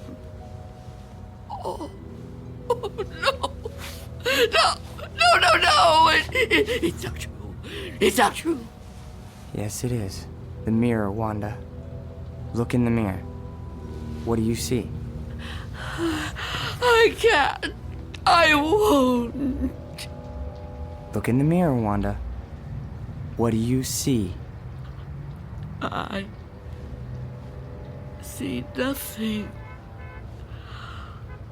Nothing but an empty bed. Turn around. Now what do you see? I see you, Mr.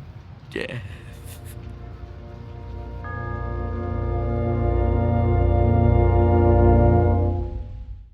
We'll be back to the Twilight Zone in just a moment.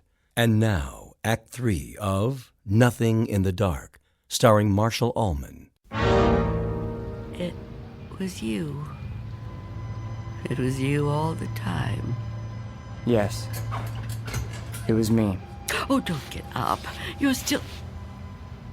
Oh, you're not hurt. No. No, I'm not. But you were shot. Those men... Did you see me get shot? No, but you were bleeding. Do you see any bloodstains now? No. And the men? Did you see them? You were never hurt, were you? I can't be hurt. You tricked me. Yes, Wanda. I tricked you. It was all an illusion. One I created just for you. If it helps, I'm sorry. I would have preferred to avoid it if I could. But why? Why did you do it?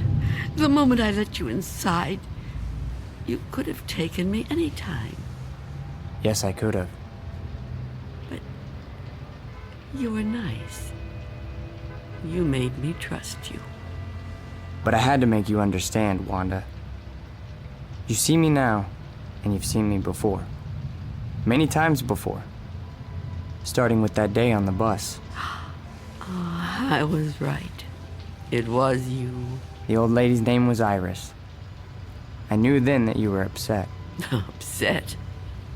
I thought it was important that you got to know me. What I said to you before, it was true. What you said? When you thought I was a policeman. You asked me why I did what I did. And you said there were some jobs that had to be done. That's right. That it was a kind of vocation. Actually, Wanda, you said that. But I suppose you're right in a way. Now ask yourself, am I really so bad? Am I really so frightening? You've talked to me. You've confided in me. Have I tried to hurt you? Well, no, but... Do you really believe I would ever hurt you? You don't look like someone who would want to hurt me. You see? It isn't me you're afraid of, is it? You know me now. You understand me. What you're afraid of, what you've really been afraid of all these years, is the unknown. That's right, isn't it? Yes. Don't be afraid. But I am afraid. You must be very tired, Wanda. I am. But the running's over now. It's time to rest. I'd like that, but Give me your hand. I don't want to die. Trust me. No. Mother, give me your hand. I will.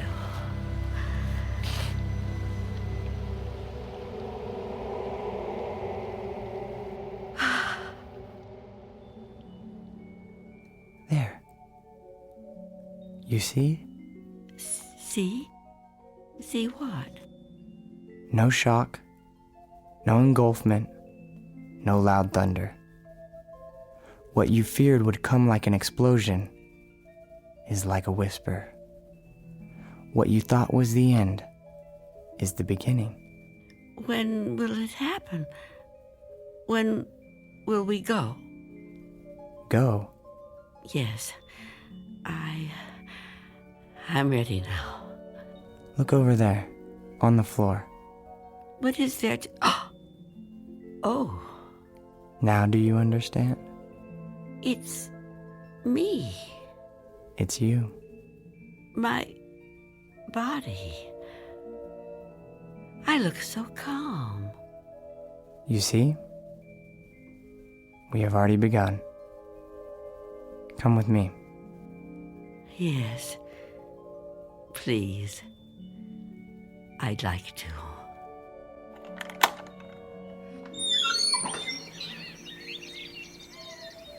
It's such a beautiful day. It is.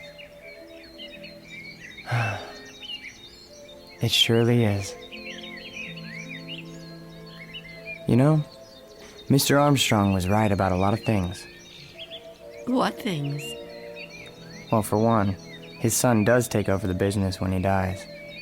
Will that be soon? Another 16 years. Oh, dear. It'll be quick. I'm glad to hear that. I'm afraid I was a little harsh on him. Now the son-in-law, he lives to be 102. 102? Oh, goodness. I know. It's remarkable, really. Of course, the oldest person I ever met was a lady in Tibet. Well, how old was she? Take a guess. Oh, I'm no good at guessing. Come on, take a guess. You'll never believe it.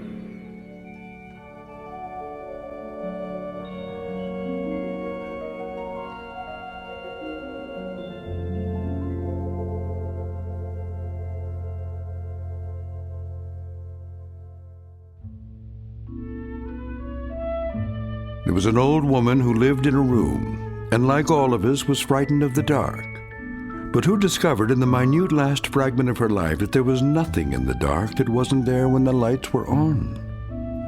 Object lesson for the more frightened amongst us. In or out of the Twilight Zone.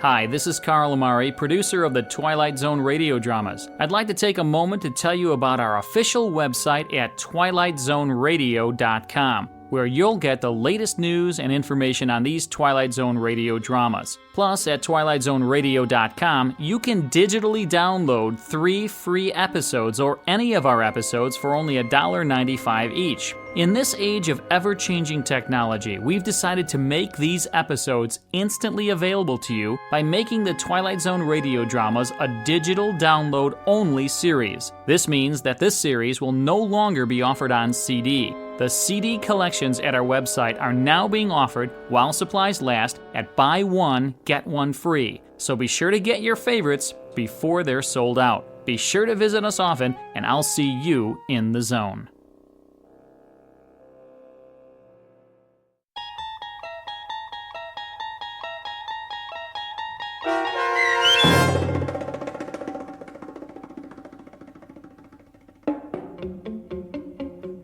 Nothing in the Dark, starring Marshall Allman, with Stacy Keach as your narrator, was adapted for radio by M.J. Elliott and written by George Clayton Johnson. Heard in the cast were Roz Alexander, Jeff Morrow, Doug James, and Mike Starr. This copyrighted radio series is produced and directed by Carl Amari for Falcon Picture Group and Westwood One. Custom Foley effects, sound design, and mixing are done in the Cerny American Sound to Picture Theater by Cerny American creatives Matt Sorrow, Bob Benson, Todd Beyer, and Tim Cerny. To learn more about the Twilight Zone radio dramas and to contact us, visit our official website at twilightzoneradio.com. Miss Dunn, it's Doug James speaking.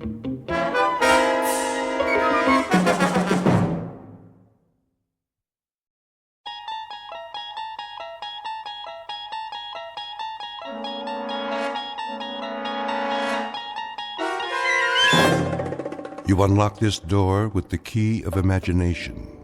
Beyond it is another dimension, a dimension of sound, a dimension of sight, a dimension of mind. You're moving into a land of both shadow and substance, of things and ideas. You've just crossed over into the Twilight Zone.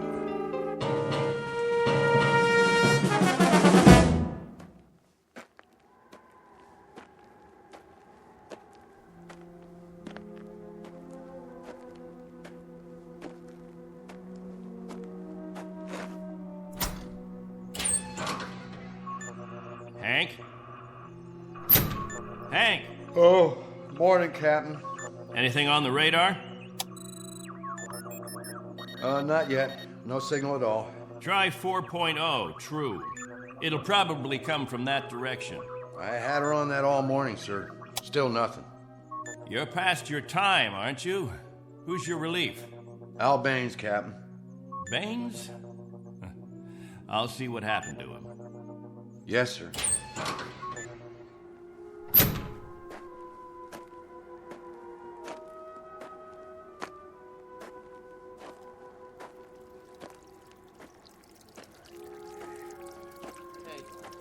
Morning, all. Anything yet? Afraid not. They lost, you figure? There's no telling. Okay if we fill our containers now? Go ahead, as long as the water supply holds out. Be a while till the next batch is ready. Julie, where's your husband? He was sleeping, Captain. Get him, Julie. Is something wrong? There's something wrong. Yes, sir. How does it taste today, Henry? Same as always, hot, flat, and unforgettable. But wet. Suffer it a little bit more. 6 months from now, you'll be drinking chocolate ice cream sodas.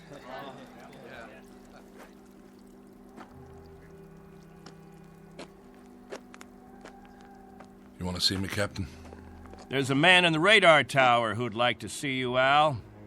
He would have liked to see you 2 hours ago when you were supposed to relieve him. I overslept. Tell that to Hank Parker up there in the tower. Tell him you overslept, and then be good enough to tell him, Al, that you'll stand his watch all day tomorrow. That's not fair, Captain. It doesn't happen often. Once is too often, Al. More than once is intolerable. And many more than once is a case history of Albert Baines who likes his sleep. I prefer it to a stupid game in the hot sun, both of them. A game, Al? What are we listening for? 30 years of 2 shifts a day. What have we ever heard? Wind noise. And what have we ever picked up on the radar screen? Dust particles? But anything to make you happy, Captain. You listen to me. There's a ship on its way, and when it reaches this atmosphere, it may want to be vectored in. They may want landing instructions, wind direction, ground temperature.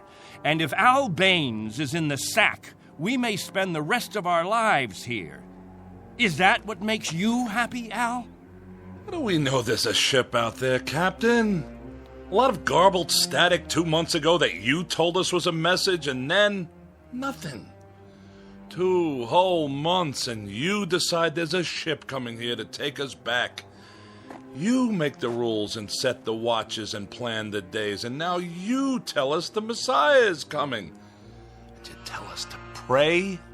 The difference between you and me, Captain Benteen, is that I do my dreaming when I'm asleep. You do yours on your feet. There's a ship coming, Al. All of us believe it. Because he tells you to. And we believe him. Whatever Captain Benteen says, that's what will happen. Sure you believe him. He tells you this is the best of all possible worlds, and by God, you break into song. You're sweating your lives away on this rock, but the captain says it's paradise, and we have to clap our hands. Rule by hypnosis. Al, there's a ship coming. This happens to be a fact. There's a ship coming.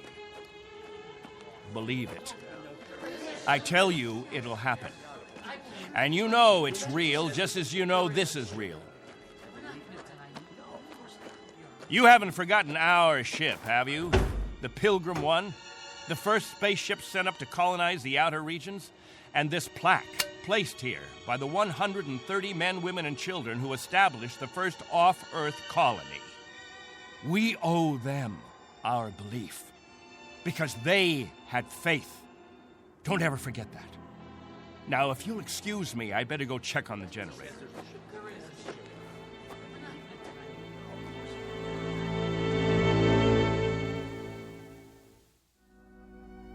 This is William Benteen, who officiates on a small outpost in space.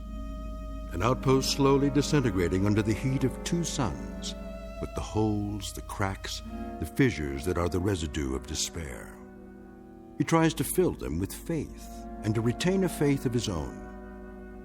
This is a remnant society, a handful of people who left the earth looking for a millennium, a place without war, without jeopardy, without fear. What they found was a lonely, barren place whose only industry was survival. And this is what they have done for decades, survive. Until the memory of the earth, they came from what has become an indistinct and shadowed recollection of another time and another place. 2 months ago, a signal from Earth announced that a ship would be coming to pick them up and take them home. In just a moment, we'll hear more of that ship, more of that home, and what it takes out of mind and body to reach it. Because this outpost is located in the far reaches of the Twilight Zone.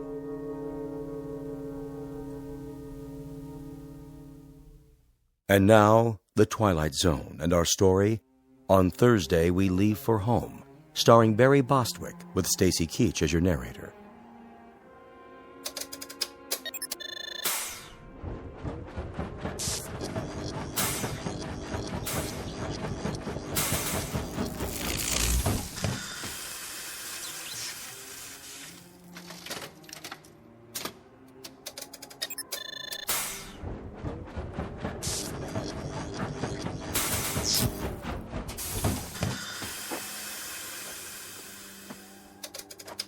Can't keep the generator running, sir.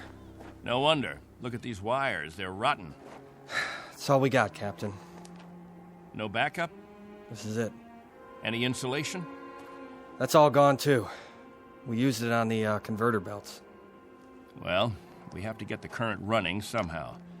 If that refrigeration unit stays off, the temperature in the underground rooms will go up 50 degrees. Well, we could stop the saltwater converter for a day or so, switch the parts. Then we'll have to do that. Tell the people to fill up all the jugs they have. We'll be shutting off the water in 6 hours. Yes, sir. Captain, what about the ship? It's on the way. We know that much. Then everything will be different. When we get back, the things that are old and worn out, we'll throw them away. Just throw them away. Captain Benteen. What? The main square. Come quick.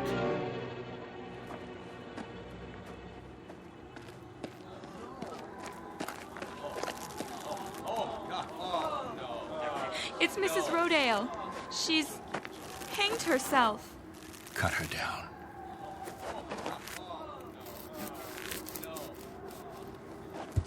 Oh! Mommy, what happened? Is that lady all right? Get them out of here. Come, children. God have mercy on her. You men there prepare her. We'll bury her in an hour. Yes, sir.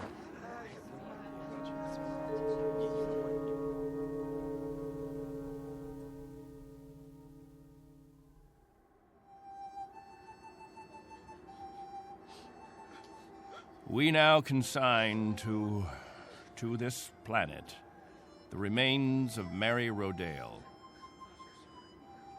We ask God in His infinite mercy to give her the serenity and joy that she sought while she was with us. And we ask His forgiveness for her sin. Amen. Amen. We ask that this good woman be allowed to rejoin her beloved husband who preceded her in death 11 years ago. Bid your farewells now. Forgive her, Lord. Have mercy on her, Lord, for what she's done. A terrible thing. She didn't know what she was doing. She knew what she was doing. Better and clearer than the rest of us. This is a funeral, Al. The 9th funeral in the last 6 months. Nobody talks about it. We just let it go by. But there have been 9 people who thought that maybe heaven is a place where they can get a drink of water without salt in it, where they'll be able to breathe air without choking on the heat of it. If you want to talk blasphemy, Al, take it away from here. I'm talking truth, Captain Benteen. I'm saying that this woman and the others, they took their own lives because living became intolerable. And I say that dying was their right. Anything else? Just this question. I put it to everyone here. Al, please. No! Isn't living tough enough that we don't have to do it by the book? Isn't it hot and blinding and miserable enough that there shouldn't have to be rules? So that we shouldn't have to suffer by the numbers? Will anyone make the simple observation that there's far more happiness going into that hole than what's left above ground? There's more peace of mind in that dead body than in all you mourners put together.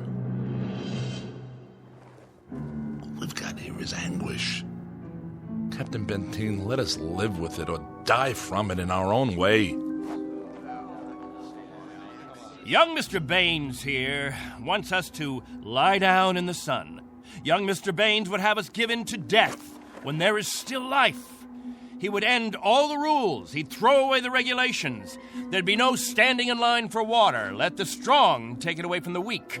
No rationing of food. Let the young steal it from the old.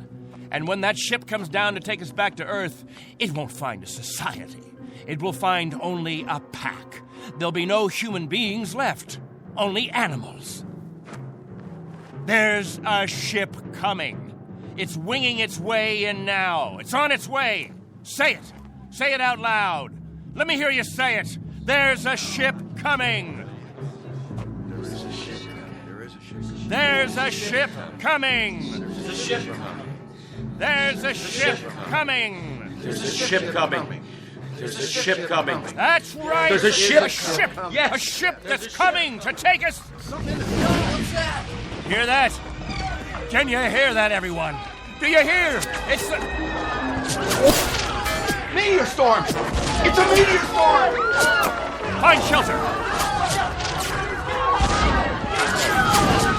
Get inside. Up to the cave. Get up to the cave. Julie! It's Julie. She's bleeding. Quickly, we have to move. I can't. Something hit my arm. I think it's broken. Stand aside, I'll carry it.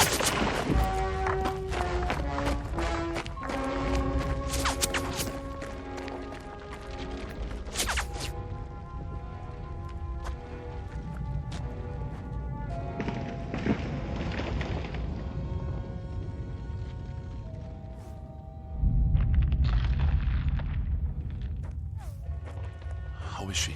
It's just a cut to the forehead, not very deep. But keep this bandage on it. Julie? Julie, honey? Can you hear me? Al? Don't let her move just yet. She may have a concussion. How's your arm? It's not broken. Must have been a rock that hit it. Captain, thank you. For a little first aid. No thanks necessary. I deliver babies, too. You might want to keep that in mind. Now, I'd better go see to the others.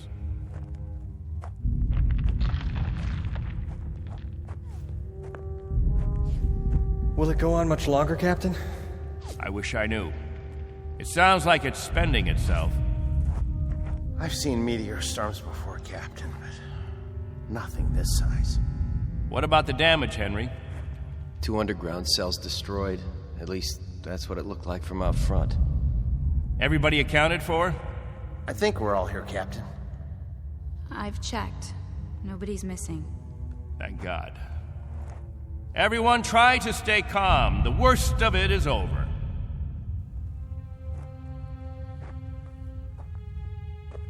Jojo? Yeah, Captain? You're not scared, are you? Well, kinda. Now, we can't have that. Mind if I sit for a minute? We'll talk, you and me. Captain, tell me about the Earth. Would you, Captain? Tell us what you remember. Yes, do. Well, all right, I guess I can do that. We'd like to hear. You, over there, is that you, Fran? Yes, Captain. And you, Buck. Yes, sir. You fill in the holes if I leave out anything. Straighten me out if I'm wrong about any of my recollections. Jojo, I was a boy of 15 when we arrived here. But I remember Earth. I remember it as a place of color. I remember that in the autumn, the leaves changed. They turned different colors, red, gold, orange. And I remember streams of water that flowed down hillsides, and the water was sparkling and clear. And I remember clouds in the sky, white, billowy things that floated like great, majestic ships. They looked like sails. What are sails? Don't you know what sails were? In ancient times, that's how ships moved across the water. There was so much water. The men unfurled large sheets of canvas against the wind, and it was the wind that moved them. And I can remember night skies. Night. Endless black velvet with stars. And sometimes a moon that seemed to hang there as big as the face of an old man, looking down on us all. Captain, what's night?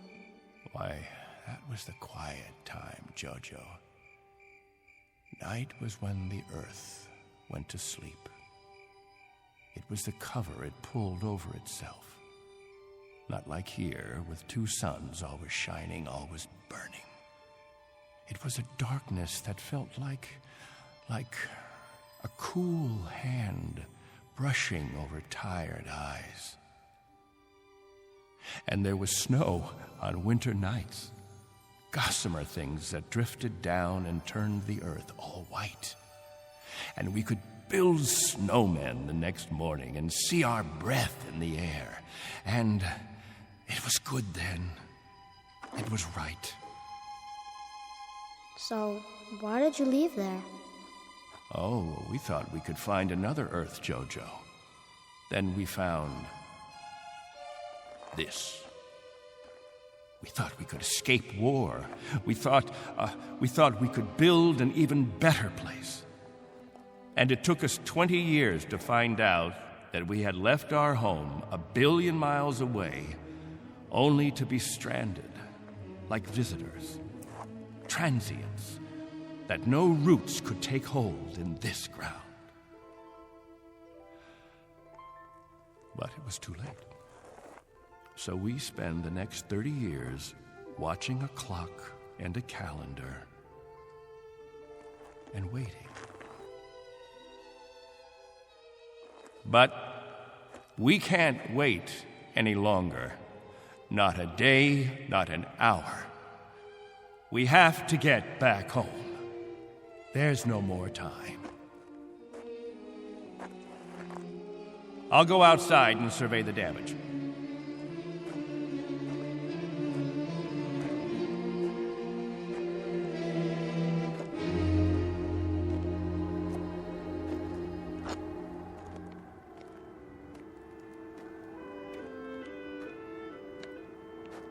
Not much harm.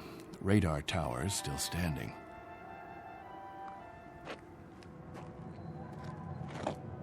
What? Why, it's... Al! Al Baines, do you hear that noise? All of you, come out here. Do you hear it? What is that?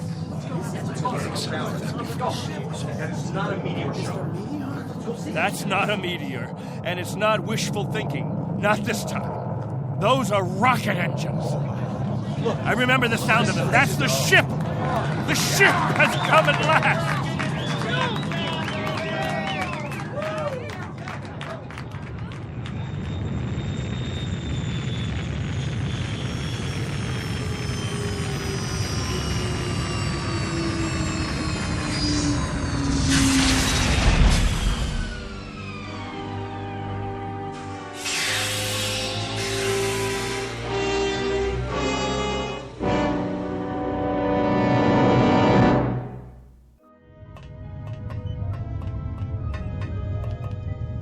Wow, what a ship.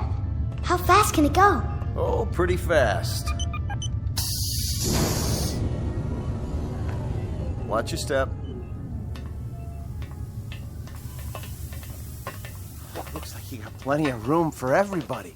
Do you have any water? Clean water? We have enough. Oh, doesn't that sound wonderful? Delicious. Careful. I better talk to your leader. You have one, don't you? Sure do. Captain Benteen. I don't see... He's standing over there. Hey, Captain, come see the ship. Mr. Benteen? I'm Benteen. Colonel Sloan. I command the Galaxy 6. Our orders are to transport you all back to Earth. Colonel, what took you so long? 6.5 months, Mr. Benteen. 100 times that. We've been waiting for 30 years. Does it all look like this? Salt flats and scrubby mountains. 2 suns, hot and perpetual. 30 years of it. 30 years. The children have never seen Earth, and some of the older ones don't even remember it. They'll see it now. Our orders are to get you aboard as soon as possible. We figured that we should be able to lift off on Thursday. Are you still using Earth time? Of course. Good. That'll give you 3 days to prepare. Unfortunately, your people will only be able to take what they can carry. Over 200, aren't there? 187 men, women, and children. It may be a little crowded, but we'll fit you all in. You've been used to a lot of space, Mr. Benteen, haven't you? Space? Room to move around. That's all there is here. That and the heat. I can feel it. They'll make the trip standing on their heads if necessary. I'm sure they will, but I don't think that'll be necessary. Do you know, can you understand what a godsend this is for all of us? It's hard to imagine. I can only say your country's very, very proud of you. What of the Earth? Has it changed? Not too much. Still green? Still green. And the cities? The cities still stand. And war? As always, I'm afraid. One dies down, another one springs up. But through some miracle and the grace of God, we never had the big one. Now, Mr. Benteen, all things considered, I think you'll find it very much as you left it. Captain Benteen. Captain? That's what the people call me. This place, their very lives, it's all been my responsibility. You've done quite a job, Captain Benteen. But you can rest easy. I'll take over the responsibilities now. No need. I'm used to the job, Colonel. The living quarters, they're underground? I was saying, Colonel, I'm used to the responsibility. I wouldn't quite know how to function without it. Is it cooler there, Mr. Benteen? I'm sorry, I didn't... Your underground rooms, are they much cooler? Yes, they're refrigerated. It's... Captain. Morning, Captain. George. The best morning ever. We just wanted to say thank you, Captain. Why? For what? For keeping us alive all these years. That's right. Without the Captain, none of us would be here. That's not necessary. You better believe it, Colonel. I do. I do believe it. Captain Benteen. Go ahead, Colonel Sloan. That's all right. I'll see to the others.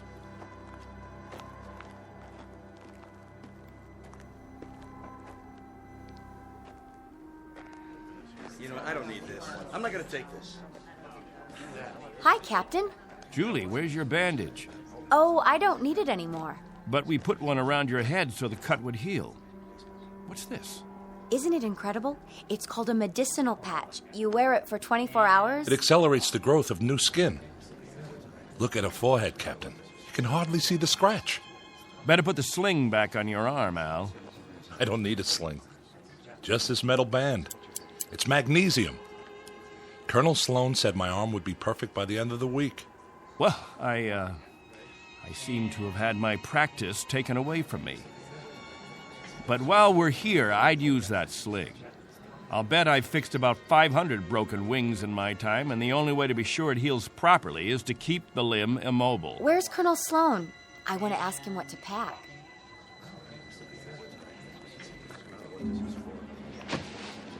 Eleanor, let me help you with that bundle of clothing. Thank you kindly, Captain. I'll carry it for you. No, thank you, crewman. I've got it. Here you go, ma'am. I don't know how to thank you. Are all the crew as strong as you? That's our job, ma'am. Nothing to it.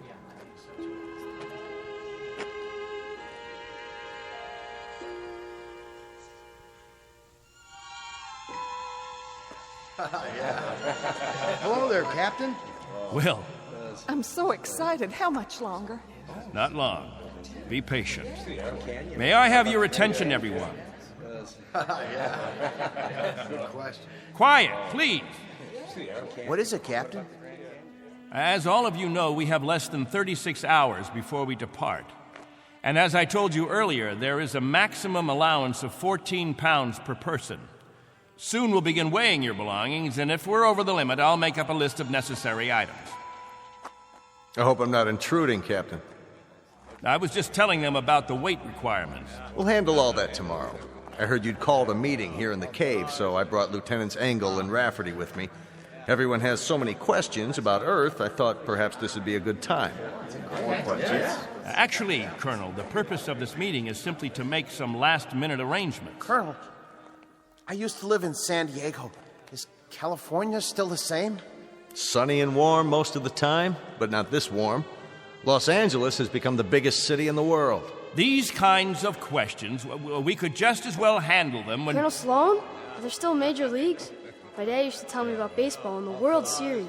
The leagues are just as before, American and national. What about the Dodgers? They came in 10th last season. I'm told they need pitchers pretty desperately. I'll tell you what, when we're finished here, we'll improvise a ball and bat and have ourselves a game. How's that sound? Yeah, that'd be great. Let's do it. I think it's a little hot for that kind of activity. What we could do is have some group singing. We haven't done that for a while. I got an old sack. That'll be the ball. Who's got a stick? What are we waiting for? Let's go. Please, wait. We haven't finished yet.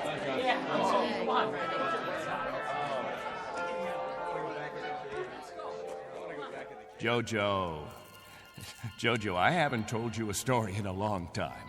How would you like to hear a story about... What have you got there? This is what they call candy. One of the spacemen gave it to me. It tastes... Sweet, Jojo. It tastes sweet. Yeah, sweet, Captain. Want a bite? Oh, thank you, Jojo. Back on Earth, we can get all we want. Something, Captain? I'm not sure. I'm not at all sure. You've promised them all candy. You've made it sound as if that was what the Earth is made of. Sugar and spice and everything nice. Maybe they ought to be told the truth.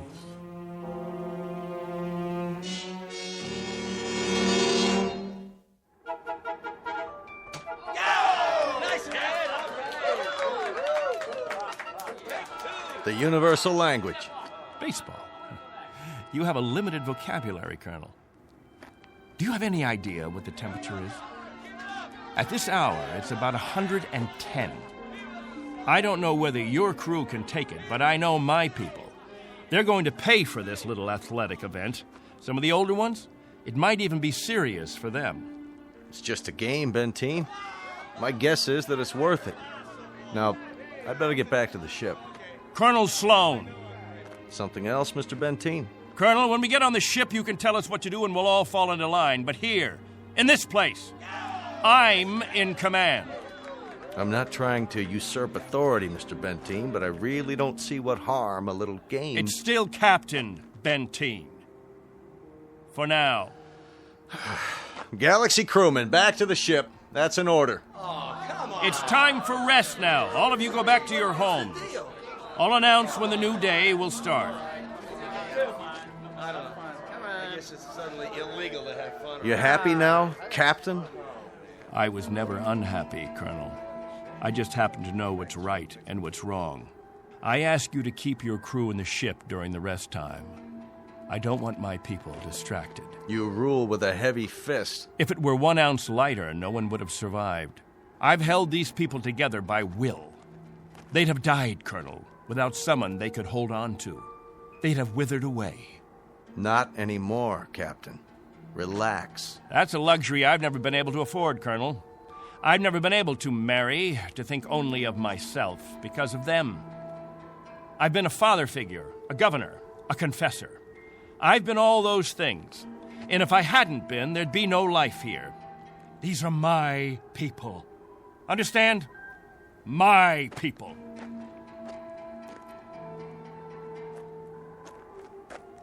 What's with him, Colonel? I'll bear with him a little bit longer, fellas. He's really quite a man. He's got just one minor aberration. And what's that? He believes he's God. As far as he's concerned, we're booting him out of heaven.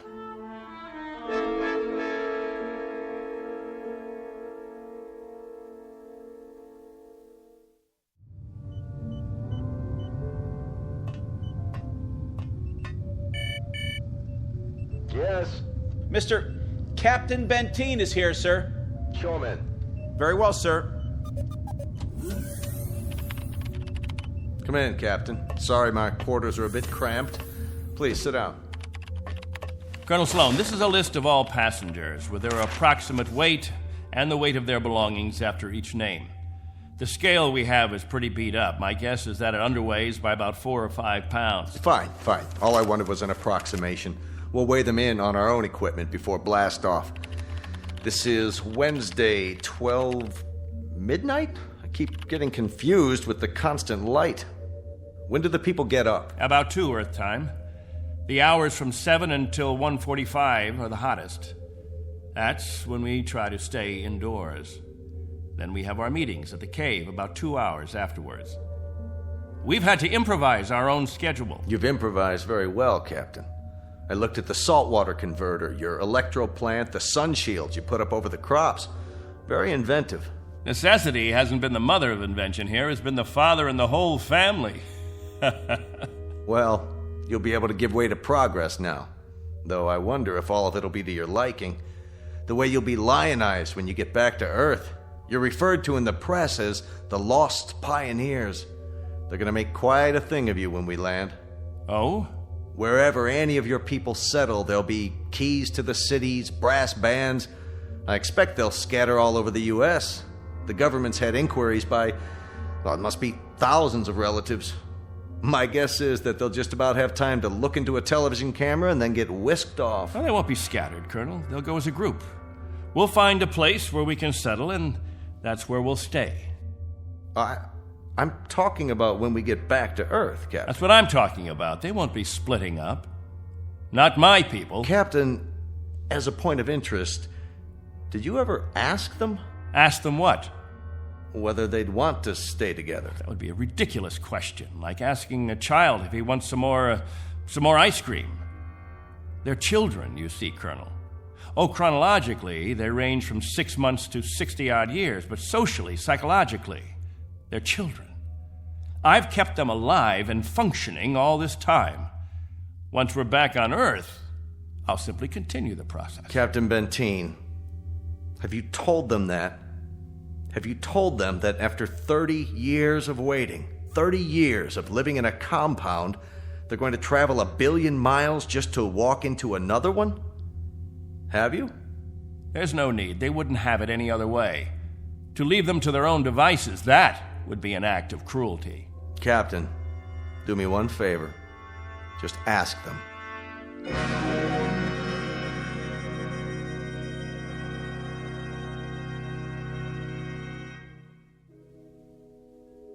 Naturally, we won't have to concern ourselves with the colder climates. The northeastern states, the upper regions of the Great Plains. We'll find an area much farther to the south, perhaps Florida or Texas.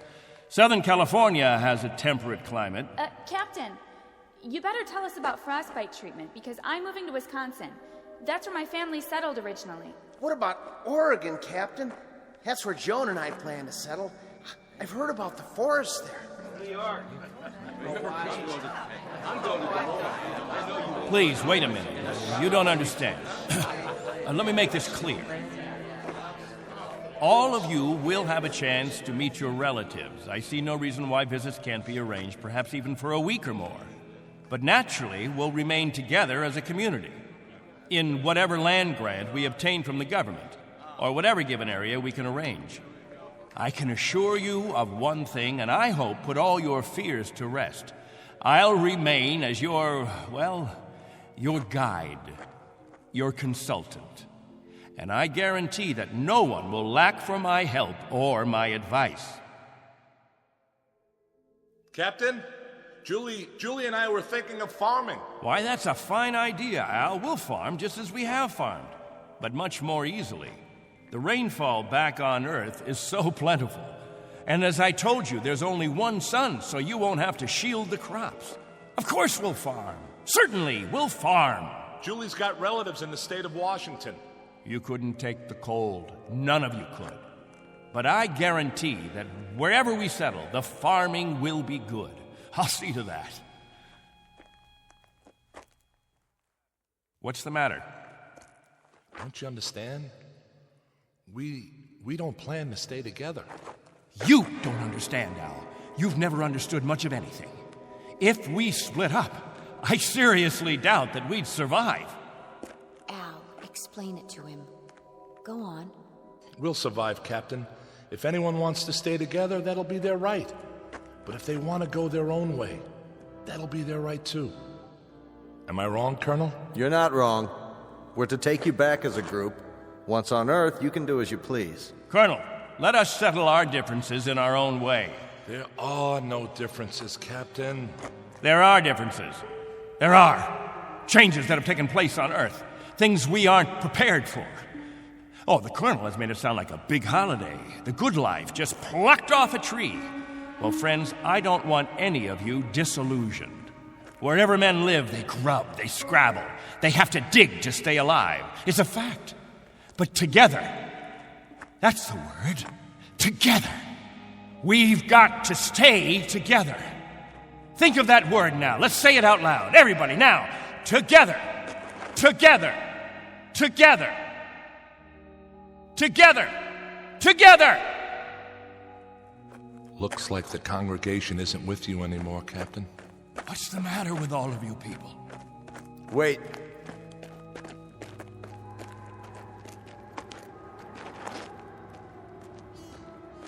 I've made the compartment assignments. I'd like to go over them with you. Assignments? There's not much time, and there's some things we have to check off.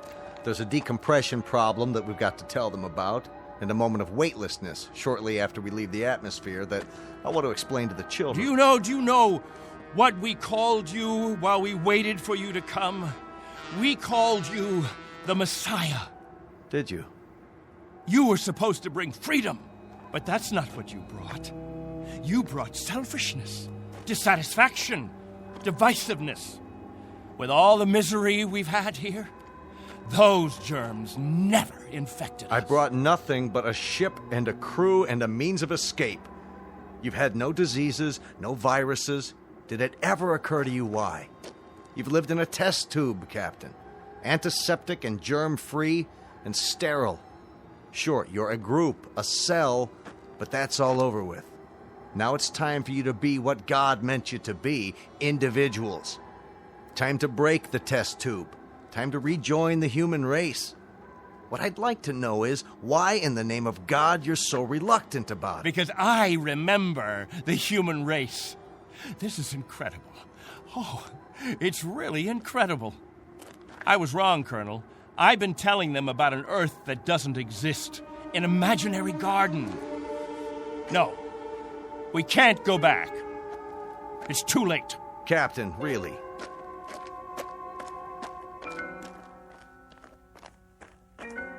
Everybody, gather around. I've got something to tell you. Listen to me, all of you. I want to tell you all. Listen to me, all of you. I want to tell you about the real Earth. Captain, are you all right? Let's talk about the diseases. What? The viruses, the cancers, the floods and the freezing, the wetness and the cold. And there are other miseries, worse than anything we've experienced. Hatred, jealousy, violence. Listen to me. It's an Earth we don't know. We can't leave here. We'd be committing suicide. We'd die of things we've never been exposed to before. We'd die of the loneliness that animals get in a zoo. Because we don't belong. We don't belong to his kind. Do you understand me? We don't belong there. Captain Benteen, why don't you let your children vote on it? Only if they know what's waiting for them. Only if they understand that Earth isn't any garden. It's never been, and it never will be. That's fair enough. I'll tell you what Earth is. The same as it's always been. It's a race struggling to survive, just as you have survived. Captain Benteen is right when he tells you that it isn't all a place of beauty. There may still be wars and prejudice and strife. I suppose there will always be jealous men and angry men and unforgiving men. But it has one thing you don't have. Every man is his own master. There won't be anyone telling you when to eat and when to sleep and when to meet, what to sing and how to play. Instead of heat, you may feel cold, and instead of thirst, you may feel hunger. But you'll be men and women. You won't be sheep. You won't be a kindergarten. And when you pray to God, his name won't be Benteen.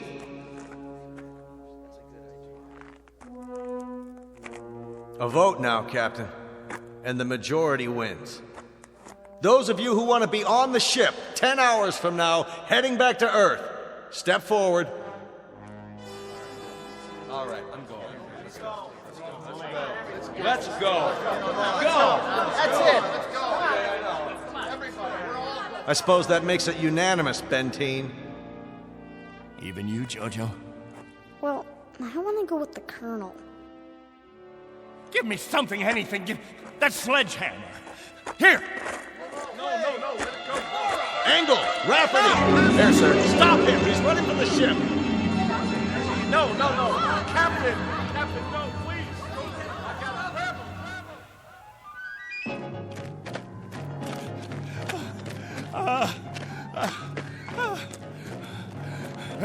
We'll see how far you get. Without a tail fin. Put it down!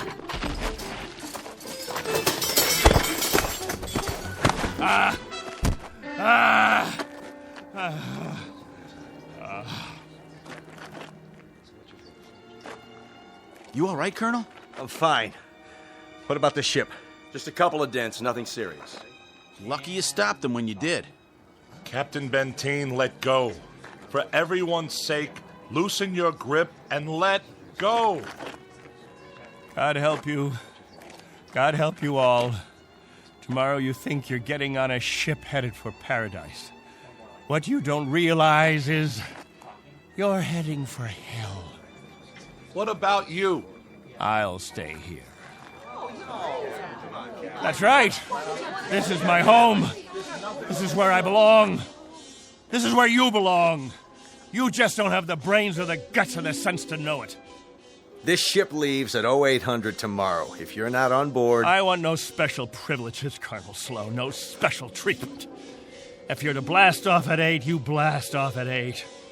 As for the rest of you, you can go on the ship or you can remain here with me. I'll be at the cave. Any who want to remain can meet me there.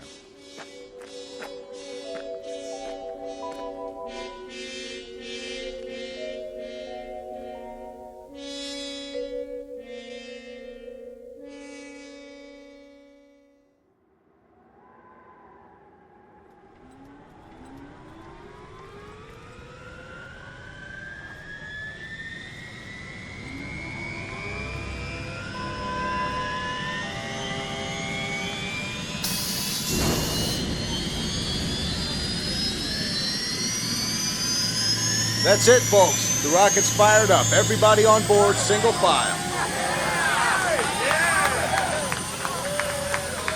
What about the captain? I'll give it one last try. Lieutenant Engel, see to the passengers. I'll be right back. Yes, sir. Where are you going, sir? To the cave.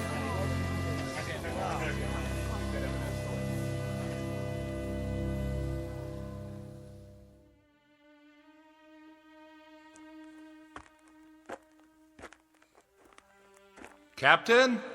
Benteen? Benteen, we know you're in here. Please, let us talk to you. He's not going to show himself, Colonel. We're leaving now. We have to blast off in 5 minutes. If we don't, we'll have lost our orbital position. Benteen, it has to be now. Captain! Captain, please, come out! Remember this. If we leave without you, there'll be no other ships. This is where you'll live the rest of your life. And this is where you'll die. All right, Benteen. As you prefer. Let's go, Baines. Goodbye, Captain.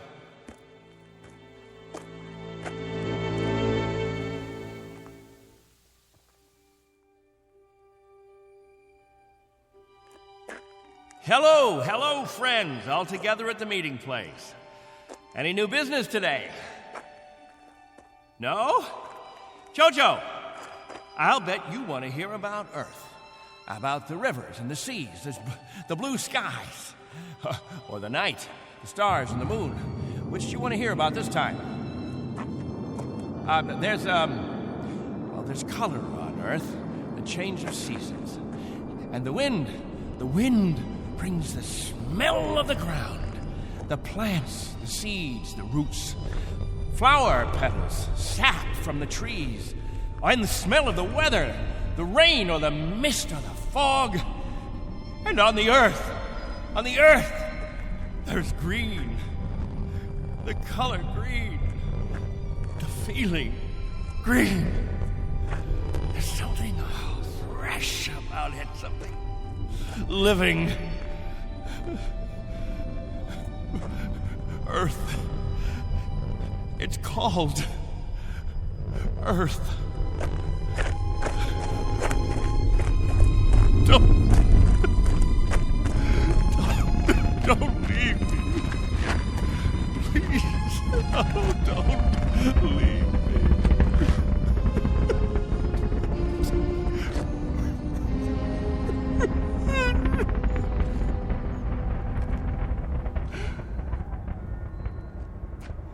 No! Don't leave me behind! Don't leave me.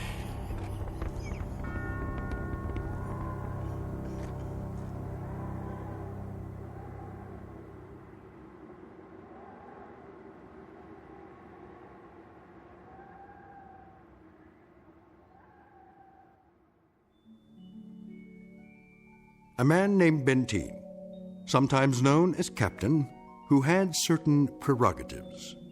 He could lead, judge, legislate, even dictate. It became a habit, and finally, a necessity. William Benteen, once a god, now a population of one, on a distant outpost in the Twilight Zone.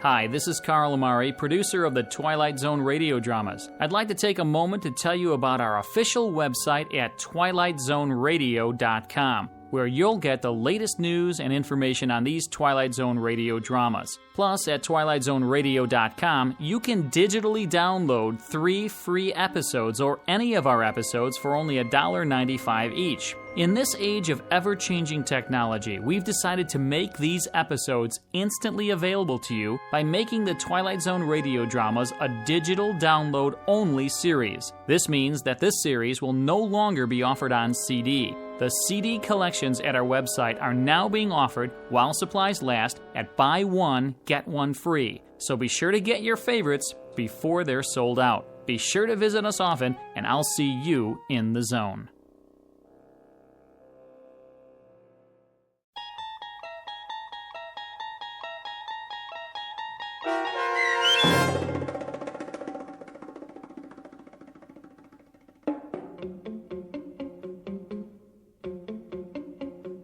On Thursday, We Leave for Home, starring Barry Bostwick with Stacy Keach as your narrator, was adapted for radio by Dennis Etchison and written for The Twilight Zone by Rod Serling. Heard in the cast were Mike Starr, Christian Stolte, Elizabeth Lido, C.J. Amari, Richard Hensel, Justin Kaufman, Kurt Nabig, Joby Cerny, Jennifer Joy, Meg Thalken, Tracy Hernandez, Jake Salins, Doug James, Jeff Lupetin, and Amanda Amari. The producers of The Twilight Zone wish to thank CBS Enterprises and the Rod Serling Estate for making this series possible. This copyrighted radio series is produced and directed by Carl Amari for Falcon Picture Group. Sound design and custom Foley effects for The Twilight Zone by Cerny American Creatives Bob Benson, Craig Lee, Michael Slaybach, and Matt Sorrow. To learn more about the Twilight Zone radio dramas and to contact us, visit our official website at twilightzoneradio.com. Doug James speaking.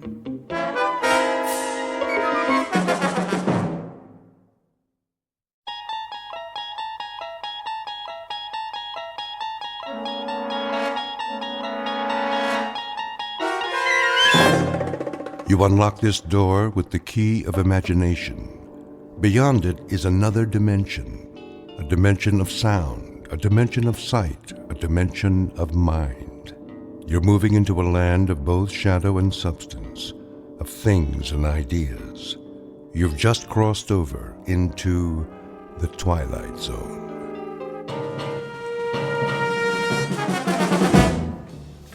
Westbound monorail will be departing on track 10 in 3 minutes.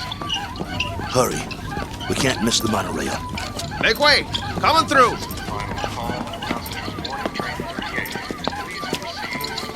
Keep pushing. I'm doing my best.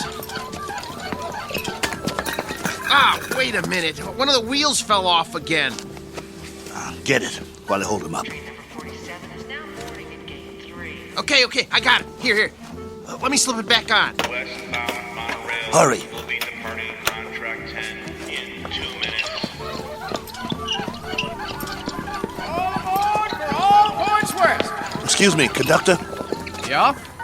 Is this the monorail to Kansas? Sure is. Better get on board, though. But you should have checked your cargo. This ain't cargo. It's a B-2. A what? A B-2. Whoa! What is that? Is that a man? Is he alive? That, sir, is a B-2 boxing robot. Wow. He sure looks real. Yeah, he looks even better in the ring when we activate him. Westbound monorail will be departing on track 10 in 1 minute. Conductor, we bought a ticket for him. Here you go. He's fighting tonight. We have to keep an eye on him so he doesn't get damaged. Well, he's got a ticket, so get him on board. We're pulling out. Sure thing. Okay, I got this end. Okay, ready? 1, 2, 3, lift. Come on. Oh, my goodness. How much does this guy weigh?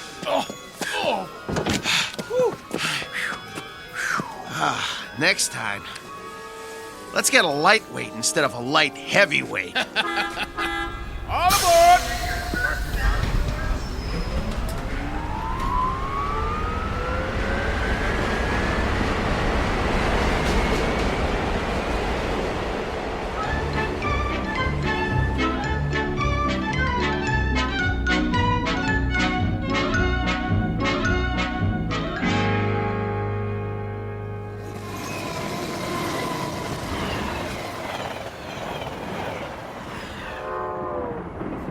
Ladies and gentlemen, kindly observe the no smoking sign and ensure that your seatbelts are securely fastened. Thank you. Here's our seats. C11 through 13. Let's sit him down in the window seat. He gets the window seat? Get him seated. Hey, you hear him squeaking? Not only is he saying he doesn't want the window seat, he's saying he doesn't want to sit down, period. He needs his silicone Teflonic joint lubricant changed. We'll pick up some as soon as we get paid. Well, first we gotta find some. Shouldn't be no problem. Come on, I told you. They don't make it anymore. Well, that's crazy. Still plenty of B2s in the business. Name one. This one. We'll find some. All right. Wow. Sure is hot. It'll be hotter where we're going. Wish I had a beer.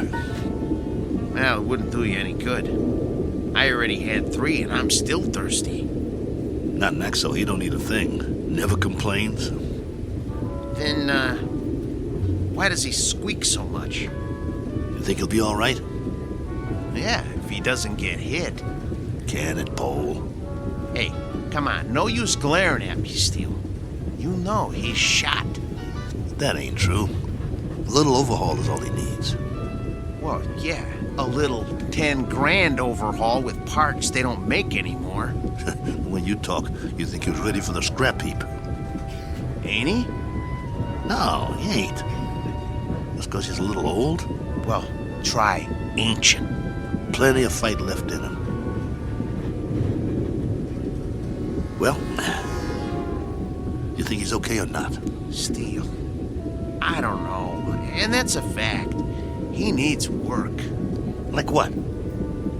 Well, for starters, the trigger in his left arm. It's been rewired so many times it's just about had it. He's got no protection left on that side. Plus, his eye lens is cracked. Leg cables are worn out, no tension left in him. Even his gyro's off, not to mention he needs silicone Teflonic joint lubricant. We'll get him some.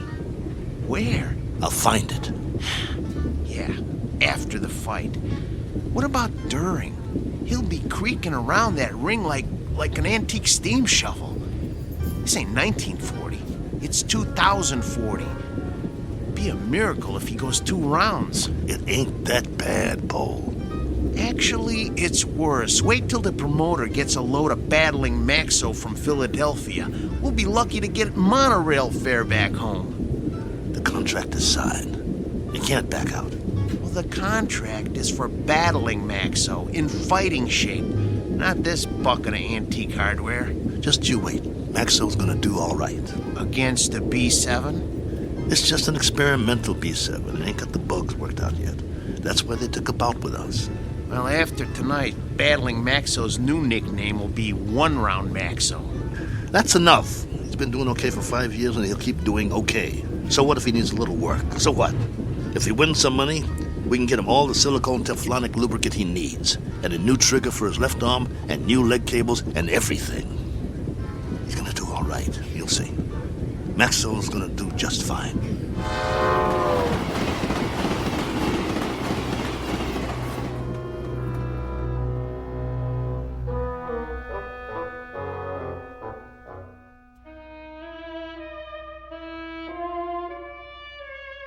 Sports item from the not-too-distant future. Battling Maxo, B2, light heavyweight, accompanied by his manager and handler on his way to Maynard, Kansas for a scheduled 10-round bout. Battling Maxo is a robot, or to be exact, an android, resembling a human being. Only androids have been permitted in the ring since prize fighting was legally abolished. This is the story of that 10-round bout. More specifically, the story of 2 men shortly to face the remorseless truth that no law can be passed to abolish cruelty or desperate need, or, for that matter, blind animal courage. Location for the facing of said truth? A small, smoke-filled arena just this side of the Twilight Zone. And now the Twilight Zone and our story, Steel, starring Lou Gossett Jr. with Stacy Keach as your narrator. You were right. It is hotter here. Told you. Hey, taxi! What are you doing? It's 6 o'clock already. We better get a move on. Well, we got no money for a taxi. We can't push him through the streets. We don't even know where the stadium is. What are we supposed to eat with then? We'll be loaded after the fight. I'll buy you a steak 3 inches thick. Hey, fellas, need a taxi? Thanks, pal, but no thanks. Oh, come on, where are you headed? Stadium. The stadium? That's 6 miles away. You can't push that thing that far. He's right. I told you, we ain't got the dough. Ooh-wee, what is that thing? A boxing robot. Oh, man, he is something. I've never seen one up close. Come on, I'll drive you to the stadium for free. It's on my way. You want a hand with it? Careful. He's got a bum wheel on the bottom. He's real heavy.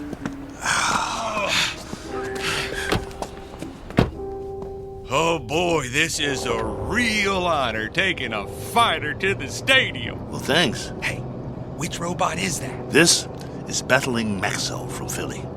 Maybe you heard of him? No, but, you know, I'm no expert. He was almost light heavyweight champ once. No kid. Yes, sir. You ever heard of Dimsy the Rock? Don't think so. Why don't you give it a rest? Dimsy was number 3 in the light heavy ranks, on his way to the top. Well, my boy took him out in the 4th round. Left cross, bang! Almost put Dimsy to the ropes. It was beautiful. No kid. Yeah. Used to be in the game myself, light heavy. Before they passed the law, called me Steel Kelly because I never got knocked down. Not once. I was number 9 in the ranks before they outlawed human boxers. Wow, that's something. Anyway, tonight is going to be a good fight. Driver, have you ever seen a fighter from here called The Flash? Oh, yeah, you bet. Man, that is one good fighter. Won 7 straight. He's riding a bullet to the top of the rankings. You just wait. Matter of fact, he's fighting tonight, too. They're bringing in some heat from back east to fight. Flash is gonna slaughter him. Oh, where'd you guys say you were from? Philly. Oh, man, you're not. We are. Oh, look, I didn't mean nothing. I didn't know. Skip it. Forget it, pal. Doesn't matter. You're right. Why don't you shut your trap for once? Look, fellas, I'm sorry. Well, you guys need anything else? Anything? Do you know where we can get some silicone Teflonic joint lubricant? Oh, do they still make that stuff? No, they don't. Just trying to be funny. They haven't made it in years. Hey, look! They got the fight card posted for tonight. You guys are the 3rd fight out of 7. Woo!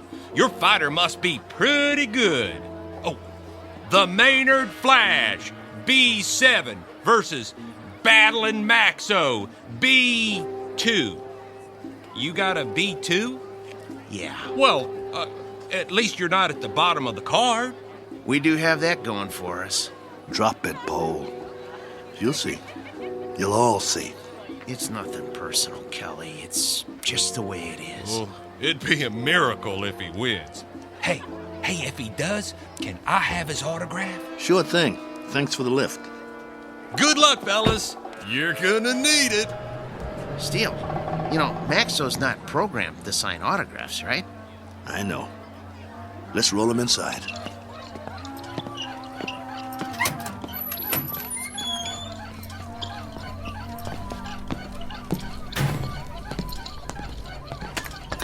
The wheel fell off again. I got it. I got it. Keep pushing. Put it back on. Well, what's the point? Put it back on. The office is just down the hall. I want Maxo to make a good first impression. Well, let's just hope his head don't fall off next. Keep quiet and let me do all the talking. What's wrong with you anyway? After 7 months, we finally get a bout, and all you can do is complain? Some bout? We're in Maynard, Kansas. What's this, the prize-fighting center of the nation? It's a start, ain't it? It's our first step on the comeback trail. The purse will give us enough to get Maxwell back in shape. And if we win, it would mean we get fights all over the place. Oh, spare me. We don't have a chance. I don't get you. He's our fighter, and we stick behind him no matter what. Why are you writing him off before he even gets in the ring? Don't you want him to win? I'm a Class A mechanic, Steele. I'm not some daydreaming kid. I know machinery. We got a piece of dead iron here. Technology always moves forward. We got a B2, not a B7. No way he's gonna win this fight. Shh, keep your voice down. It's simple engineering, that's all. Maxwell will be lucky to get out of the ring with his head on. Bull! It's an experimental B7. It's probably full of bugs, full of them. They always are. That's why they take a first fight in the middle of nowhere. We've got a chance. Yeah, sure we do. Remember, keep your mouth shut. Yeah. Mr. Nolan? Nah, I'm Oscar. Mr. Nolan will be back in a couple of minutes. I'm Steele Kelly, battling Maxwell's owner. Oh, yeah, I heard of you. You were one of the last human fighters. This is Paul, Maxwell's mechanic. Hi. It was getting late. We were wondering if you'd make it. Never missed a fight. Yeah, pull up a chair. I got some paperwork to do. Thanks. What was that? It was this folding chair. Okay. Sign on all the X's. You heard of my fighter, Mr. Oscar? What's his name? Battling Maxwell. You must have heard about him. Can't say as I have. He knocked out Dimsey the Rock, a ranked fighter in his prime. Uh-huh. Sign here, too. It was all in the East Coast papers. New York, Boston, Philly. Got quite a spread. Biggest upset of the year. Good. Initial here. And here. And a couple more here. Right here. And over there. He's a B2, you know. That's the second model Mauling put out. The B2 is one of the best fighters they ever built. The best in my opinion. Maxwell is still going strong. I don't go for these new ones, you know. The ones made out of steel, aluminum with all the doodads. Too flimsy. Nothing solid. Nah, Mauling don't make them like Maxwell anymore. Oscar, who are these guys? Mr. Nolan, I'm Steele Kelly, and this is... Is that your fighter? Yes, sir. Battling Maxwell. Fighter in shape? You bet. Prime condition. Paul, my mechanic here, is a Class A mechanic, and he took Maxwell apart and put him back together just before we left Philly. Oscar, cigar me. Yes, sir. Ain't you forgetting something? Huh? Light me. Oh, yes, sir.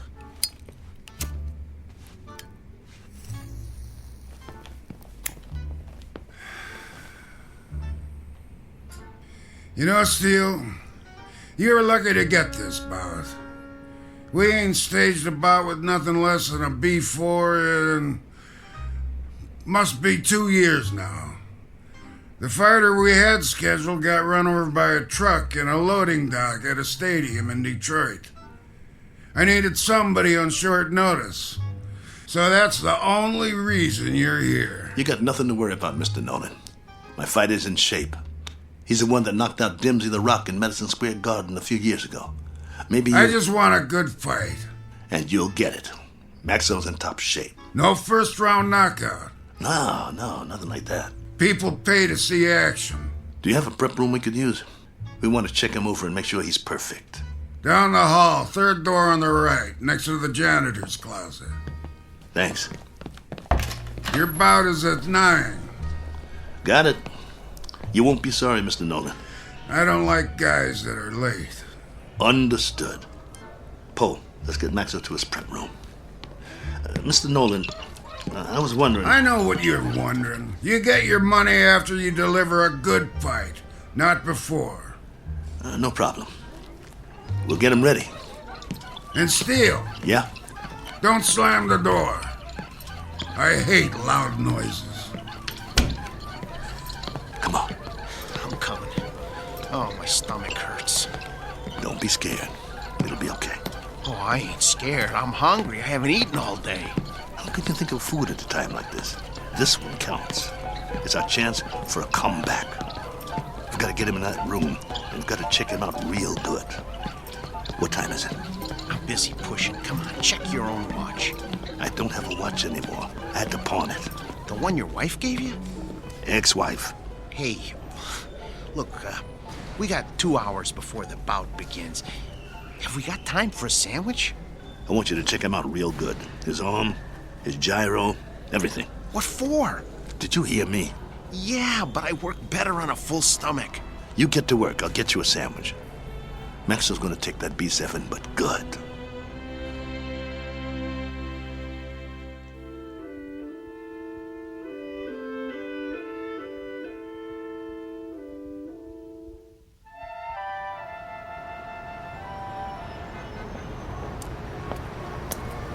Excuse me, sir. Do you know where I can get a Philly cheesesteak?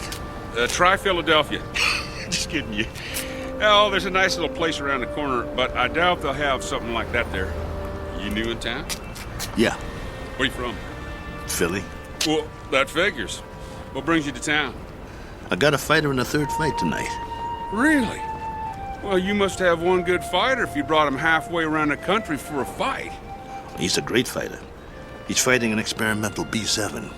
A B7 fighting a B6 could be interesting. He's not a B6. A 5 might stand a chance. He's better than a 5. He's a classic B2. A B2? Oh, well, I've never seen one of those, but I hear they're great bleeders. Good luck. Oh, by the way, at the diner, I recommend the roast beef on rye. Bloody rare.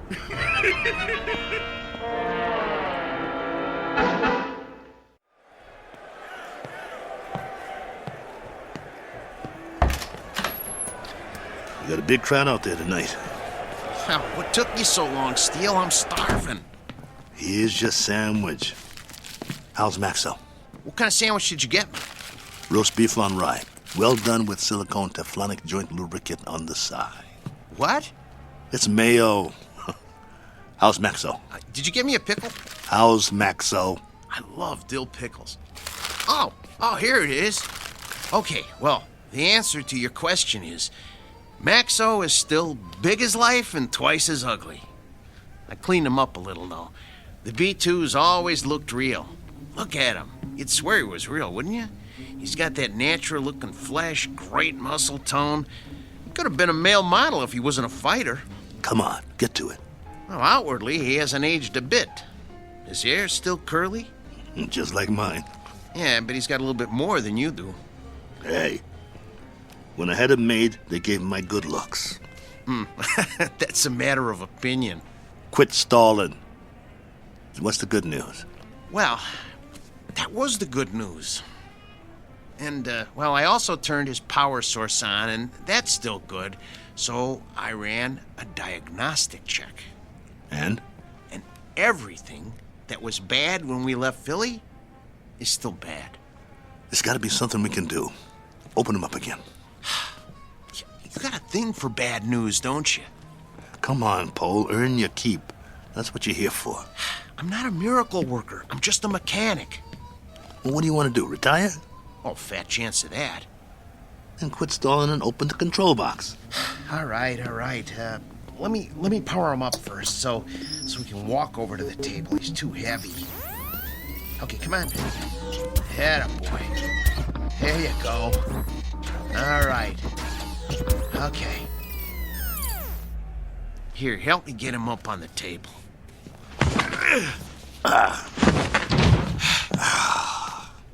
That's my boy. The doctor will see you now. Lift his arm.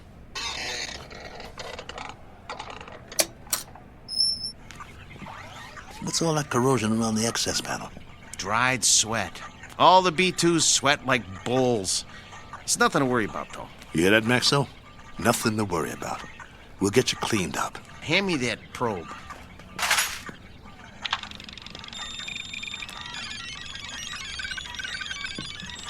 Well? Well, all electronic systems are functional. Hell, Well, I hope the circuit board doesn't blow. Why should it? Well, if you recall, he got knocked out of the ring in the last fight 8 months ago. It jarred all his electronic systems. The connections are all still operational, but boy, I wish I had more time to manually double-check the connections. Well, you don't have time. Sometimes you just have to suck it up and have some faith in your fighter. All right, then. Okay.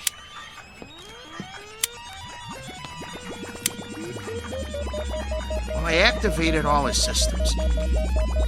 Keep your fingers crossed and just hope nothing blows.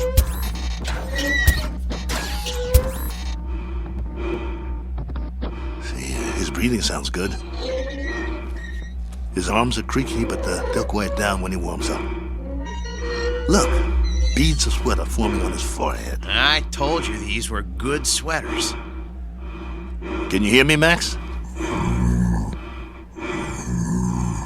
Relax, boy. Let him warm up good, Paul. I'll tell you, the mechanical part is what worries me. I need to check his reflexes. Look, Steele, go put on the gloves, will ya? Let's see if he can zero in on you, okay? Maxo, get your legs loosened up. Move around a little. Loosen up your jab, big boy. Don't rush him. If it don't work now, it won't work in the ring. All right. But just enough to check the jab. Set his controls so he doesn't counter punch. Good idea. Okay, hold still, Maxo. This won't hurt a bit. Okay. That's as low as it'll go. I don't think his systems like it, though. You know, if that cracked eye quits, he'll be very vulnerable. Look, Steele, start circling him and see if he can follow you. Come on, Nexo. Look at me. I'm moving in. Want to get you. Block my punch. Oh, man, they're gonna hear that in the back row. That's good enough for now. We know it works. Oh, Steele, he's gonna get more than one punch thrown at his head. He'll outdance him to keep clear. Give him more power to his legs. Those cables are bandy. I don't like doing this. There's not much tension left in them. He seems to be moving all right. Yeah, but, boy, a heavy wind might knock him over. Put him on automatic. Oh, no. Come on. Let's not push our luck. Do it. All right. Here goes nothing. Maxo, gloves up. That's it. Beautiful. Now, let's see if he can move in for the kill. Kelly, Steele, no. Leave his systems on defense. He might have a couple of rounds if we leave him on defense. It takes less energy. You know, he's gonna get beat to pieces if we let him move in. No, do it. Will you use your head? He's a B2. He's gonna get slaughtered anyway. Look, if we let him go on defense, we might be able to salvage him for pieces. Nolan paid to see him on offense. It's in the contract. Activate his jab. Come on, it doesn't have any lubricant in it. Do as I say. All right. Activating the jab. Shut him down. Shut him down.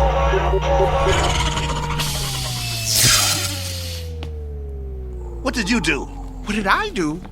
I told you to take it easy. It was on the lowest setting. I told you to check the arm. What's the matter with you? So help me if you broke that arm. If I broke it? Yeah, you. Look, Steele, I kept this heap running on borrowed time for 3 years now. Before we left Philly, I told you we needed to fix things and replace parts. We couldn't let this chance go. Please, open them up and see what you can do. Steele, you know, try finding another mechanic that could have kept this antique working as long as I have. I dare you to. Please, see what you can do. Hold the arm up. Oh, man. Oh, no. Ugh. Come here. Take a look. You see that? The trigger spring came right off. Can you reattach it? I can try, but it's just gonna pop off again. That's what happens when a joint doesn't get enough lubricant. Well, I'll try to stretch it.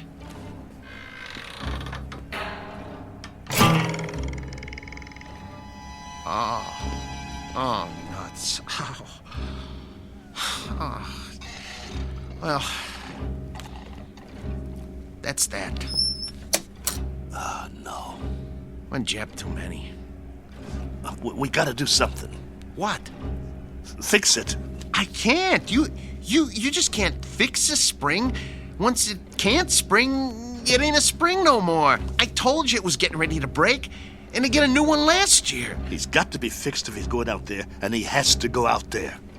They fronted me the monorail fare. Steele, he needs a new spring.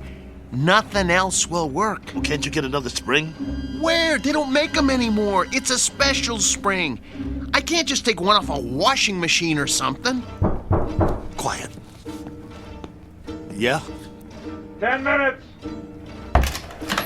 Something wrong? Oscar, can you make out about the one after the next one? Mr. Nolan does not make changes. We just need a little bit more time to make some last-minute adjustments. Sorry, pal, no can do. We want him tip-top, don't you? Nolan's got you on next. What's the difference? Third, second? It's all the same, right? Second's the semi-main. That ain't for a B2. Maybe some B2s, but this one... They want to see a fight, not an execution. But I'm telling you... 10 minutes or you're out of here. Be a shame after coming all this way. Right, boys? Right. Well then, I guess that means... We'll have to hurry. You heard the man? I heard him, but it's over. We're finished. No, we're not. There must be a way. What? Sell them for scrap and get a couple of monorail tickets? We hung in there as long as we could, but this is it. I have to hand it to you, Steele. You wouldn't give up. Quiet. I'm thinking. There is one way. It just might work. What might work? If they don't watch the fights. Who? Nolan and Oscar. Maybe they don't even come out of their office. What are you talking about? Oh, no.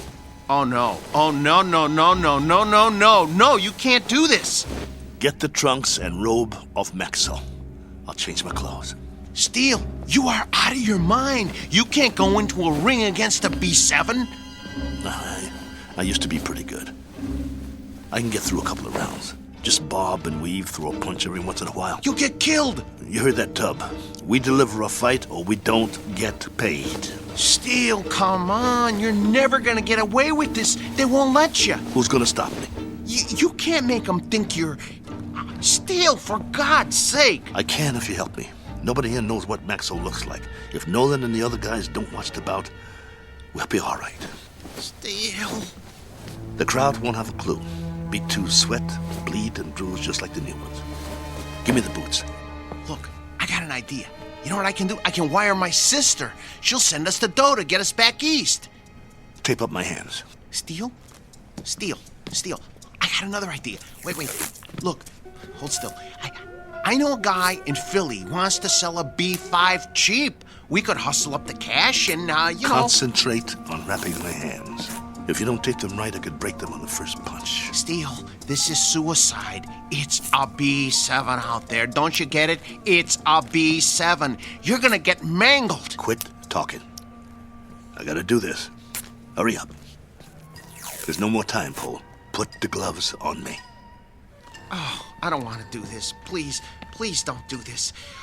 Look, let me go into the office and let me talk to them. Maybe they'll understand. No, they won't understand.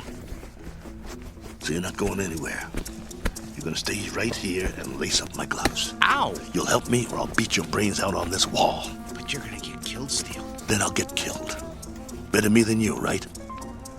I got us in this mess. I'll get us out of it. Get the heap out of there! You heard the boss. Lace my gloves up tight. We gotta fight.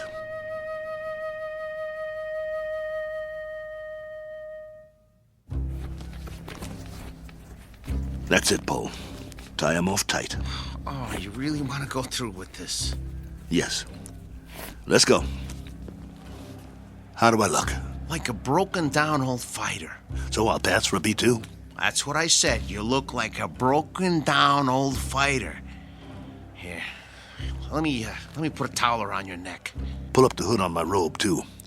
I'll keep my head down so they can't see my face. You better do that in the ring, too. Let's go.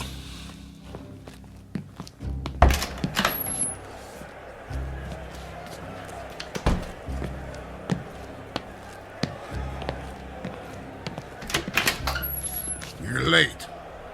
Just gamesmanship, Mr. Nolan. Making a late entrance, trying to get Maxo the edge. Just like the old days, huh?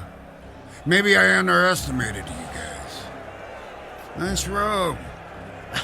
It's old school, you know? Genuine satin. No more stalling. I got a full house out there. Right. Come on, Maxo. Let's show him what you can do. Hey! What? Where's that... What's his name? The owner. Oh, you mean Steele? He's already out there. We're one step ahead of you. I didn't see him pass my door. Well, he went a few minutes ago. He likes to check out the crowd. You boys better put on a good show. Yes, sir. Let me know when we get to the stairs. I got sweat in my eyes. I should have told him. If you had, I'd killed you. Okay, first step. Careful, Steele. Grab my waist. Wipe my eyes. Can't see my feet. Geez, Steele. You're already sweating like a pig. You'll have to towel me off between rounds, just like a real B2. Between what rounds? You won't last long. Whose side are you on? Steele, you're not up against some punch-drunk fighter. You're up against a machine. I said shut up. You're not gonna get away with it, though. They ain't seen a B2 in years. Nolan said so. Steele, you're never gonna pull this off. This is your last chance. Just get me to the ring.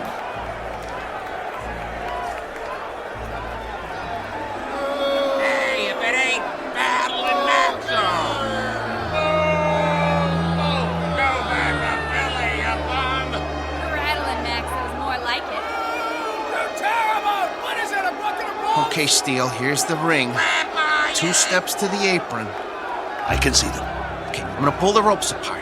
Hey, send him back to the junkyard!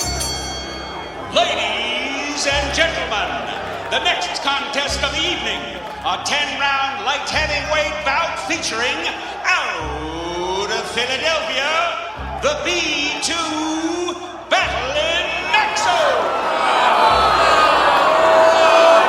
Get out of here, your money's a teapot! Come on, get that junk out of here! I'm gonna take your rope off now. Keep looking at your shoes.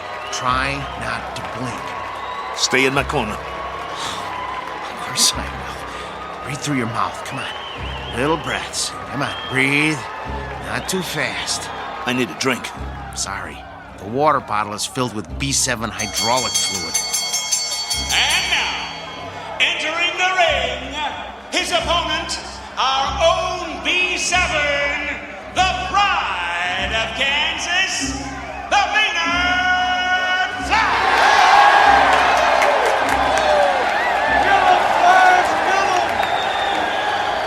What's he doing?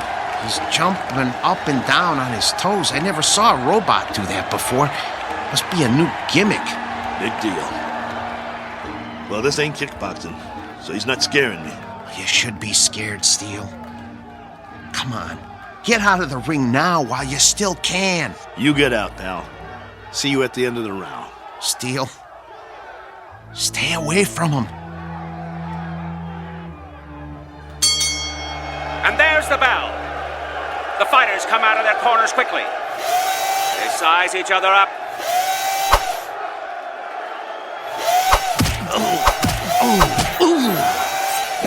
Oh, the Flash landed a vicious right. And another. And another. Come on, get away from him. Get away from him. Maxo backs away. Come on, I got money on this fight!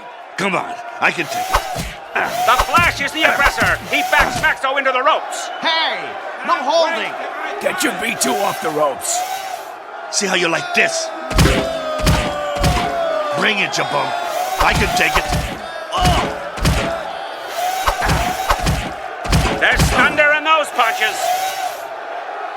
Your mud is scrap metal. Maxo, backpedal. The Flash swings wildly.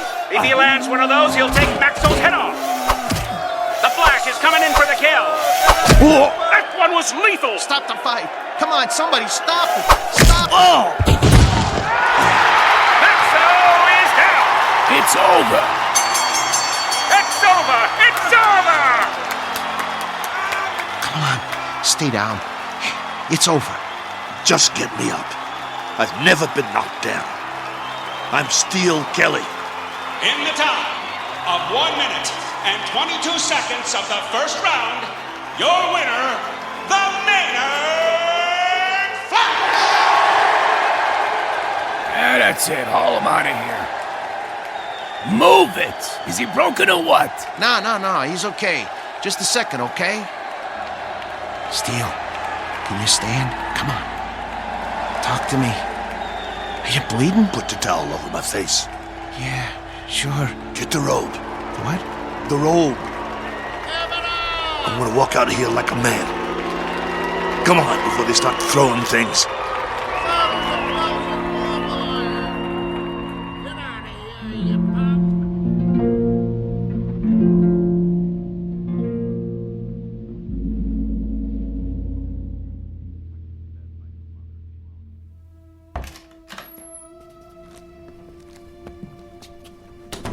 Come on. I'm gonna help you. Let me help you up on the table. Come on. Here we go. Sit. Come on. Steel, I'm gonna try and get you some ice. Forget it. But your eye. It'll be all right. I think right now you need a good stick man instead of a mechanic.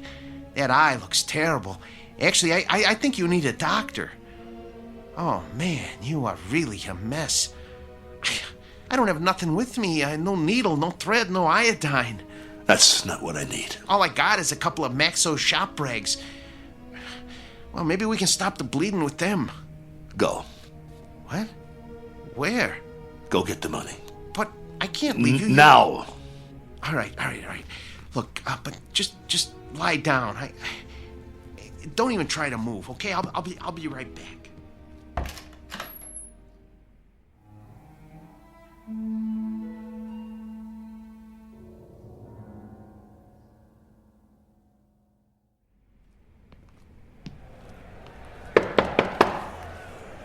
Yeah?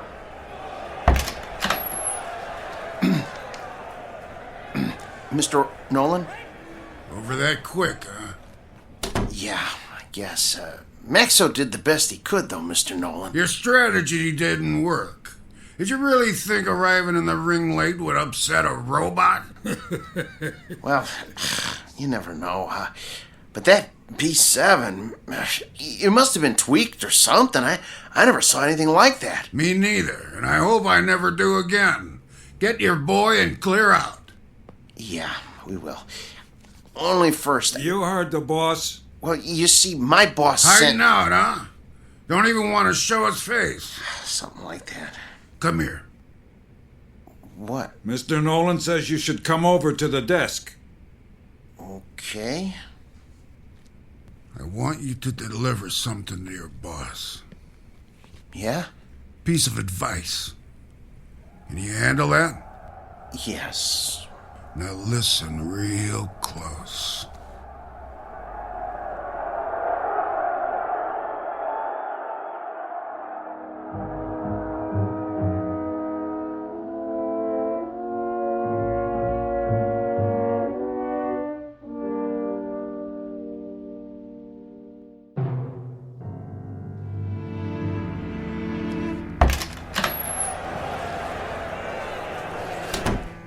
You get it? Steel. Well?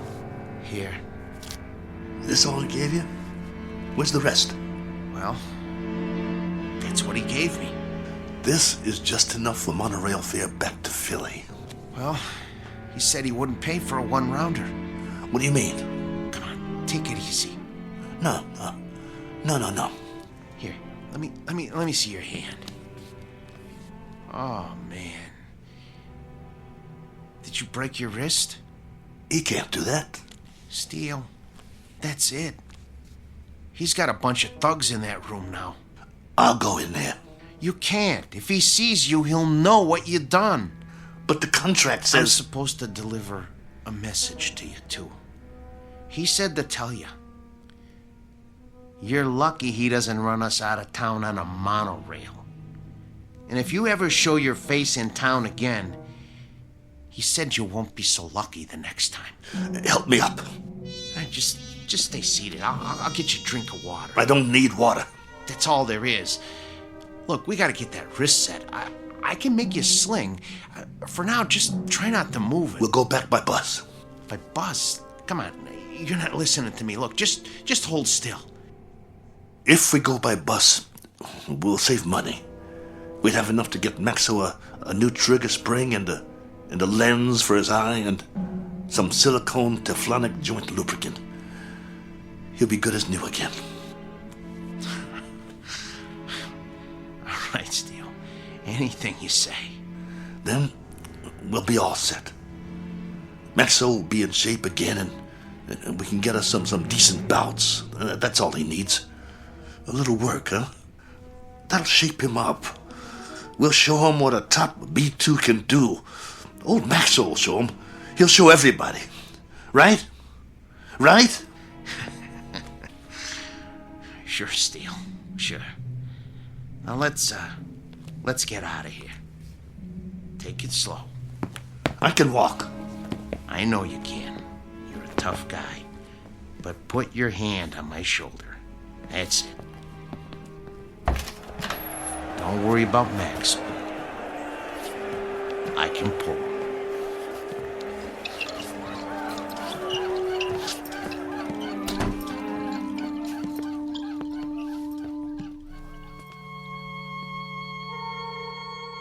Portrait of the Losing Side.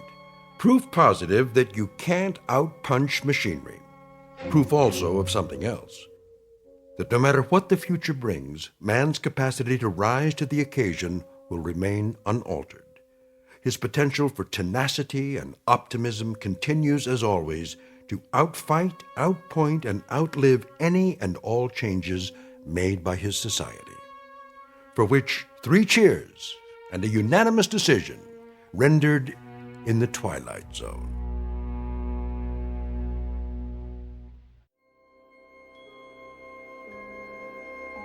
Hi, this is Carl Amari, producer of the Twilight Zone radio dramas. I'd like to take a moment to tell you about our official website at twilightzoneradio.com, where you'll get the latest news and information on these Twilight Zone radio dramas. Plus, at twilightzoneradio.com, you can digitally download 3 free episodes or any of our episodes for only $1.95 each. In this age of ever-changing technology, we've decided to make these episodes instantly available to you by making the Twilight Zone radio dramas a digital download-only series. This means that this series will no longer be offered on CD. The CD collections at our website are now being offered, while supplies last, at buy one, get one free. So be sure to get your favorites before they're sold out. Be sure to visit us often, and I'll see you in the zone.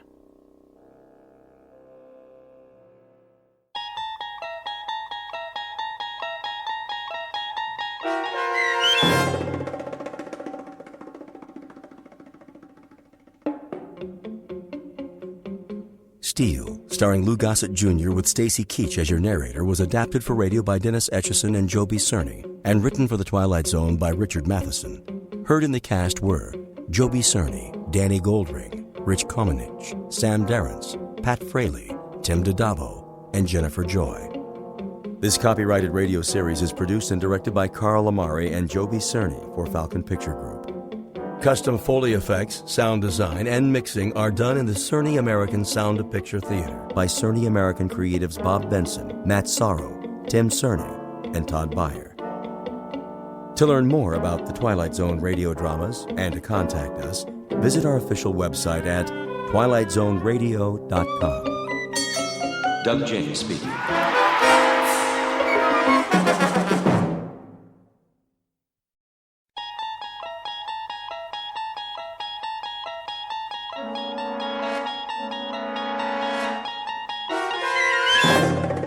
You're traveling through another dimension, a dimension not only of sight and sound, but of mind.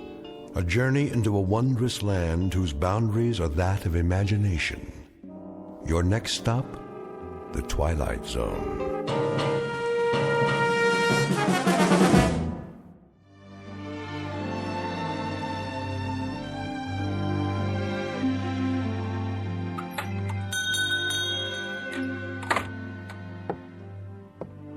Morning, Mr. Castle. Hello, Ned.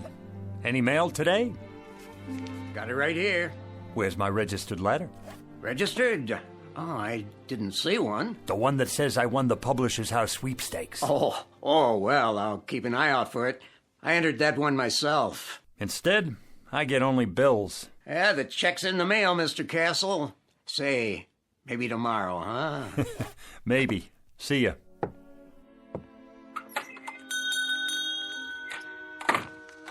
Another bill, and another, and another.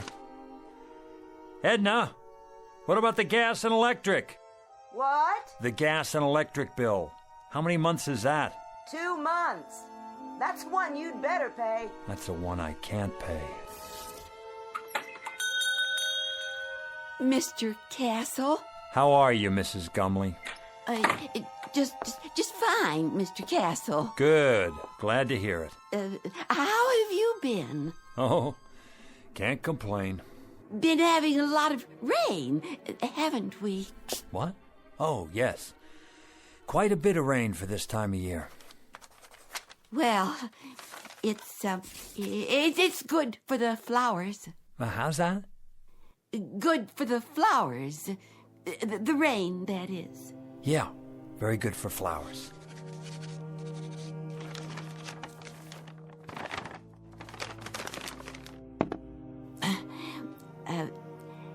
An heirloom today, Mr. Castle.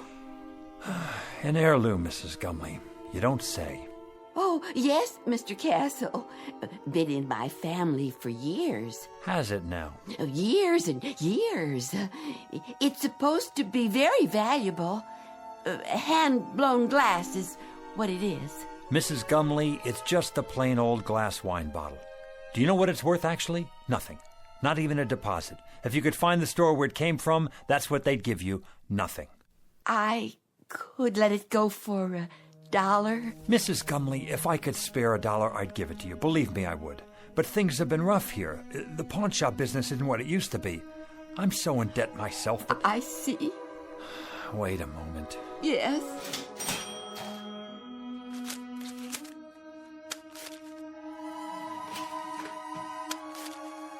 $1 it is, then. I wish it could be more, Mrs. Gumley. I really do. God bless you, Mr. Castle. I could kiss you. Stop that now. It's nothing. You're a wonderful man. Good luck to you. And to you. Better days for all of us. Mr. Castle, it's not an heirloom, you know. I found it in a garbage can. It's just a dirty old cheap glass bottle. Please forgive me for lying to you. That's all right, Mrs. Gumley. Who knows? Maybe it'll turn out to be an heirloom. We'll just have to wait and see.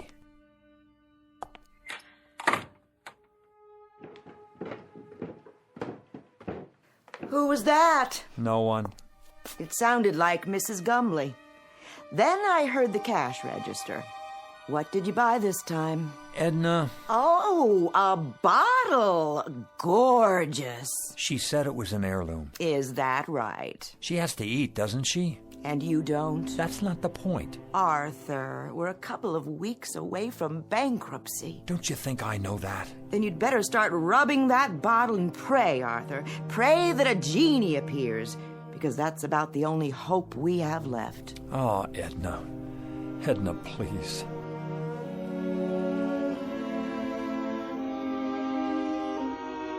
Mr. and Mrs. Arthur Castle, suspended in that brief fragment of time before fate comes out of a bottle. Mr. and Mrs. Arthur Castle, gentle and infinitely patient people whose lives have been a hope chest with a rusty lock and a lost set of keys. But in just a moment, that hope chest will be opened, and an improbable phantom will try to bedeck the drabness of these two people's failure-laden lives with the gold and precious stones of fulfillment. Mr. and Mrs. Arthur Castle, standing on the outskirts and about to enter the Twilight Zone.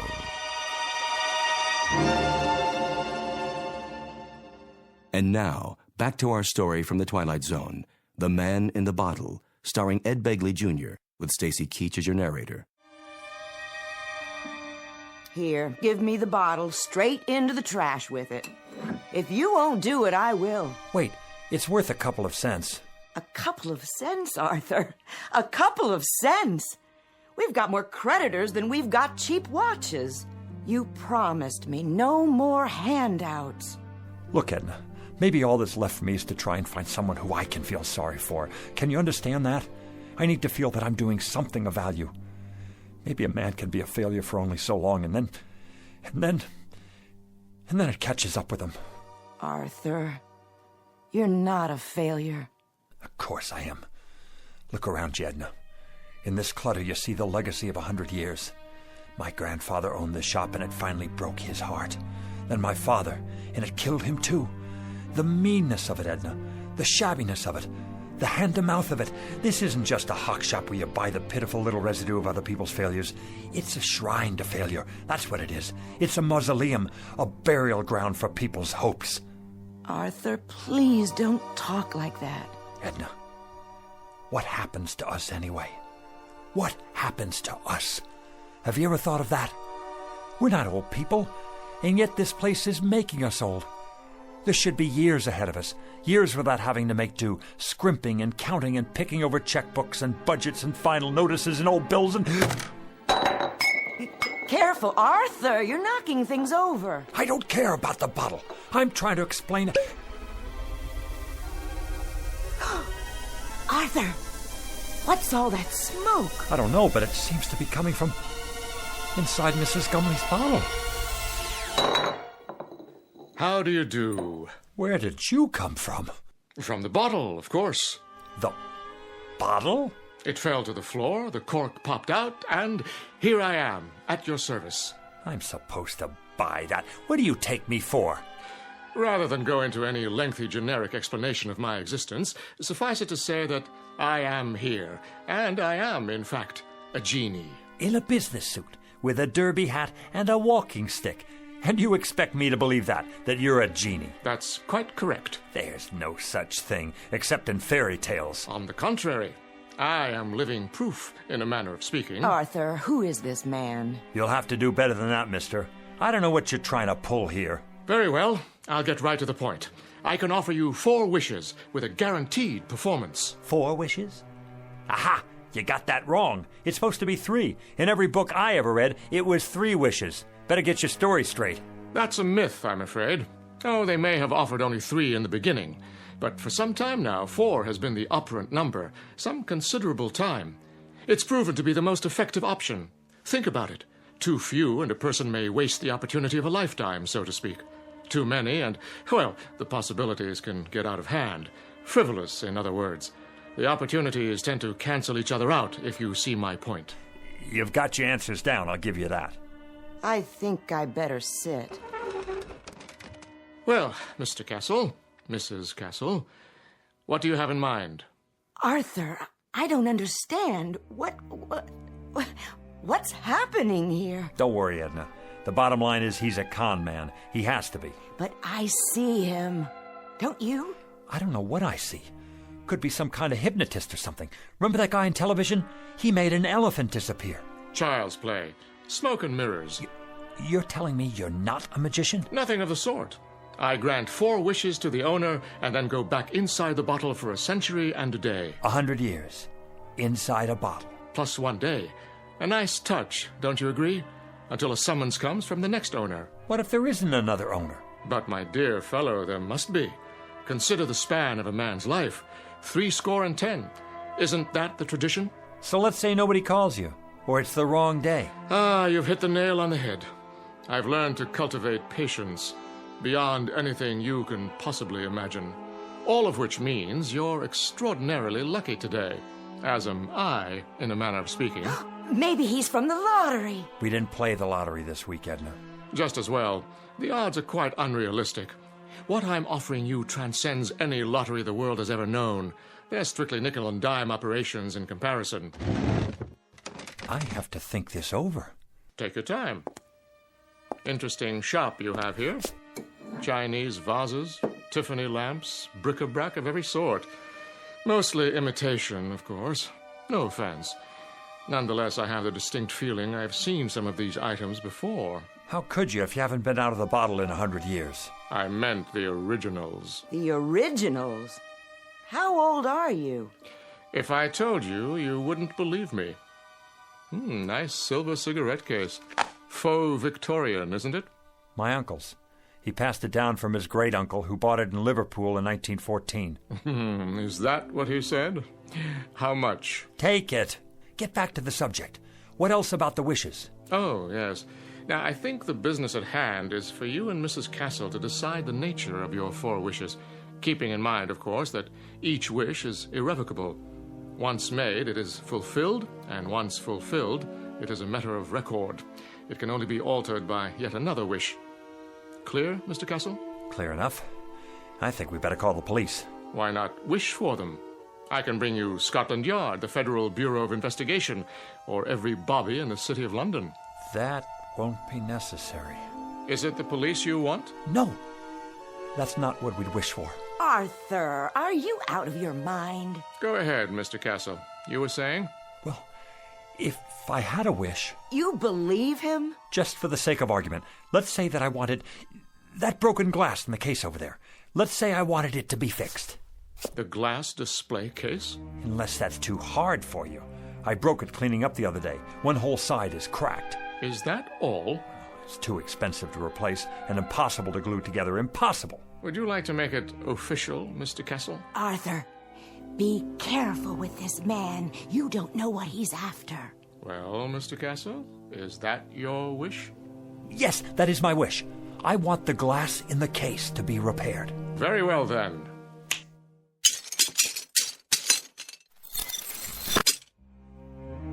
Am I dreaming? It's a magic trick. It has to be. No, you're not dreaming, Edna. I see it too. It's like new. How did you do that? Next. What? Well, Mr. Castle, you have 3 wishes left. 3 wishes. 3. Edna, 3 wishes. Anything we want. Think, Edna, think. What do we want? Why, I don't know. I asked you to think. I'm frightened. A new shop, Edna. An expensive shop on 5th Avenue. We could have that just for the asking. But Arthur... Or travel. Take trips. We could see the places we could never afford to visit, like Paris or Rome or even the South Seas. We could take a cruise around the world, first class. Surely there's a catch. Oh, money. $100,000. $200,000. $1 million. We wouldn't have to grub anymore. We wouldn't have to sit here and waste our lives away. Arthur, it isn't right. There's something unholy about it. Clothes, Edna. Expensive clothes. Jewels. A beautiful house. No more worries for the rest of our lives. Are you sure? Edna, we don't have to rot away here. We can have anything we want. Anything, Edna. Money. Money? The simplest of all requests, Mr. Castle. Simple? For you, maybe. How much would you like? In what denominations? Edna, how much do we want? I don't know. I just don't know. $1 million. That's what we want. $1 million. In what form? Gold? Silver? Of course, there are market fluctuations in precious metals, so there will naturally be an element of risk. Platinum shows the least movement. Diamonds are relatively stable at the moment. Forget it. Cash only. All negotiable U.S. currency. Very good. Denominations? No 50s or 100s. Make it $5 and $10 bills. Recent dates and no counterfeits. Where would you like it? Savings account or checking? Perhaps a numbered deposit in a Swiss bank. Right here. Here? Where I can see it. On the floor? Don't you worry about that. Just bring it here. I'll take care of the rest. That is your second wish. You understand English, don't you? That's our wish. Coming right up. Oh, just one thing. Aha! Arthur, I told you. Do you mind terribly if I... If what? If I smoke? Is that all? Of course, if you prefer otherwise. I see the no smoking sign on the wall. No, go right ahead.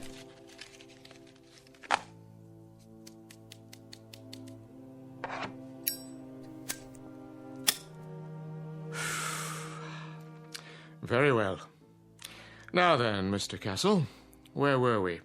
Ah, yes, I was about to say, ask and you shall receive. What's that? Where's it coming from? What is it? It's money. Look at it. A rain of money. Edna, $1 million, Edna. $1 million.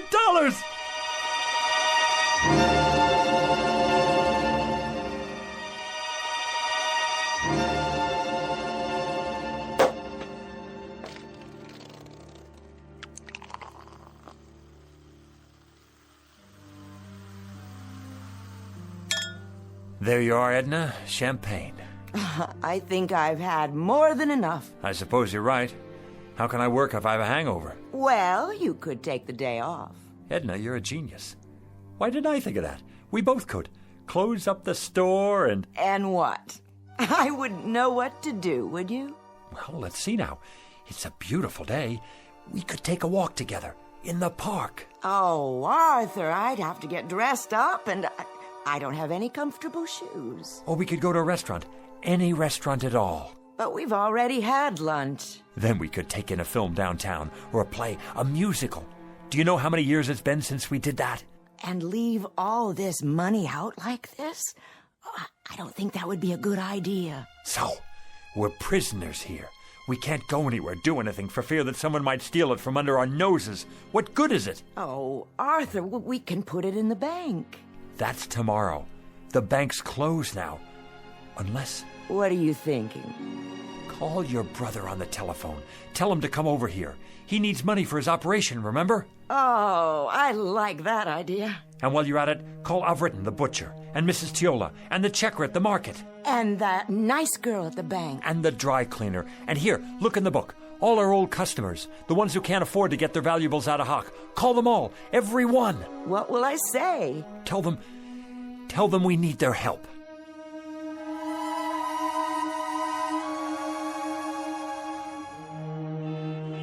It's a miracle, that's what it is. I couldn't believe it when they called. Where did they get it all? They're such wonderful people. And so generous, too. Hey now, what's going on here? Hello, Officer McLaurin. The line's halfway down the street. Yes, it certainly is. Are they having a fire sale in there or what? It's that nice Mr. Castle and his wife. What about them?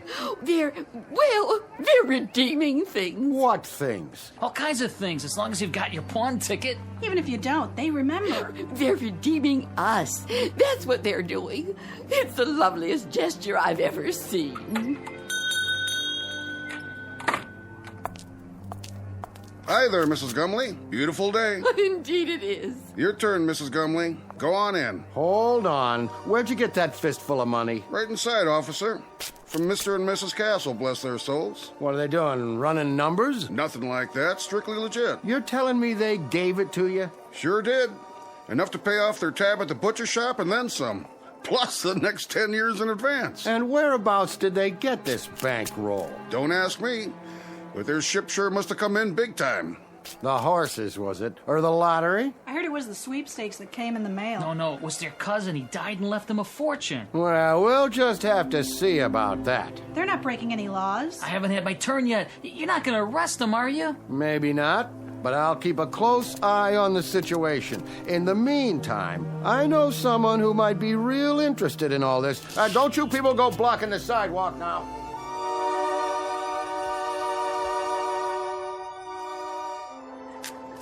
Here you go, young man. Pay off that mortgage now. I will. And then go have yourself a ball, you and your lovely wife. I don't get it. Why are you doing this? Do I need a reason?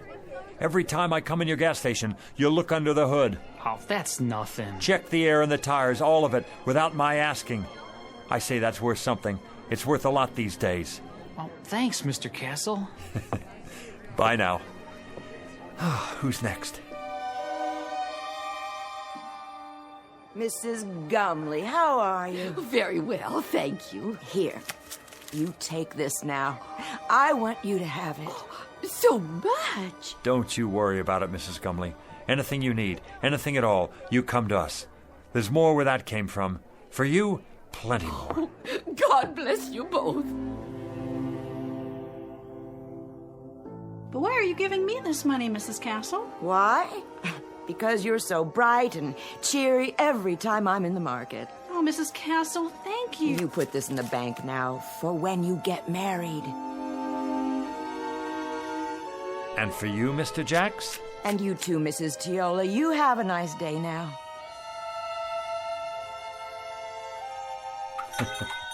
Don't mention it. Buy a round for everybody. On me. Is that all of them? Oh, for now. Put the close sign in the window, would you please? Of course, dear. Whew. Now that's what I call a day's work. You did wonderfully well, Arthur. I'm so proud of you. You know, Edna, I don't care how we spend the rest. I feel so good right now, seeing all those happy faces. I know. It would be nice to get away for a while, though. I agree. Some time in the sun, nothing fancy. How much do we have left? Look in the box. It's still practically full. We didn't put a dent in it. Your father would be proud. Rest his soul. And your grandfather. Tell me your opinion about something, Edna. If you like, dear. I'm wondering, do you suppose I still need to carry on the family business? Well, we don't have a son or daughter. I'd say you've more than done enough, Arthur. All these years. Even if we did have kids, I'd rather leave them money to start their own business. Something with a future. What about your cousin's children? Oh, that would be a wonderful present. And what about you? You've been so patient all these years. What would you like? Well, first, of course, you're going to retire. No ifs, ands, or buts. And then, wherever you'd like to live, Arthur, as long as we're together. Of course we'll be together. You think I'm going to take up with a young floozy? Oh, no, I don't think that. You wouldn't. It's not in your nature. But you're tired. You need to rest. We both do. Rest and live.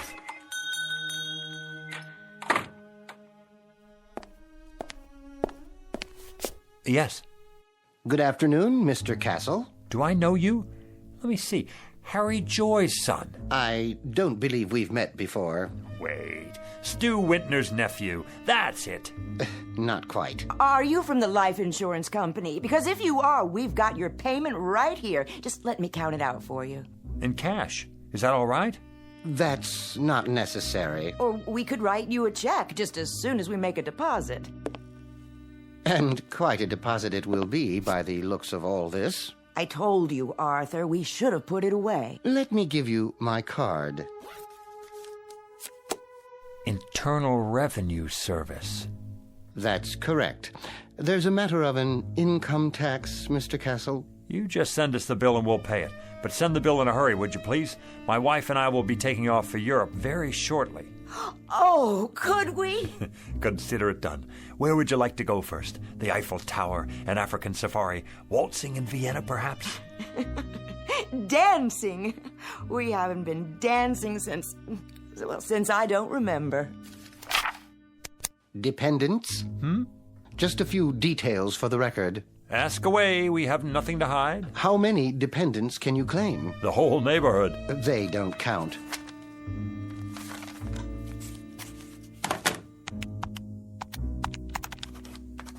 Wait. What's that figure? The one you just wrote down? Beginning with a sum of $1 million, taxed on the basis of a husband and wife, using the standard deductions and taking into account unpaid back taxes, approximately $907,000. Oh, that's how much I have left? Good! Fabulous! That's how much you owe the government. I beg your pardon? In addition, there's a state income tax involved, which, using thumb rule, would come to a rough figure of $35,000. You mean hundreds, don't you? Then there will be a matter of a 5% penalty. For what? If you fail to file a declaration within 30 days of today's date, but I'm sure you won't let that happen, the whole thing will amount to about, roughly, mind you, let's see here, $942,640. Arthur, we've given away a lot of money already. I'll figure out how much.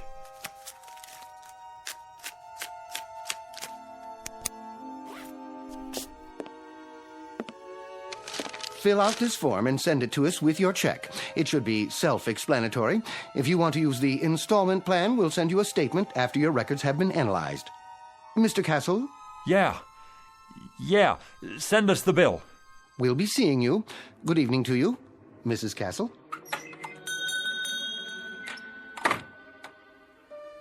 I wonder if we can appeal it. Help me, Edna. You take this pile. 76, 77, 78... Oh, Arthur, where's the genie when we need him? Well, how much is there? $910,535, $910,540. We gave away almost $60,000, and this goes to taxes, leaving us with this. One $5 bill. That's our entire profit, Edna. $5 whole. That was quite a wish, Arthur. Quite a wish. And we haven't even paid the bills yet.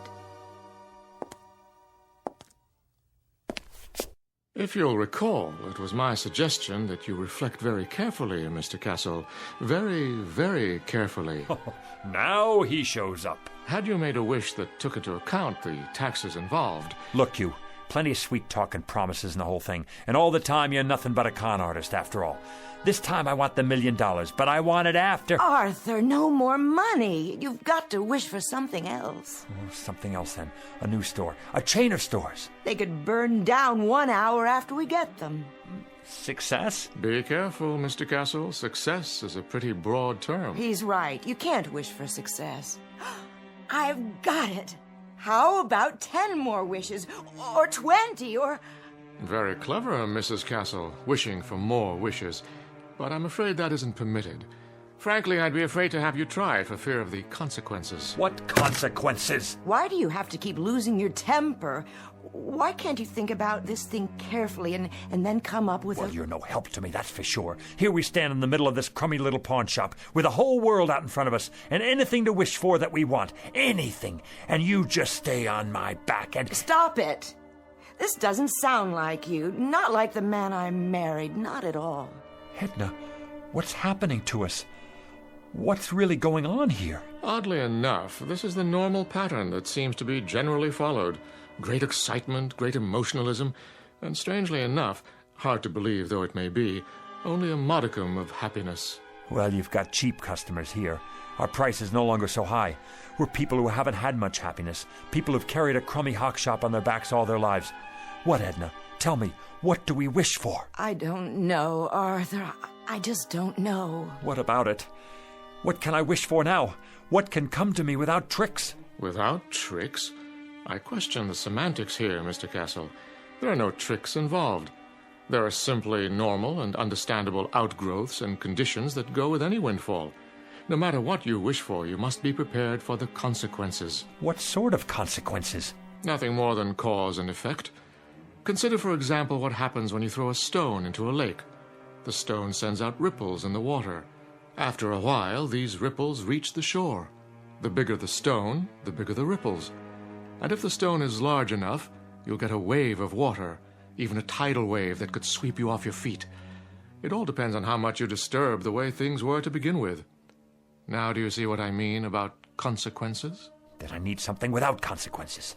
I'm not sure that's entirely possible. Something dead sure, at least. Something anchored, something airtight. I must agree, that would be the ticket. Is there such a thing? Sit down now. You'll give yourself a heart attack. Edna, I think I've got it.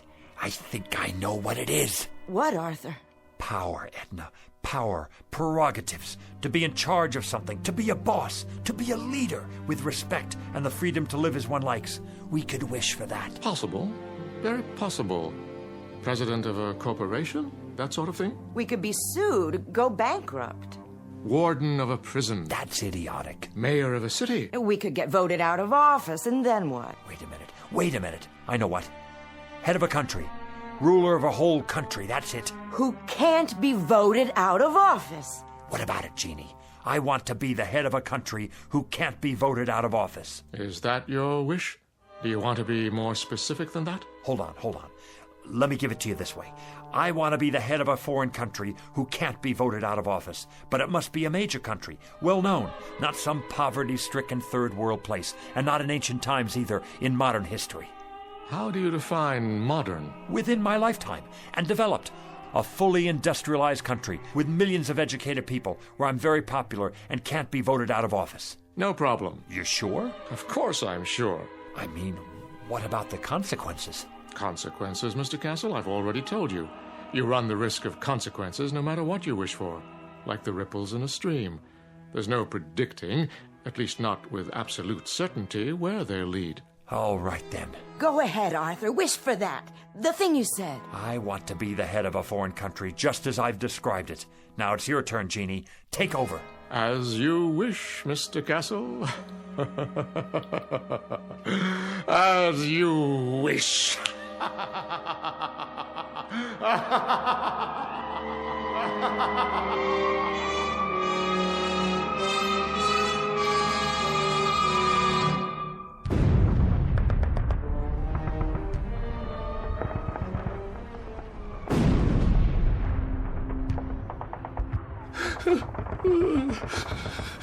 You'll forgive me, sir.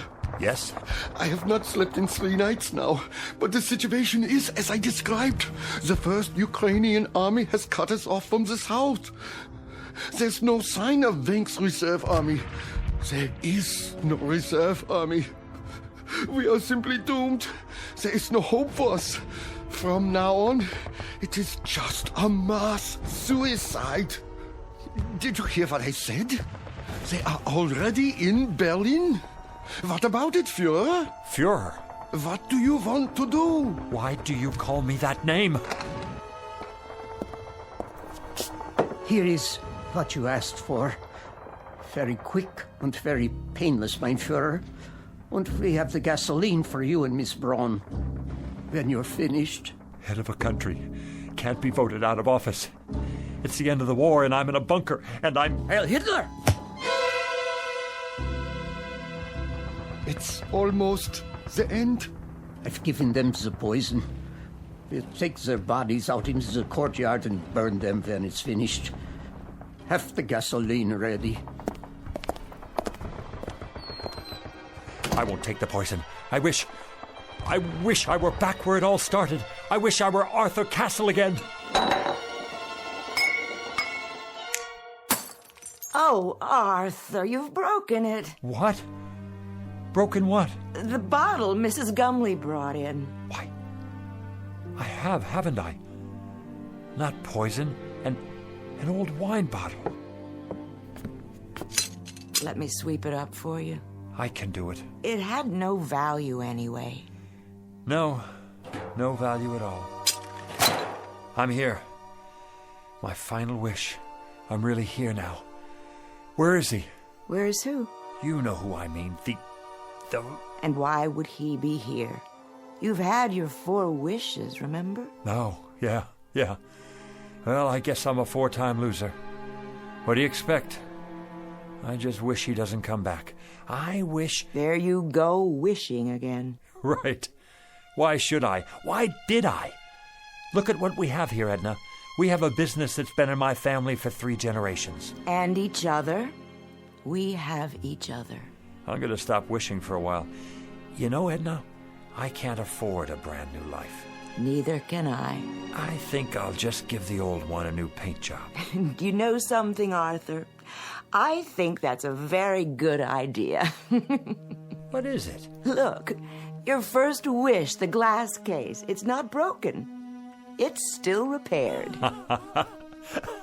So we came out ahead after all. Nothing's ever a complete loss, is it? Careful, Arthur, with the broom handle. Well, we were ahead. Now you have more glass to clean up. You know something?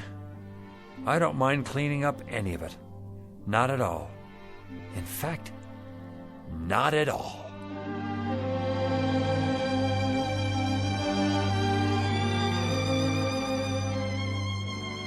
A poet named Lowell said it, something to the effect that granting our wish is one of fate's saddest jokes.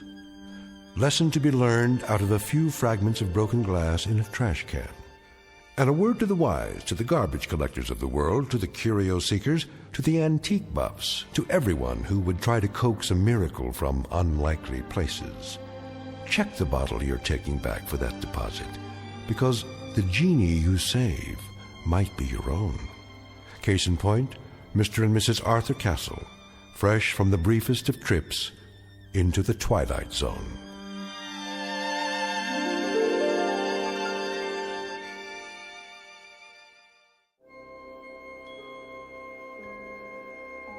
Hi, this is Carl Amari, producer of the Twilight Zone radio dramas. I'd like to take a moment to tell you about our official website at twilightzoneradio.com, where you'll get the latest news and information on these Twilight Zone radio dramas. Plus, at twilightzoneradio.com, you can digitally download 3 free episodes or any of our episodes for only $1.95 each. In this age of ever-changing technology, we've decided to make these episodes instantly available to you by making the Twilight Zone radio dramas a digital download-only series. This means that this series will no longer be offered on CD. The CD collections at our website are now being offered while supplies last at buy one, get one free. So be sure to get your favorites before they're sold out. Be sure to visit us often, and I'll see you in the zone.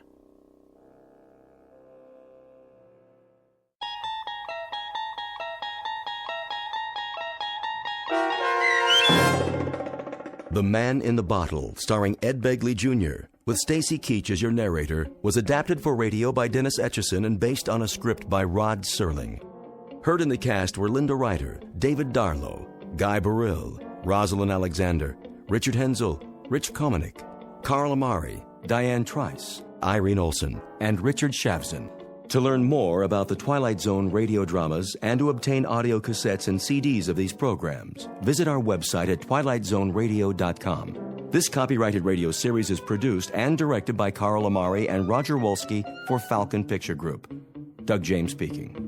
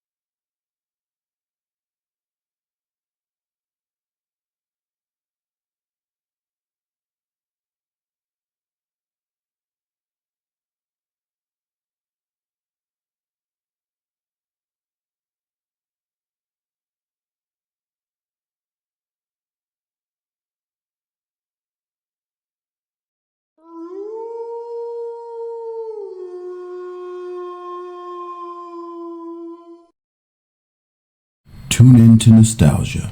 Tune in to now. Golden Radio Hour.